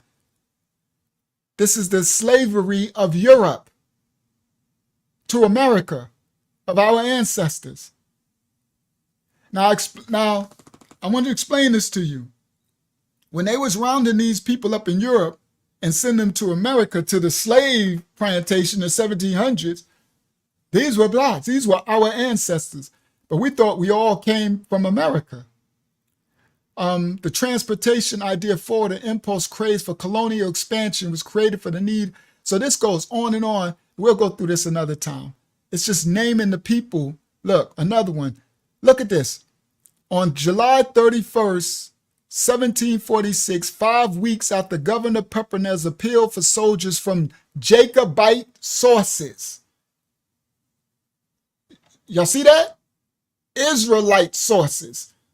Just so we don't get this twisted, where these people are coming from. From Jacobite sources, applications was made for rebel prisoners being sent as recruits for regiments serving in North America and the West Indies. All right? Now, the child colony not yet out of its long clothes. What is that? Nova Scotians threaten a revolt on report of rebellion in Scotland. The child colony. All right, so we'll go through this. So it goes on and it gives some of them, they made them to serve in the army in America too. So they got those enlistment records. And here goes some of the enlistment records. 150 rebel prisoners shipped at Liverpool. And the names. Look, black, curled hair, strong made, brown complexion, well made, ruddy, black, ruddy, healthy, brown, swarthy. Hold on. We did this before, but because now I'm tying it in. This swarthy. Can I move it over? I can't move it over. Hold on, give me a second. Make this big. There we go. I don't know if y'all see it, but they probably do. I got it. Let me stretch it. Yep, they do. There we go. Swarthy, okay? Black, well-made, strong, black, ruddy, healthy. And they got their names over there. Their ages, their professions, laborers, okay? So these are the prisoners. It said Jacobites. These, we have the records. Red hair, black dude, black, short necked, black, swarthy, cinder, sandy hair, swarthy, well made. Again, for these fools talking about the hair. No, it talks about the hair. Some of it says, what's the name? Hair, black, face, black complexion. All right? Light hair. Okay? When it's talking to hair, good face. All right? Right? Fair, pock-pitted. That's the face. We went through this before. All right? So, and then the other one, it talks about a section for hair color, a section for face color. So these are the slave transportations, the records of our ancestors. And then it says where they sending them to. And then then the names, okay? Where they came from. This is Oliver Cromwell from our ancestors. Barbados. Look, a copy, hold on, let me make it smaller. A copy is posed for Admiral lest they should escape to France, and all of the rest are safe arrived at the Barbados, Jamaica, Virginia, and all that. Okay? Scotland. All right?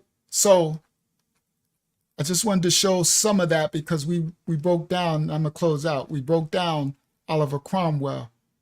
But and further up, we'll go through this another time. It talks about when they what they did to them when they was gathering them up here in the book.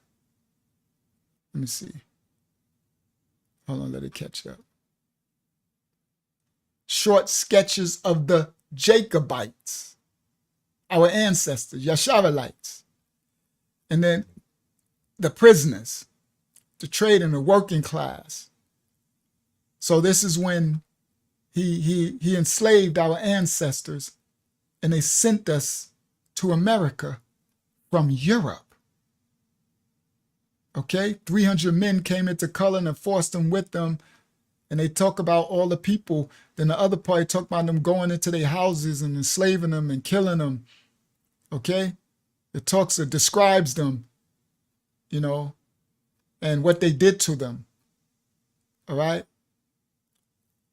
Richard Morrison, Carla Morrison was reprieved on November 12, 1774. Is taken to London. No doubt it's Virginia Morrison's trial. All right. So, all right. So anyway, I just want to show some of them. Short sketches of the Jacobites, our ancestors, Israelites from Europe, the king lines of King James, King Charles, all of them. All right. I'm tired now. All right. So, yeah, I was trying to find the part where they start describing some of the stuff they did to them. I read some of this stuff before on some of the other lessons with these ancient books. But this book is Jacobite Gleanings from 1745. All right. So this part is going to the transportations. Yeah. So anyway, I just wanted to let me stop sharing. Again, hold on, let me do this before I stop share.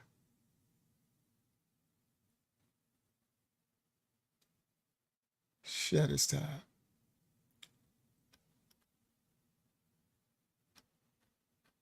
The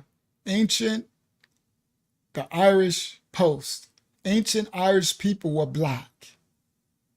Okay? Ancient Irish people.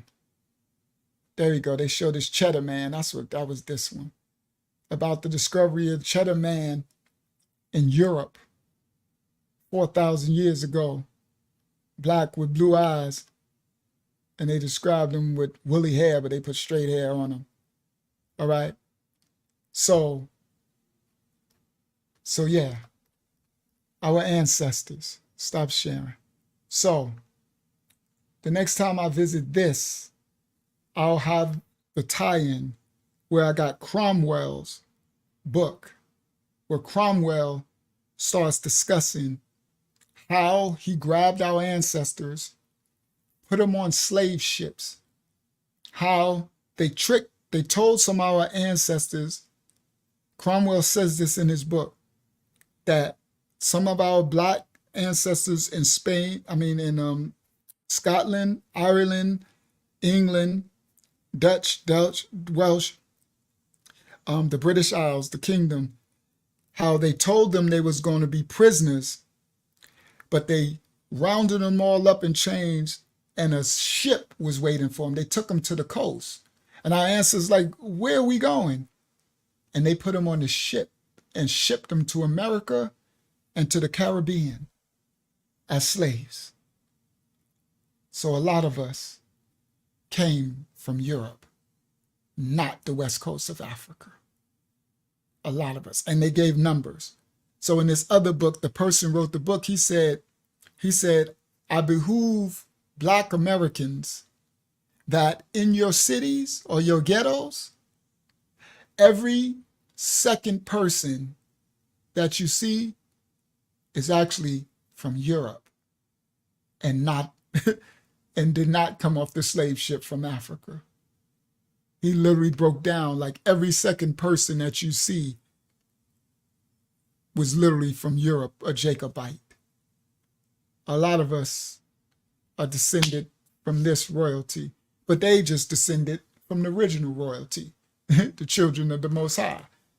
They are none but Israelites, but they transgressed and became Roman Catholics. They became Hellenists.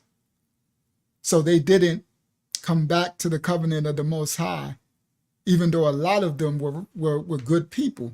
Meaning I could see from the history and how all the people loved him. Because even after Cromwell, the minute he would leave his army and go somewhere else to try to capture some more of our ancestors, so he would conquer Ireland, right? Conquer the city. It's all done. Then he would leave and go set up an army over here to conquer them. And the people, his armies who he left there, end up working. They end up, what's the name? The kingship. Because our ancestors were so, I guess, so cool or so that they end up like, we like them. The people in these countries loved our ancestors' rule. But Cromwell had a mission from Yah. The Most High said, I create good and evil. I create light and dark.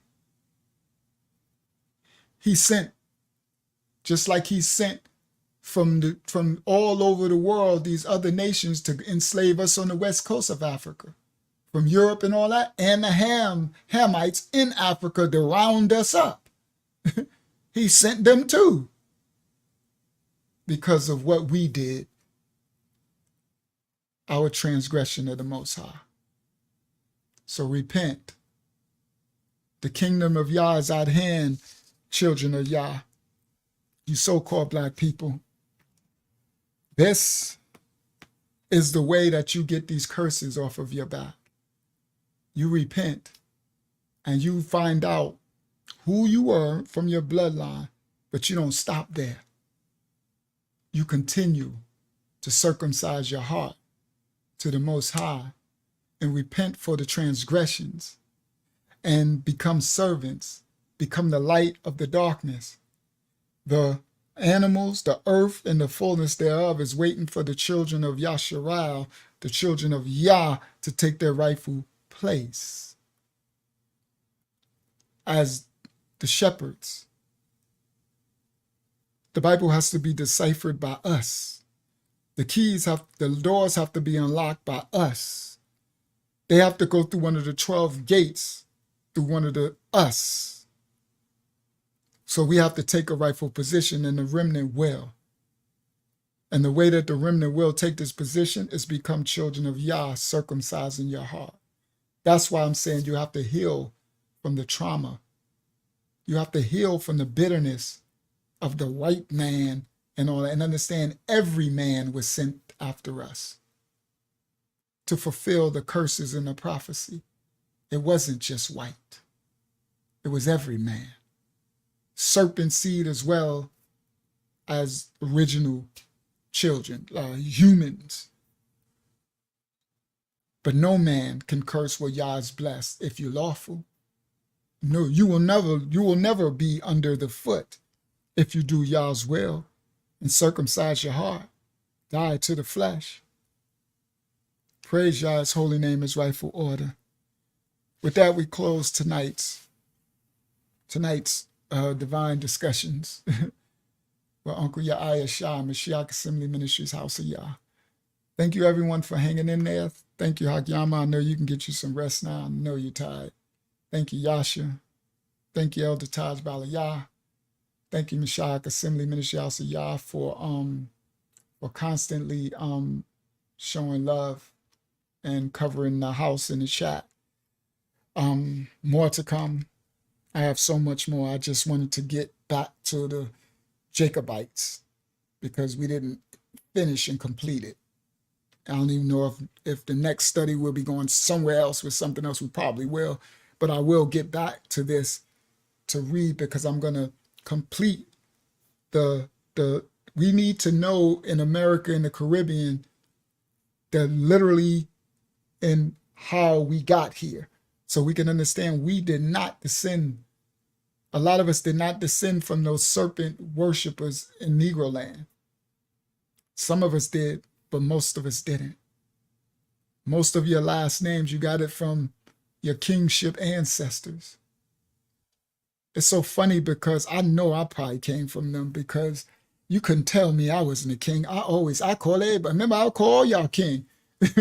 I'm like, you can tell me. That's why I didn't even like standing on. I'm like, man, I'm royalty. I don't know why. I just knew it. Now, that's physical and spiritual. But it would make sense that some of us came from this actual royal bloodline. And those lands in Europe are ours. Ireland, the UK, the Netherlands, Scotch, Dutch, Australia, like all of these kingdoms. Wow. Boy, the whitewashing of history. All right. Shalom, Ayabayan. Shalom, everyone. May the Most High cover you and bless you in your travels. I love you all. Go forth, be the light of the fire that you are in the Most High. For the natural branch, as you start to see who you are through your bloodline, it's not to make us haughty. It's for us to understand. It's better to know we all thought we just came off some slave ships from Africa, not knowing. And even some of us that came from Africa, you were sent there from Europe. That's crazy. Okay? May the Most High cover and bless you all. From Mashiach Assembly Ministries, House of Yah. This is Divine Discussions. And remember, I'm so tired now. I did it. But let me do this real quick. Divine Discussions. Time to divinely discuss some lifetime events and give some spirit. I'll make that short. That's Divine Discussions. Every Sunday, Eastern Standard Time, 8:30 p.m. I love you all. Y'all know what y'all gotta do. Keep it real. You know what it is. Bossy, you know what it is. I always gotta do him twice because he makes me laugh every time I go. From Mashiach Assembly Ministries, House of Yah to everybody worldwide. Bossy, you know what it is. We keeps it real here. Bussy, you know what it is. All right? So again, we teach y'all history so that y'all can be a light in the darkness, not so that y'all can be puffed up and glorifying yourselves. All right. Shalom, everybody. I see y'all on the Tuesday Bible study, Uncle Yeshua Tuesday Zoom Bible study, Mashiach Assembly. Everybody else I see on Wednesday, investment group. I got some stuff I'm going to send to y'all because we got some things dropping. Thursday, Uncle Yeshua 25, the Life Testimony TV on YouTube. I see most of y'all there. And then Friday for the Shabbat Bible study. All right, where we going in? I love y'all. Bossy, you know what it is. He secures and hooks us tight. A gift from Yah, eternal life. He sent his son a sacrifice to show how much he loves us. You are loved, you are loved. You are loved, you are loved. You are loved, oh, you are loved. You are loved by Yahuwah. Praise Yah. Praise Yah. Praise Yah. Hallelujah. Hallelujah. Bible study every Tuesday, 8 p.m. We having a Zoom Bible study. I'm gonna put email me for the link. I'm a lion of the tribe of Judah.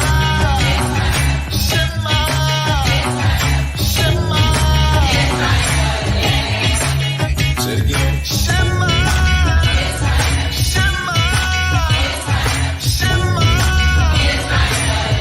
You are the precious chosen people of the Most High.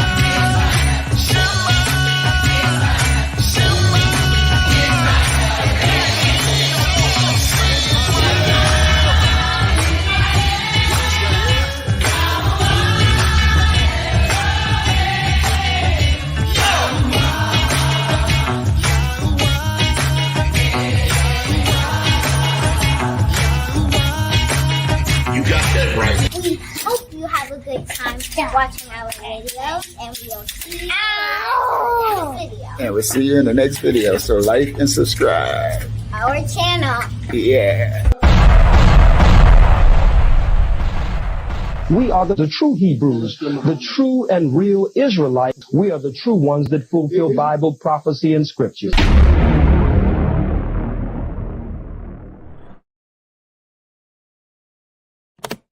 He adds secures and hooks us tight, a gift from Yah.